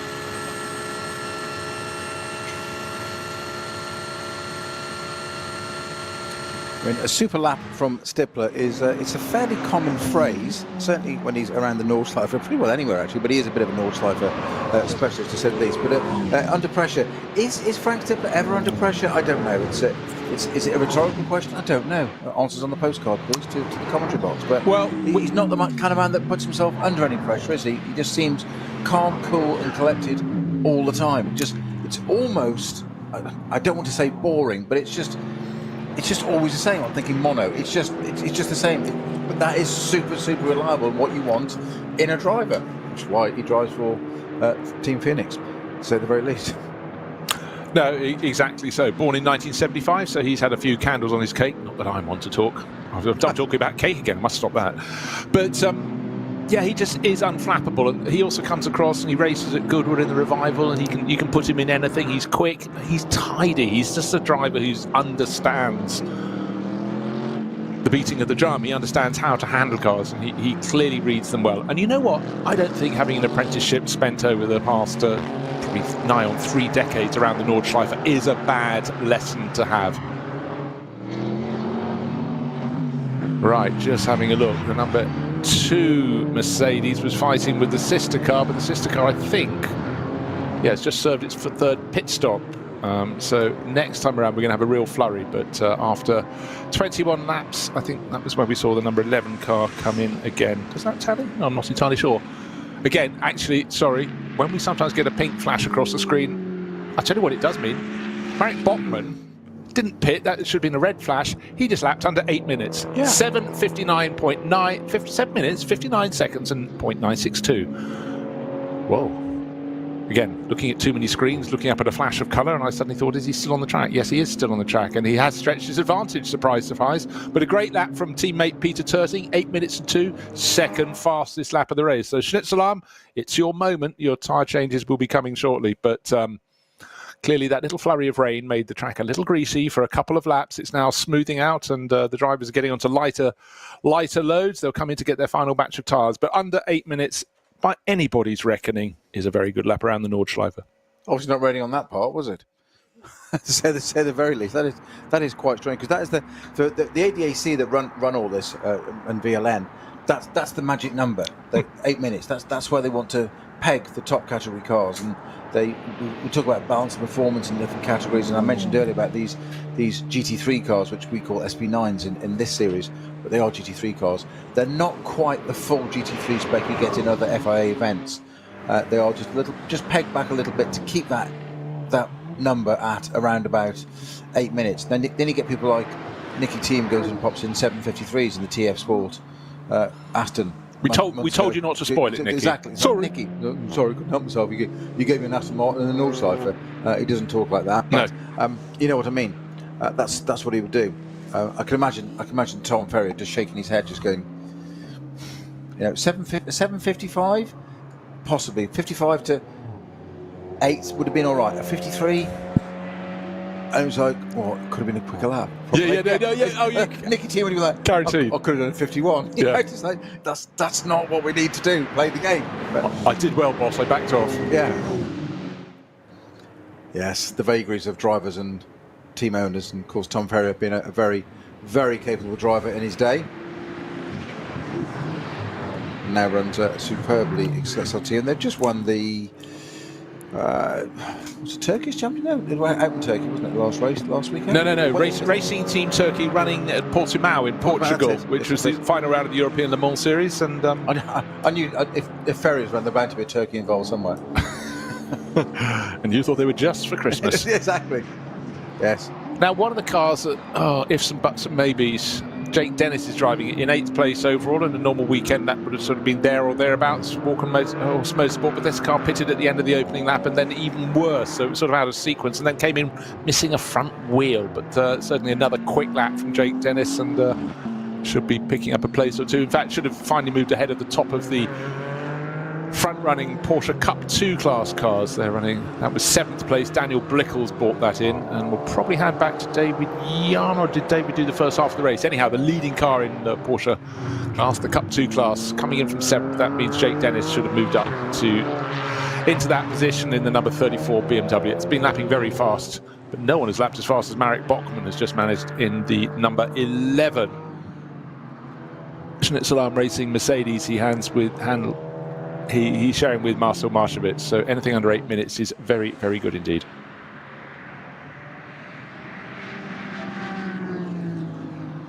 But it's not just a case of being down towards the dregs in the tank, it's also down to the fact the track was given a little dampening spirit 2.5, 3 laps ago. In fact, let's see, Nick getting on for 20 odd minutes ago, but now it's dried out completely. It's become brighter again. But we're waiting for the green, white and red Shearer Sport, Team Phoenix, Audi, and as if on cue, down the Dottinger it comes. Yeah, certainly much brighter, not the car, the scenery than it has been for quite some while. So a little rain flurry just coming through. I thought it was going to be the final 2, maybe 3 laps for these drivers if they could tiptoe around before their final pit stops. Otherwise, they'd have necessitated a further pit stop, having changed their tyres. But they've stayed out. Flurry went through, and now, as it completes an 8-lap stint, surely the number 16 Audi in the lead of the race. Kuba Gimasiak will come into the pits this time around, waiting for the body language out of the corner, turning slightly to the right, into the pits. it comes. But Kuba Gimnaziak only did the second half of this race. The first half was handed by his teammate for this weekend. What a teammate to have, Kelvin van der Linde. He did the first 2 hours effectively. Now Kuba should make this pit stop and then go through to the end of the race. So look, 44 minutes remain on the clock. Maybe that counts as 45 when he entered the pit lane, and that will have a bearing. That means this pit stop, I could ask Peter, but he won't let us know. 44 minutes to go. Let's say that be a 291 second pit stop. I'm going to write that down on a piece of paper, because if a further lap, well, you laughed last time when your screens crashed. And a little bit of backup, it helps. So final pit stop, 291 seconds for this. I didn't laugh. I approved. I thought it was a reliable system. We've just got some footage now of the 283 Renault that went off. We took all that tyre wall out. We said it had gone into the tyre barrier and obviously moved them along quite a bit. It's taken the tyre front left corner of that car off. Hardly surprising. There is a suspension strut in there, but not much else. It's the dissipation of momentum, I feel. Hard objects. Right, let's take it. I'd agree if I knew what you meant. No, me neither. So, into position, diagonally parked across the pit lane, not all of it, just in front of the pit garage, is the Shearer Sport green, red and white Audi R8 LMS Evo.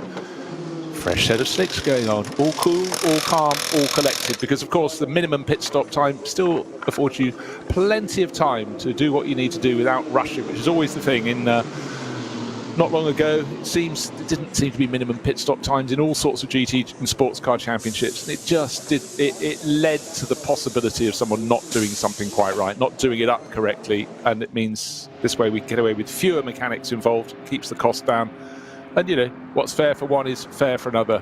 Now, down the Dottingerhohe, looking to see the battles coming on. Fantastic battle between Martin Ragginger in 4th overall and the driver who set the fastest lap last time around. This is the battle for 4th place. Martin Ragginger, the number 11 Schnitzelarm Mercedes, right on its tail. Do they owe us a pit stop? I would suggest Ragginger, well, they both have served 3 pit stops, but I think they'll be going on around. Let's see, is anyone diving into the pits? No, sirree, they are not. So 4th is still Ragginger. Marek Bachmann just having a fabulous time for Schnitzelarm Racing, right under his rear wing as they go over the start-finish line. 0.23 of a second in arrears, but certainly it looks as though the speed is in that car. Well, Ragginger that's just completed 7 laps crossing the line now. The Schnitzelarm car with Bachmann at the wheels just completed 5 laps. So two in credit is where that car did. Bachmann did 7 laps previously. Markowitz 8 laps before.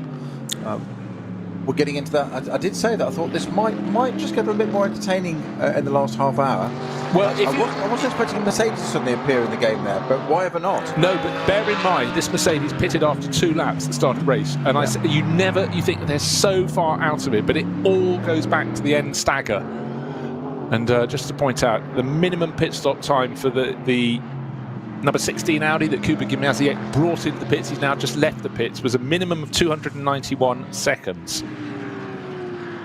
And let's just go beyond there. That was 44 minutes remaining. Let's take another 8 minutes off. It'll be a bit more than that. That takes us down to 36. That's another 21 seconds less time, minimum time at a pit that can be achieved in the pit stop for the 2 cars that are now head of it on the track. The Frank Stippler, the teammate, Audi at number 5, and the 74 EMA Motorsport Porsche. But I think the job done by the 16 crew is looking rock solid at the front of the race. It would look incredibly so. Change the screen onto that. Sorry.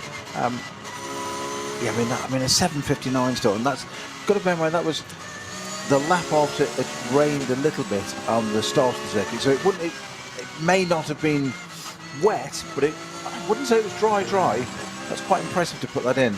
You know what I mean by dry, don't you? No, I do. Yeah, dry on the inside and the outside. I just say, somebody explain it to me, because I just said it, but I don't know what it means. Dry. It's supposed to wet. Yes. Add one more and you've got a band. So this is the car number 500 that's in the pits. This is the car that can.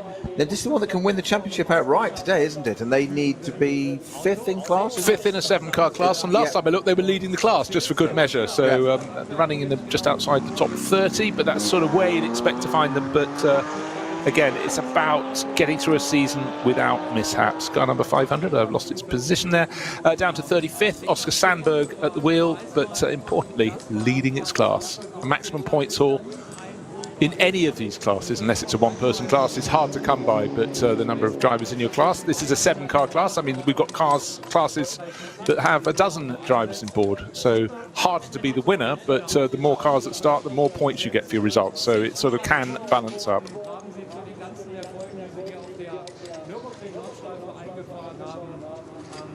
So, no driver change, no tyre change, just torque the wheel nuts up.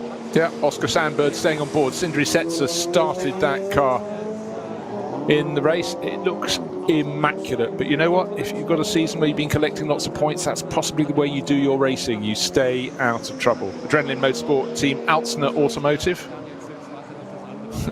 All looking cool, calm and collected, it must be said. For the crews there, they've done it before, they're planning to do it again. And you know what? We've had over the history of the championship, the VLN that went before, and now the NLS the last couple of years. A number of teams win it not 1 year, 2 years, sometimes even 3 years in a row, because they've found the winning formula. Adrenaline win it 3 years in a row. Yeah. And so for the boss, Matthias Unger, you know, been there, seen it, done it, but they know the routine. They're not getting confused by looking at the overall pace of the fastest car on the track. They're not racing against the SB9 class cars, and I think a lot of the runners in this series, when they start, they're sort of trying to race everyone, and then it boils down to racing against your class competitors. Points mean prizes. That's the bit you need.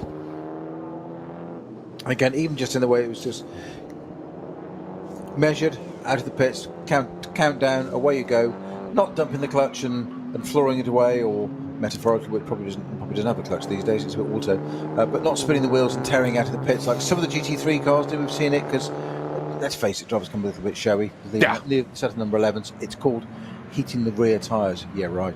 You know, I've had that before. I've done that. It's happened a little bit more than you expect, so you kind of go with it, and you're going down the pit lane, and you suddenly have the principal come on the radio and go, "Was that really necessary?" No, all right, sorry. Back on the naughties there. I haven't even crossed the pit lane line yet, and you've been told off.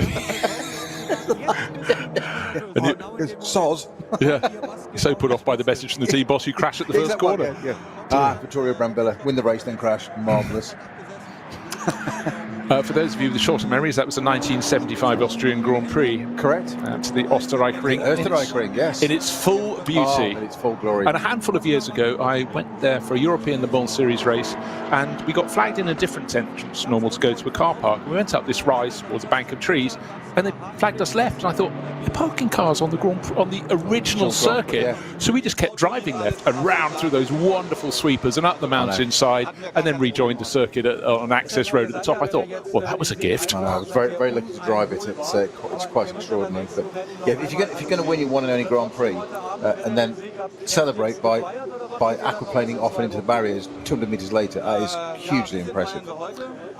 Sometimes there are reasons for things happening, but one of the weird things was the fact that the way that circuit produced 3 debut winners in 3 years. John Watson in 1976 for Penske, and then Alan Jones for Shadow the following year. But what often gets thrown into that mix, not in 76, but certainly in 75, was rain and weather that just comes in. The number of times you're at what is now the Red Bull Ring, and you can see something approaching, but it's on the other side of that mountain. Will it come this side? Will it go the other? And some of the weather, particularly in the height of summer, some of those summer sort of electrical storms are really eye-opening. Deep in the Styrian Mountains, of course, over in Austria. Here we are in the Eifel area at Mount Eric. Oh, now we've got something off, and we've got another slow zone coming up. Something off on we've got a slow zone coming up here for intervention car there. Just see where number 3 is. We're just following. This is the yellow, white and blue BMW by looks things, facing backwards. Admittedly, a lot of smear on the windscreen of Martin Ragginger's Falcon Motorsport Porsche. That's car number 3. That's been enjoying that. That's a Brunchen. Okay. Right. The big question is the Schnitzelarm racing Mercedes in front or behind Martin Ragginger? At the start of the lap, there's only a quarter of a second between Marek Bachmann in the number 11 Mercedes in 5th place and Martin Ragginger in the number 3 Porsche. I think Martin is still ahead, but again, this interruption to your flow around the circuit. You're in the zone, you've got an 8-lap stint, you're pushing hard, you've got the feel of the circuit, and then you have to back right off for a slow zone, and then you've got to read the restart well, which is where Frank Stippler, we've seen time and time again, just seems to find time every single time they have to go into slow zone and come out the end. But he's going to need all those sessions. Right, Frank Stippler into the pits, so 23 laps on the board, bang on cue, and I would expect also coming into the pit surely is the EMA Porsche, number 74. No, gone on for a further lap. No, not even that. It's parked at the side of the track at Hoac. That's what's causing us the code 60 there. So whether it's gone off or just stopped, I don't know. But the 74 Dennis Olsen car is at the side of the track at Hoac, not continuing.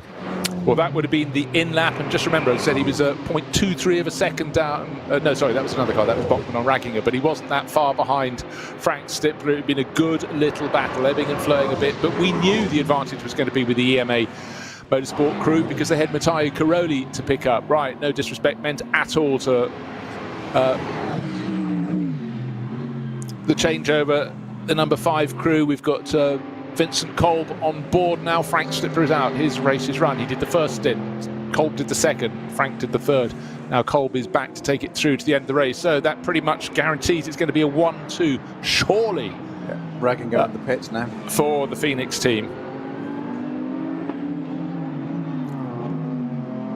So that's 23 laps on the board for the top 4 runners, at least so far. But missing from that brew, unfortunately, is the EMA Motorsport crew. So they sort of wanted a good debut here. They had their run in the Spa 24 Hours in the summer, and certainly in the hands of both of those drivers. Dennis Olsen, who started, Matteo Caroli. Well, at least Dennis got 2 stints in the car, nearly completed the second of them. Matteo only had the 1, but very, very competitive. Let's hope we can welcome them back to do it and complete the job next time around in what will be the final race of 2022. Yeah, well, they certainly had a good debut, just not with the result they wanted. Can't argue with its pace, and it was kind of the 11 at Bachmann in the Schnitzelau Mercedes there, just diving up the inside of one of the Cup 4, is it classes? One of the M240, M2s or 240i's. BMW saw him coming, left him all the room in the world, but it was still the closing distance, the pace he went through. You've got to know that driver has seen you, and he clearly had, and this is all part of this ring permit, how it works, junior classes, building up. You know it's safe, you know it's fine, but still that different, because you hit a car at that pace with something as big as a AMG Mercedes, it's plane wreck stuff. It's a long way before you put that BMW down. It's understanding and appreciating from just how much further back they can come, and also when they go past you, how much harder they can brake than you can, because they've got a different bit of equipment. So, yeah, the number of times you might feel a fool. You leave a gap for a car that can't even get there to dive up it, and then you do the reverse where you don't leave enough of a gap, and it jolly well did. So, yes, it's all about experience. It's exactly how they organise this, control it, isn't it, with this ring permit of going through the different classes. You've got to, doesn't matter who you are in the world, you can't just come in and do a race here. You can't just jump into a GT3 car, and do it. You've got to go through this to understand, as you say, it's not just speed differences. I think you made an extremely valid point there, Bruce. It's the understanding of braking distance differences, of how far back. You might see the car in your mirror, but if you don't understand or comprehend that it can still outbrake you from where it is, that's where, because you'll turn in and say, I saw him, but I just didn't expect him to be able to do that. Yeah. It's because of the difference in the car. Now we've got a Porsche on the, looks like a Cayman on the Dottinger Hoa. Is it me just foreshortening? It looks like slow. It looks like it's crabbing, but actually when it gets up close, it's definitely coming in slowly. It looks like a little front right bodywork's had a little bit of a rub. Oh, it's got a puncture, front left puncture, I think. Okay. Was it a little... I think. Oh, it goes behind some trees. Give it another week, won't really leaves on those trees, that'll be fine. It can't have a puncture because it's not coming into the pits, so it's carrying on, so it can't have a puncture. This is the 959 entry, not a 959 Porsche, it's just a Porsche Cayman with the number 959, not to confuse with its model. It's wishful thinking, isn't it, really? Cool. The 959, no, that should be in a museum or in an auction. If you have just stumbled across this broadcast and you've never seen the... I apologise now, unreservedly. Oh, sorry. I was talking about my co-commentator who stumbled into the booth. You don't know what the NLS is, and you're wondering, what is it? You can see it's the Nürburgring. Where have you been living? Nordschleife. Oh, no, look, people have different time zones. You know, they may not have stumbled across it and whatever, but it's an incredible mixture of cars, sometimes as many as 160 to come out and play. We've got just under 100 this weekend, and it's when you look down the classes, you sometimes need to go through the entry list many, many times. But up at the front is SP9 all the way.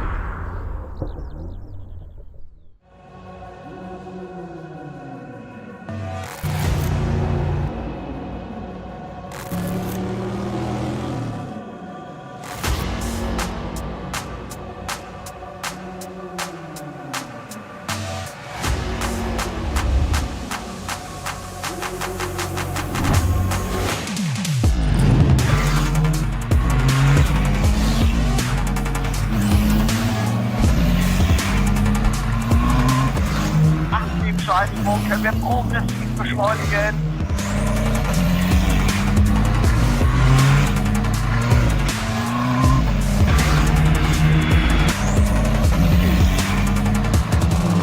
Schön gefühlvoll und eingelenkt.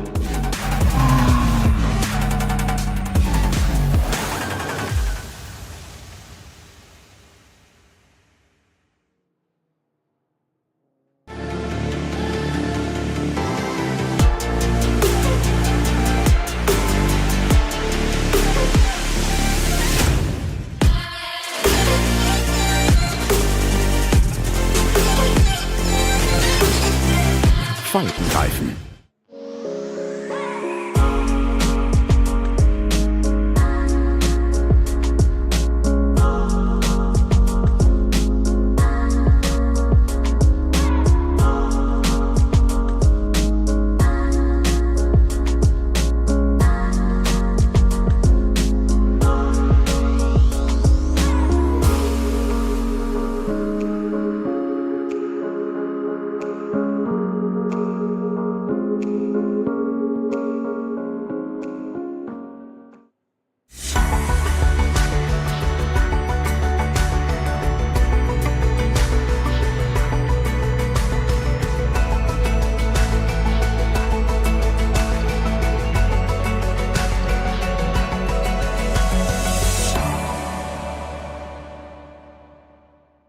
World's First Asphalt Watch.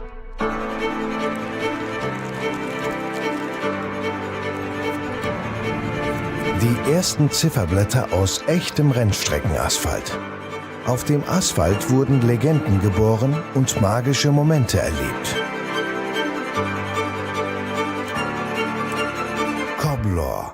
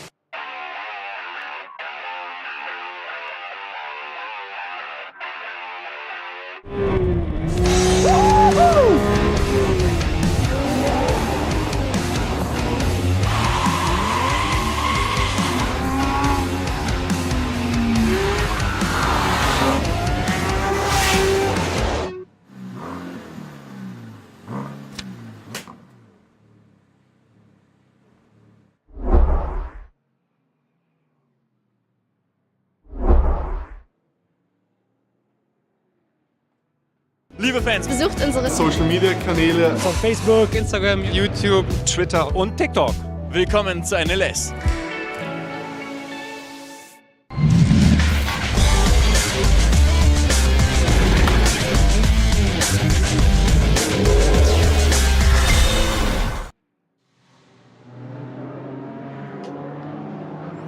.23.5 minutes remain. Kuba Gimasiak, 3 pit stops in the book.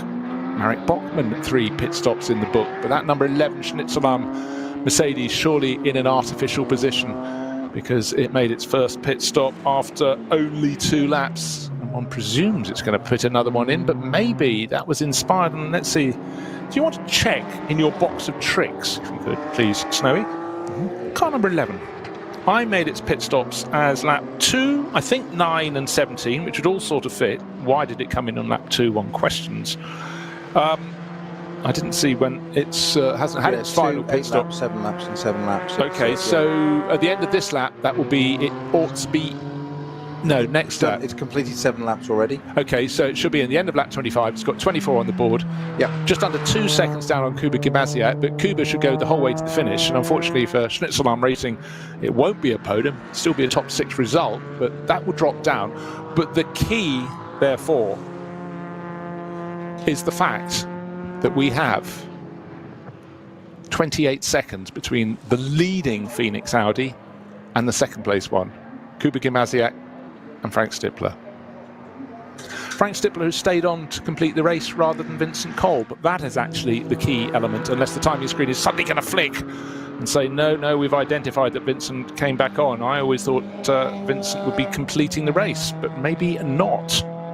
Keep an eye out for that, because that suddenly changes the equation. But of course, from Frank's point of view, what was hunting him down? The EMA Porsche. Did that get to its final pit stop? No, it stopped, we think, on the in-lap. Dennis Olsen pulling off at Her Acht, wasn't it? The 74 EMA Porsche, we think. I think, no, it's definitely gone off there. I think he's had an accident as well. Well, he was chasing very, very hard. And don't forget, there was about a second between the pair of them.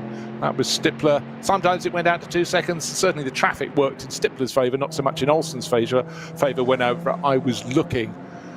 But suddenly that means I think we could be looking at a finishing order of Phoenix Racing Audi number 16 from Phoenix Racing Audi number 5, and then the Falcon Motorsport number 3 Porsche. That's next in line. So let's see where that one hangs out at the end.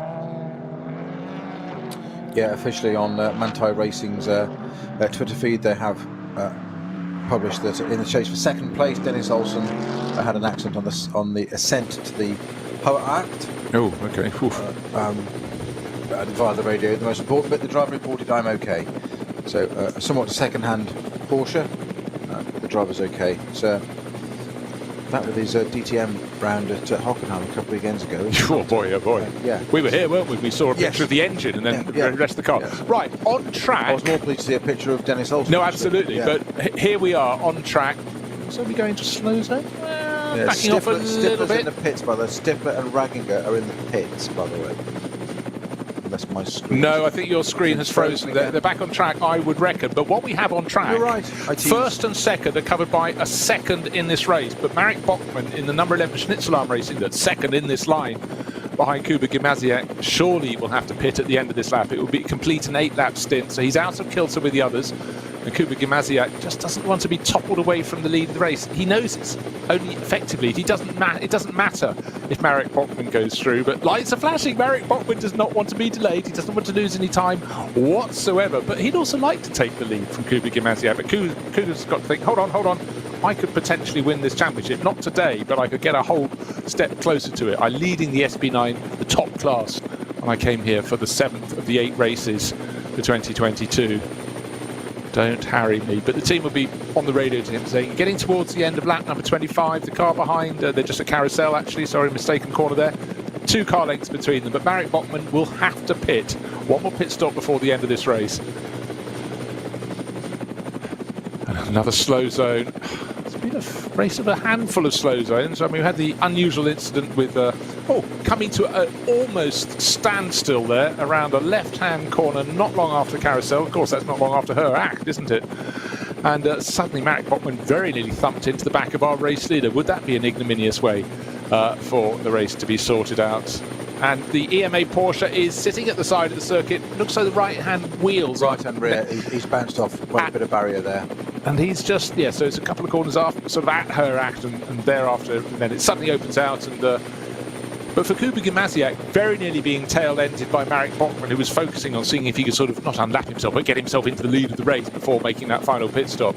Oh, what a way to leave a race. And that would suddenly leave Frank Stippler and Vincent Kolb free to coast to the end. But luckily, the contact was avoided. Marek Bachmann will be thinking, oh, dear me, that was almost a little unnecessary. I'm intrigued to see what happened to Dennis Olsen. I'm not sure whether they're going to get a replay or not, but as the team have officially stated, had an accident on the ascent to Her Act, and it's on the other side of it, and it's facing down the track with the wings pointing the right way, but there's clearly damage front and rear. I've just got a feeling he's probably just lost it almost on the brow or going towards it, and it's just rattled off the barriers. I think one of those things where it's just, I think it's that age-old thing, and not the driver's original book of excuses, but that genuine hands up, it just got away from me, and that does happen, unfortunately. You're driving these sorts of cars at the edge of the envelope all the time, and we all say it's their job and whatever. I'm not making excuses for drivers, but the more of this you do, the odds are sometimes something's going to happen. Something's going to catch you out, and sometimes they can just get away from you, and you can just. You've seen the likes of Babette and Senna even just say, I don't know what happened. I think one of his famous phrases, wasn't it, that big shunt at Monaco when he went out, the steering wheel came out of my hand. He just didn't know what had happened. It can happen. He didn't quite get round to communicating that to the team for some while. They had to go and find him, did they? No, they're not. Yes. He's moved on. Right, more slow zones towards the end of the lap, but the cars through Galgenkopf, down Dottinger Her, and for Kuba Gimasiak, he'll be looking forward to the end of this lap. Not because it'll be the end of the race. We still have over a quarter of an hour, over 17 minutes to go, but because it'll mean that Marek Bachmann will be not harrying him, because Marek surely has to come in to make a final pit stop, where Kuba Gimasiak has already done that. But for Schnitzel Am Racing, they've put so much into running cars not only in the top class, but they've got two in the top class, and they've run in other classes as well. They really enjoy the NLS, and so they'll enjoy their moment up in the sunshine. It is almost sunny now. It's much brighter than it has been for a while, but Marek Bachmann in second place, surely, unless he has some magic in his veins and in his car, more to the point, will have to pit at the end of this lap. Yeah, in he goes from second place. But of course, this final pit stop with just 16, 17 minutes remaining will be a much shorter one than those served by the others, and it'd be a question of how good a pit stop they can make with this shortened final time. So they had the roll of the dice by doing a pit stop after only 2 laps, and that buys them a final pit stop closer to the end of the race, but it is an extra pit stop. So, you gain with the one hand and you lose with the other. It always makes me wince when you see these cars, particularly the GT3 cars, the SP9 category, coming into the pits here, because that pit wall there, the barrier there is so close, and it's not even highlighted with orange or something on the end. So how you see it at night time, I'm not really sure, but it's part of the job, I guess. But he shot past it there, and Marek Bachmann tore into the pits, into that pit lane speed limit line. He was literally ripping tarmac up in front of him to stop that car. You could almost feel it. I bet the ABS was working on full load there, juddering to a halt just to get it out. I hope he got it on time, but boy, did he leave that last minute. He really, really did. Of course, we had the incident last year where that car went in with the bonnet against the windscreen and still negotiated. Right, seems like a crazily short pit stop, but that's your advantage. If you come in with only 16 minutes to go, your pit stop is just under 3.5 minutes. If you came in a while before, you'd have many minutes more. So where does Marek Bachmann, Marcel Marshevitz, one presumably had the driver change, slot into the queue? Got to see who else managed to go past. I would expect Frank Stippler went past. I'm sure that's the case. Martin Ragginger, perhaps, maybe not. Let's wait and see. That is not credited. No, I think he would have gone ahead as well. So we just need to see which cars are going through the Grand Prix loop. But anything in the top 6 is a good result, more than possible for the number 11 crew. But yeah, my screen not indicating a driver change, but I'm sure there was, because we saw the seat out, didn't we? Yeah. Yep. Often just takes its time. Still listed on another screen of mine as. I'll just refresh just in case, but it's still not done it. But I'm sure you're 100% right there that it's got Marshall Markowitz at the wheel, because he did the first into that car, didn't he, as well? Yes. One of the absolute glories when you are listening to cars through the microphones on the cameras. That Mercedes drawl is just fantastic, and for years when they had the safety car and the medical car at Grand Prix, that Mercedes engine note was almost the highlight of a Grand Prix weekend, when they go around and do those sessions to check all the systems out around the track. And even the paddock, with people who've been around tracks a long time, they sort of stop and listen, and it still works for me. But not in full GT3 spec, but I was very lucky to be driving one only yesterday. Shopping? It was something like that. I won't tell you what I was shopping for, but it is, as you say, it's one of those things. It doesn't matter how much you've done, how much you've driven, how many years you've done this. If it still fires you up, literally, you start that car up and you're just like, oh, yes, please. You don't play with this, and it's long may that continue, and never may it stop. Yeah, no, exactly. If you get in, get out, get blasé, don't get any thrill, go home. Something's wrong. Become an MP. Should occupy a month and a bit. Exactly. Money's a good mind. So political, I try and steer clear of all of that.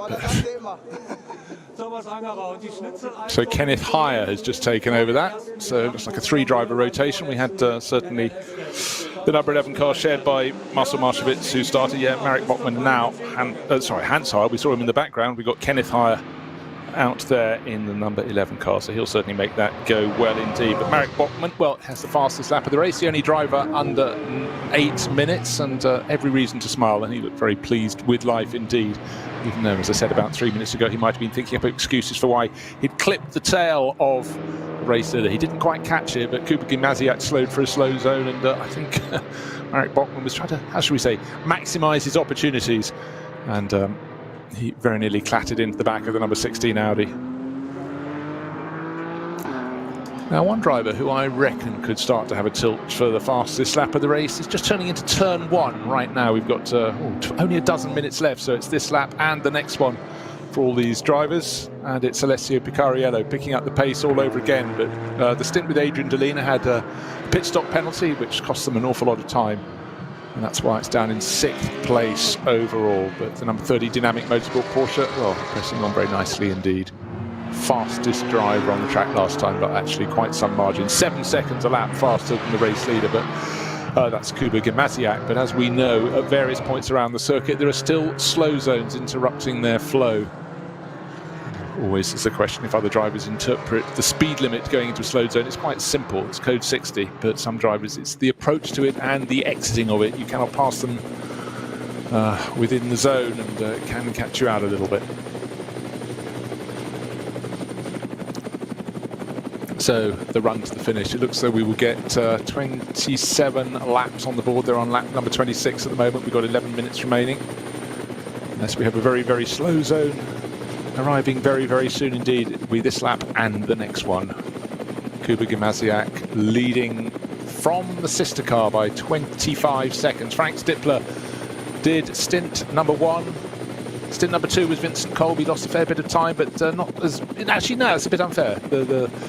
The time of course, the sequence was changed because he did a different sequence of pit stops to the sister car, number 16. So number 5 seemed to have fallen back, but it's going to be coming home in 2nd place. So it'll be Stippler, Vincent Kolb, Stippler will be the order of the 4 stints spread across the 4 hours. And we've got just... That sounds like a boy band. It does. We tried Wet earlier, and then we moved on to Stippler, or are they a bunch of accountants? Who knows?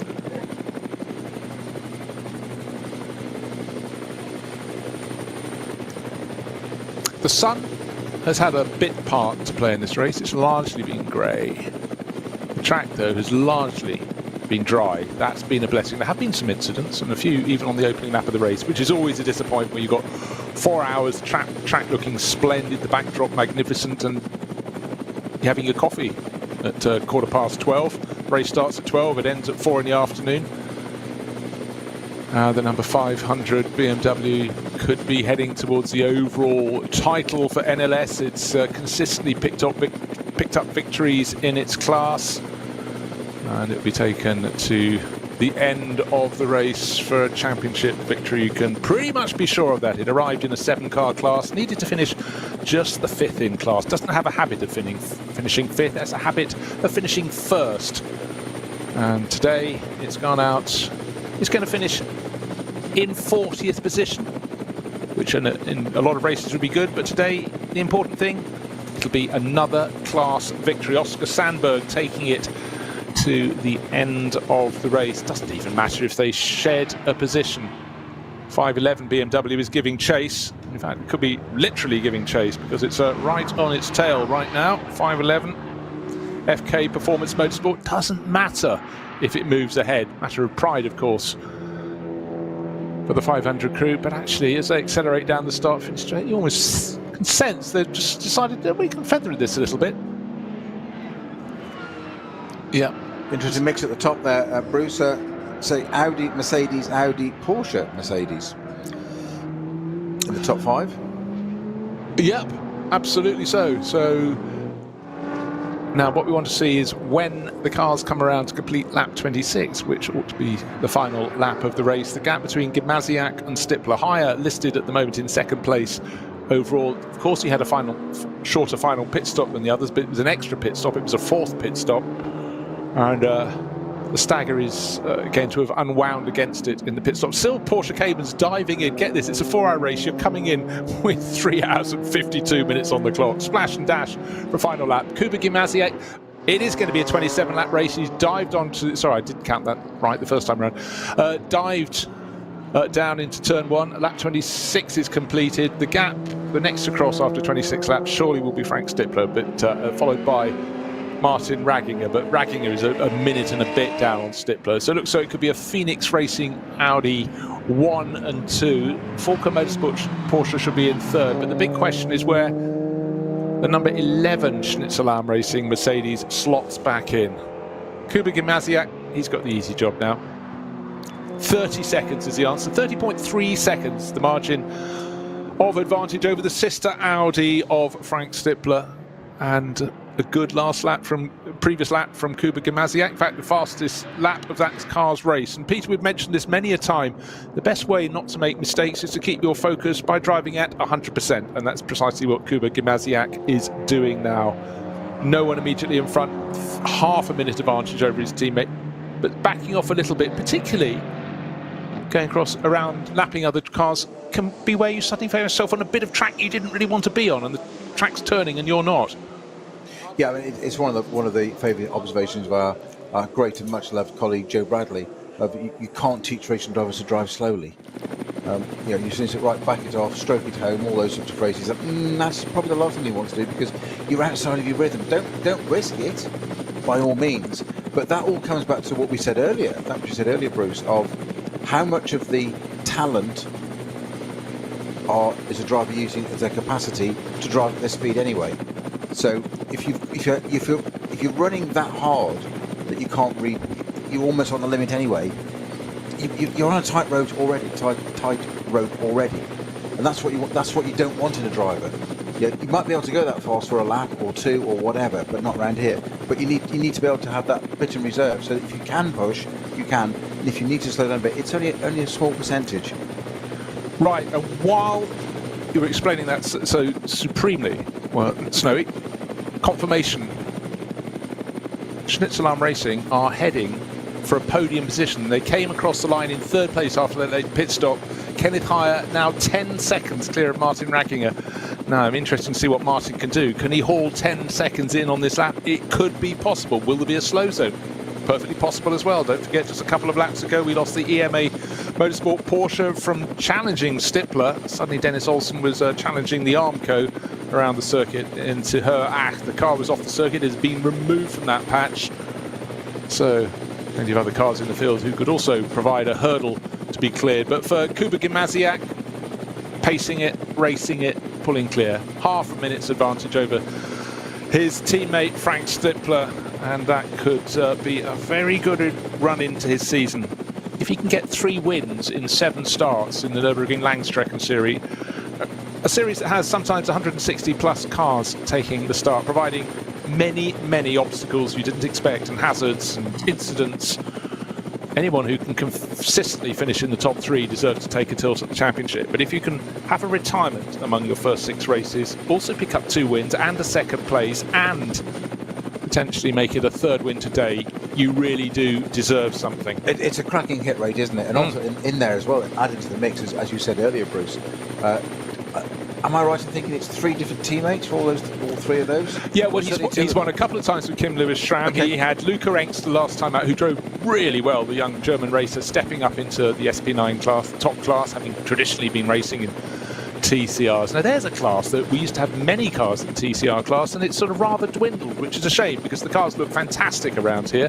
Not made for purpose, well, made for purpose, but that isn't doing longer races. But they have rather dwindled as other classes have grown. So, here we go, half a lap to go in the 7th race of 8 for 2022. Kuba Gimasiak leading from the sister car by half a minute. That's the 16 Phoenix Audi from the 5 Phoenix Audi. And then 1 minute and 4 seconds back to Kenneth Heyer, Schnitzelarm Racing. They will be smiling in that camp because this will be by far the best result that team has achieved in the NLS. They've had a couple of fifth places. Sorry, they've had 3 fifth places split between their 2 cars, but a place on the overall podium will certainly be a cause of great tribulation unless they have a problem and Martin Ragginger can make good and close up. And the unusual thing about both the cars I'm talking about there, the number 11 Schnitzelarm Mercedes and the number 3 Forker Motorsport Porsche, is they came into pit after only 2 laps, and therefore they had to do 4 pit stops in this race. And it's sometimes the way you choose to do things. And one of the Porsche Caymans, or is it a Cup class car, is limping down the Her Acht. Here we are in the final lap. How many more interruptions can there be? It's number 65. That had been in trouble earlier, hadn't it? That's the car that I mentioned had front left damage before that. It's struggling down the Dottinger Hohe there, coming up towards Tiergarten. It's got a left rear puncture by the look of it. That tyre looks like it's trying to exceed the limits of the bodywork, and it's trying to keep it out of the way there. The Rover Helicam there was quite gratefully following the number 500 Adrenaline Motorsport Team Alta automotive entry, which of course is the BMW 330i that's on its way to, as it proceeds now, winning the championship outright today. Well, phenomenal. In slow zone. It is right now back in a little sandwich there, sitting behind the Dacia Logan. So it is, and actually being challenged for track position. And the EMA Motorsport Porsche only now onto the flatbed, but the car immediately behind it may win the class, the V2 TR class. Doesn't really matter, but 511 wants to take the class victory, 500 wants to take the class victory and the championship. Greedy, you might say, but as we were just following that car coming, the 500 coming past the camera, just following that, going past the intervention vehicle, picking up the Dennis Olsen number 74 Mantype Porsche. So now we could see behind the barriers the entire front end of that Porsche, the whole front bumper, splitter and all that behind the barrier. So as we said, it's clattered comprehensively, hasn't it? Over the curves and far away. So Frank Stippler just weaving between the VT 2R class leader, which is the car that must surely be taking the overall title. Make your mind up, man. No, I give people plenty of option, but it might be passing class by Ranko Michitovic, who's tucked in behind car number 511, got within a car length, but then had to separate. They told me you were a box ticker, I defended you. Something to do with pheasants, I think. It's good. Thank God he's not an undertaker, then. No, indeed. So Kuba Gimnaziak surely should be able to pace this to the finish, but down at the number 500 garage, Adrenaline Motorsport, Team Altsner Automotive, they should have the outright title in the bag within the next couple of minutes. And the green, white and red Shearer Sport Team Phoenix Audi should be first to finish, followed by another of the same. And it should be Kuba Gimnaziak. He's halfway down the Dottinger Hohe. The job is almost done. Through the left-hand kink into Tiergarten. Brake a little bit, brake a little bit more, brake as much as you like because you're sitting on a half-minute advantage. But for Kuba Gimnaziak, what a season he's having. This is win number 3 going into the bag.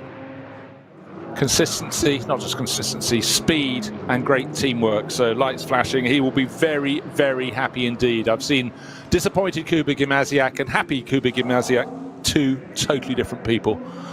And then somewhere under half a minute back, again according to rescue vehicles on the circuit, it should be blue, white and red. It's coming through the final sequence of corners now. Frank Stippler, he'll be under 30 seconds down at the end of the race. It matters not. It's victory for the sister car number 16. Second place and more points for Frank Stippler and his teammate. It was under 30 seconds, 28.7. Who knew? So Frank Stippler, and then we're waiting for third place. Will it be Schnitzelarm Racing with that number 11 Mercedes? Raced so hard by Kenneth Heyer at the end of the race, Marek Bachmann and Marcel Marshevitz waiting for that to come through. Or will it be the number 3 Porsche? Because Martin Ragginger started the lap 10 seconds down. He's now under a second in arrears. It's hanging on to the end of the race with every metre past.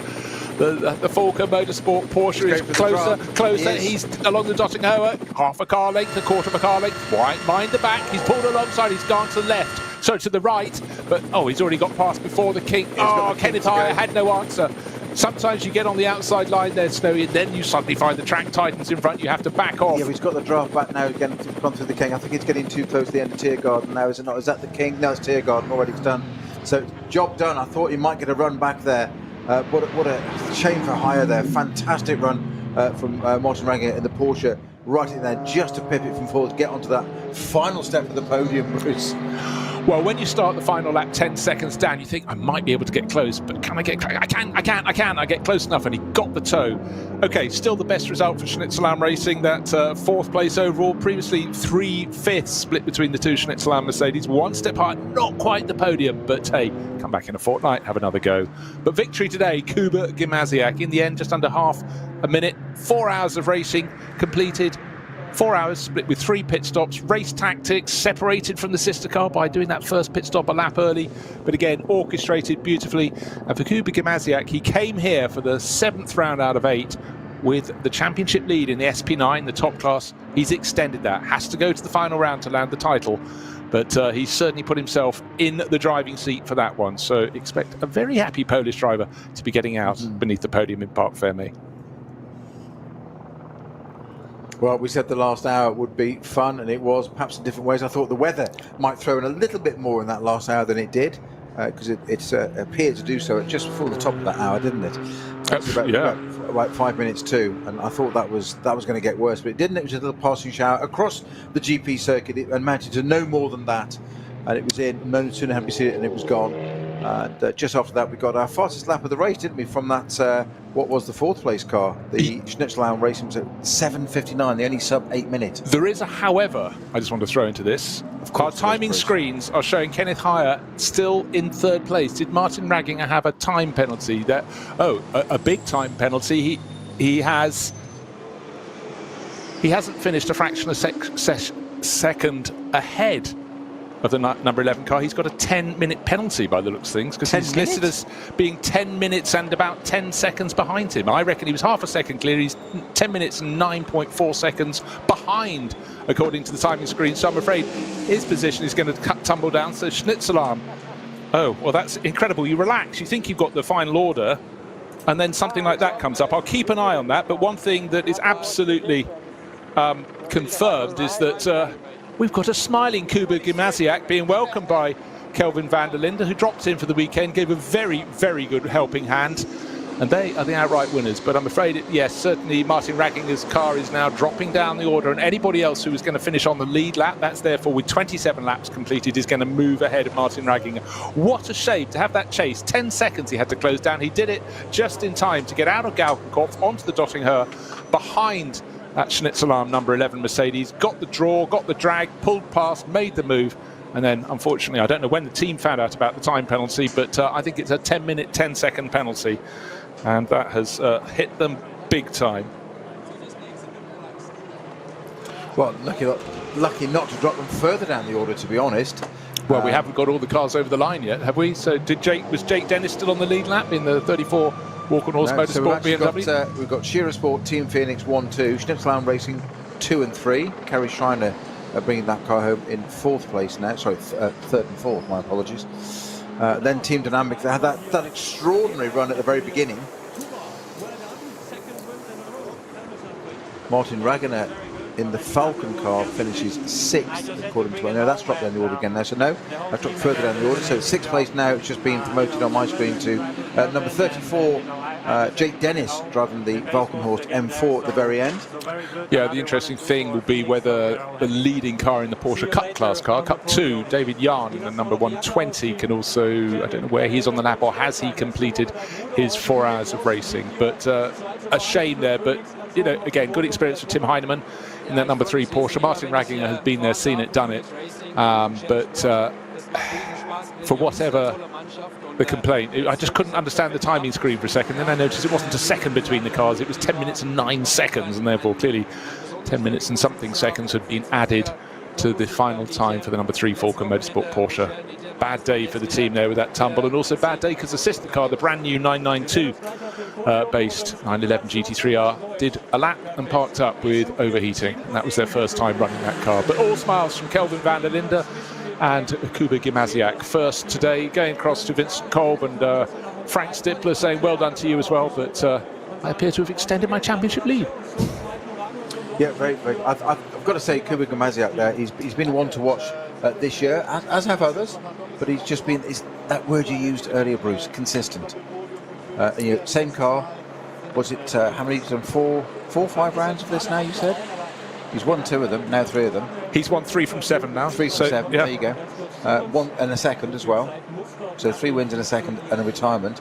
That's 5 of the 7. That's not too bad at all, is it? Yeah, I think what we see is that drivers shouldn't be getting too greedy in the opening couple of rounds of the year when the field is absolutely packed. Those are the ones in which it's very easy to end up having an incident. And Kuba picked off a 7th and a 6th. And since then, apart from retirement in round number 4, which was the 6-hour race in July, first, second, first has been his sequence without interruption of the retirement. But for Frank Stippler and Vincent Kolb, 8th, 13th, same story in those opening couple of rounds, but then third, second, and second again today. So again, super consistent, and certainly for Shearer Sport Team Phoenix, their Audis run very, very well. They understand the tactics required in these races and the assorted vagaries. Now the third car under the podium is the number 3 Porsche from Falken Motorsport, but the drivers coming up are wearing Team Schnitzelarm Racing overall, so clearly the message didn't come through quite in time about the time penalty for the number 3 Porsche, but it's big smiles all round. Marcel Marshevitz in for a chat there, looking very happy indeed. They finished 5th before, they thought they got 4th, betting that we can give you 3rd place today. So whatever the reason, that car, the number 3 Porsche from Falken Motorsport, picked up the time penalty. It was a big one, but also bragging rights for Marek Bachmann in that car. Fastest lap of the race, the only driver under 8 minutes for a lap. 7 minutes 59.962. That's done to precise order as well. So job very well done. SP9 Pro-Am was won by car number 36, Walkenhorst Motorsport. Now the 2 other drivers, Marek Bachmann with the pale hair. Yes, you're on the podium. Run, up you go. Coming up, sorry, it was Kenneth Heyer they got. Yes. Of course, he was the last one out of the car. Sorry, Marek Bachmann and Marcel Marshevitz didn't know what they were up to, but suddenly they found out what they were up to was not 4th, but 3rd. So they'll get their breaths. Yes, of course, it was Kenneth Heyer. I was just looking at the beard, but he's very happy, and his father Hans will be supremely happy down in the pits, and well, off to the restaurant tonight by the looks of things. But it's great when you get a local story, a local. What they're going to eat? Yes, all vegetarians. Can't believe you just said that. So very happy. Again, look, we've got, you look at the cars contending at the top end, it continues to be a series in which the German car does dominate, of course. So much success over the years for the German marques here, and it's Audi from Audi. We thought it was from Porsche, but it wasn't. It was from Mercedes. Local team, local livery, very popular here indeed. And I like championships where you have a bit of local folklore in a way, local teams pitching against the full international crews, and using their knowledge and speed and experience. And they've got 1 more round to go this year. So all very good indeed. But victory today to Kuba Gimasiak. And that brings us to the end of round number 7. 2 weeks' time, we'll be back. What the weather will bring, we do not know. What the racing will bring, we do not know. But hats off to the overall champions for 2022. They came here with an easy class advantage, but they did it in style. They won their class. Daniel Zils, Oscar Sandberg, Sendri Setras. They won VT2R, and they're the overall champions for 2022. That's goodbye from me, Bruce Jones, and from Peter Snowden.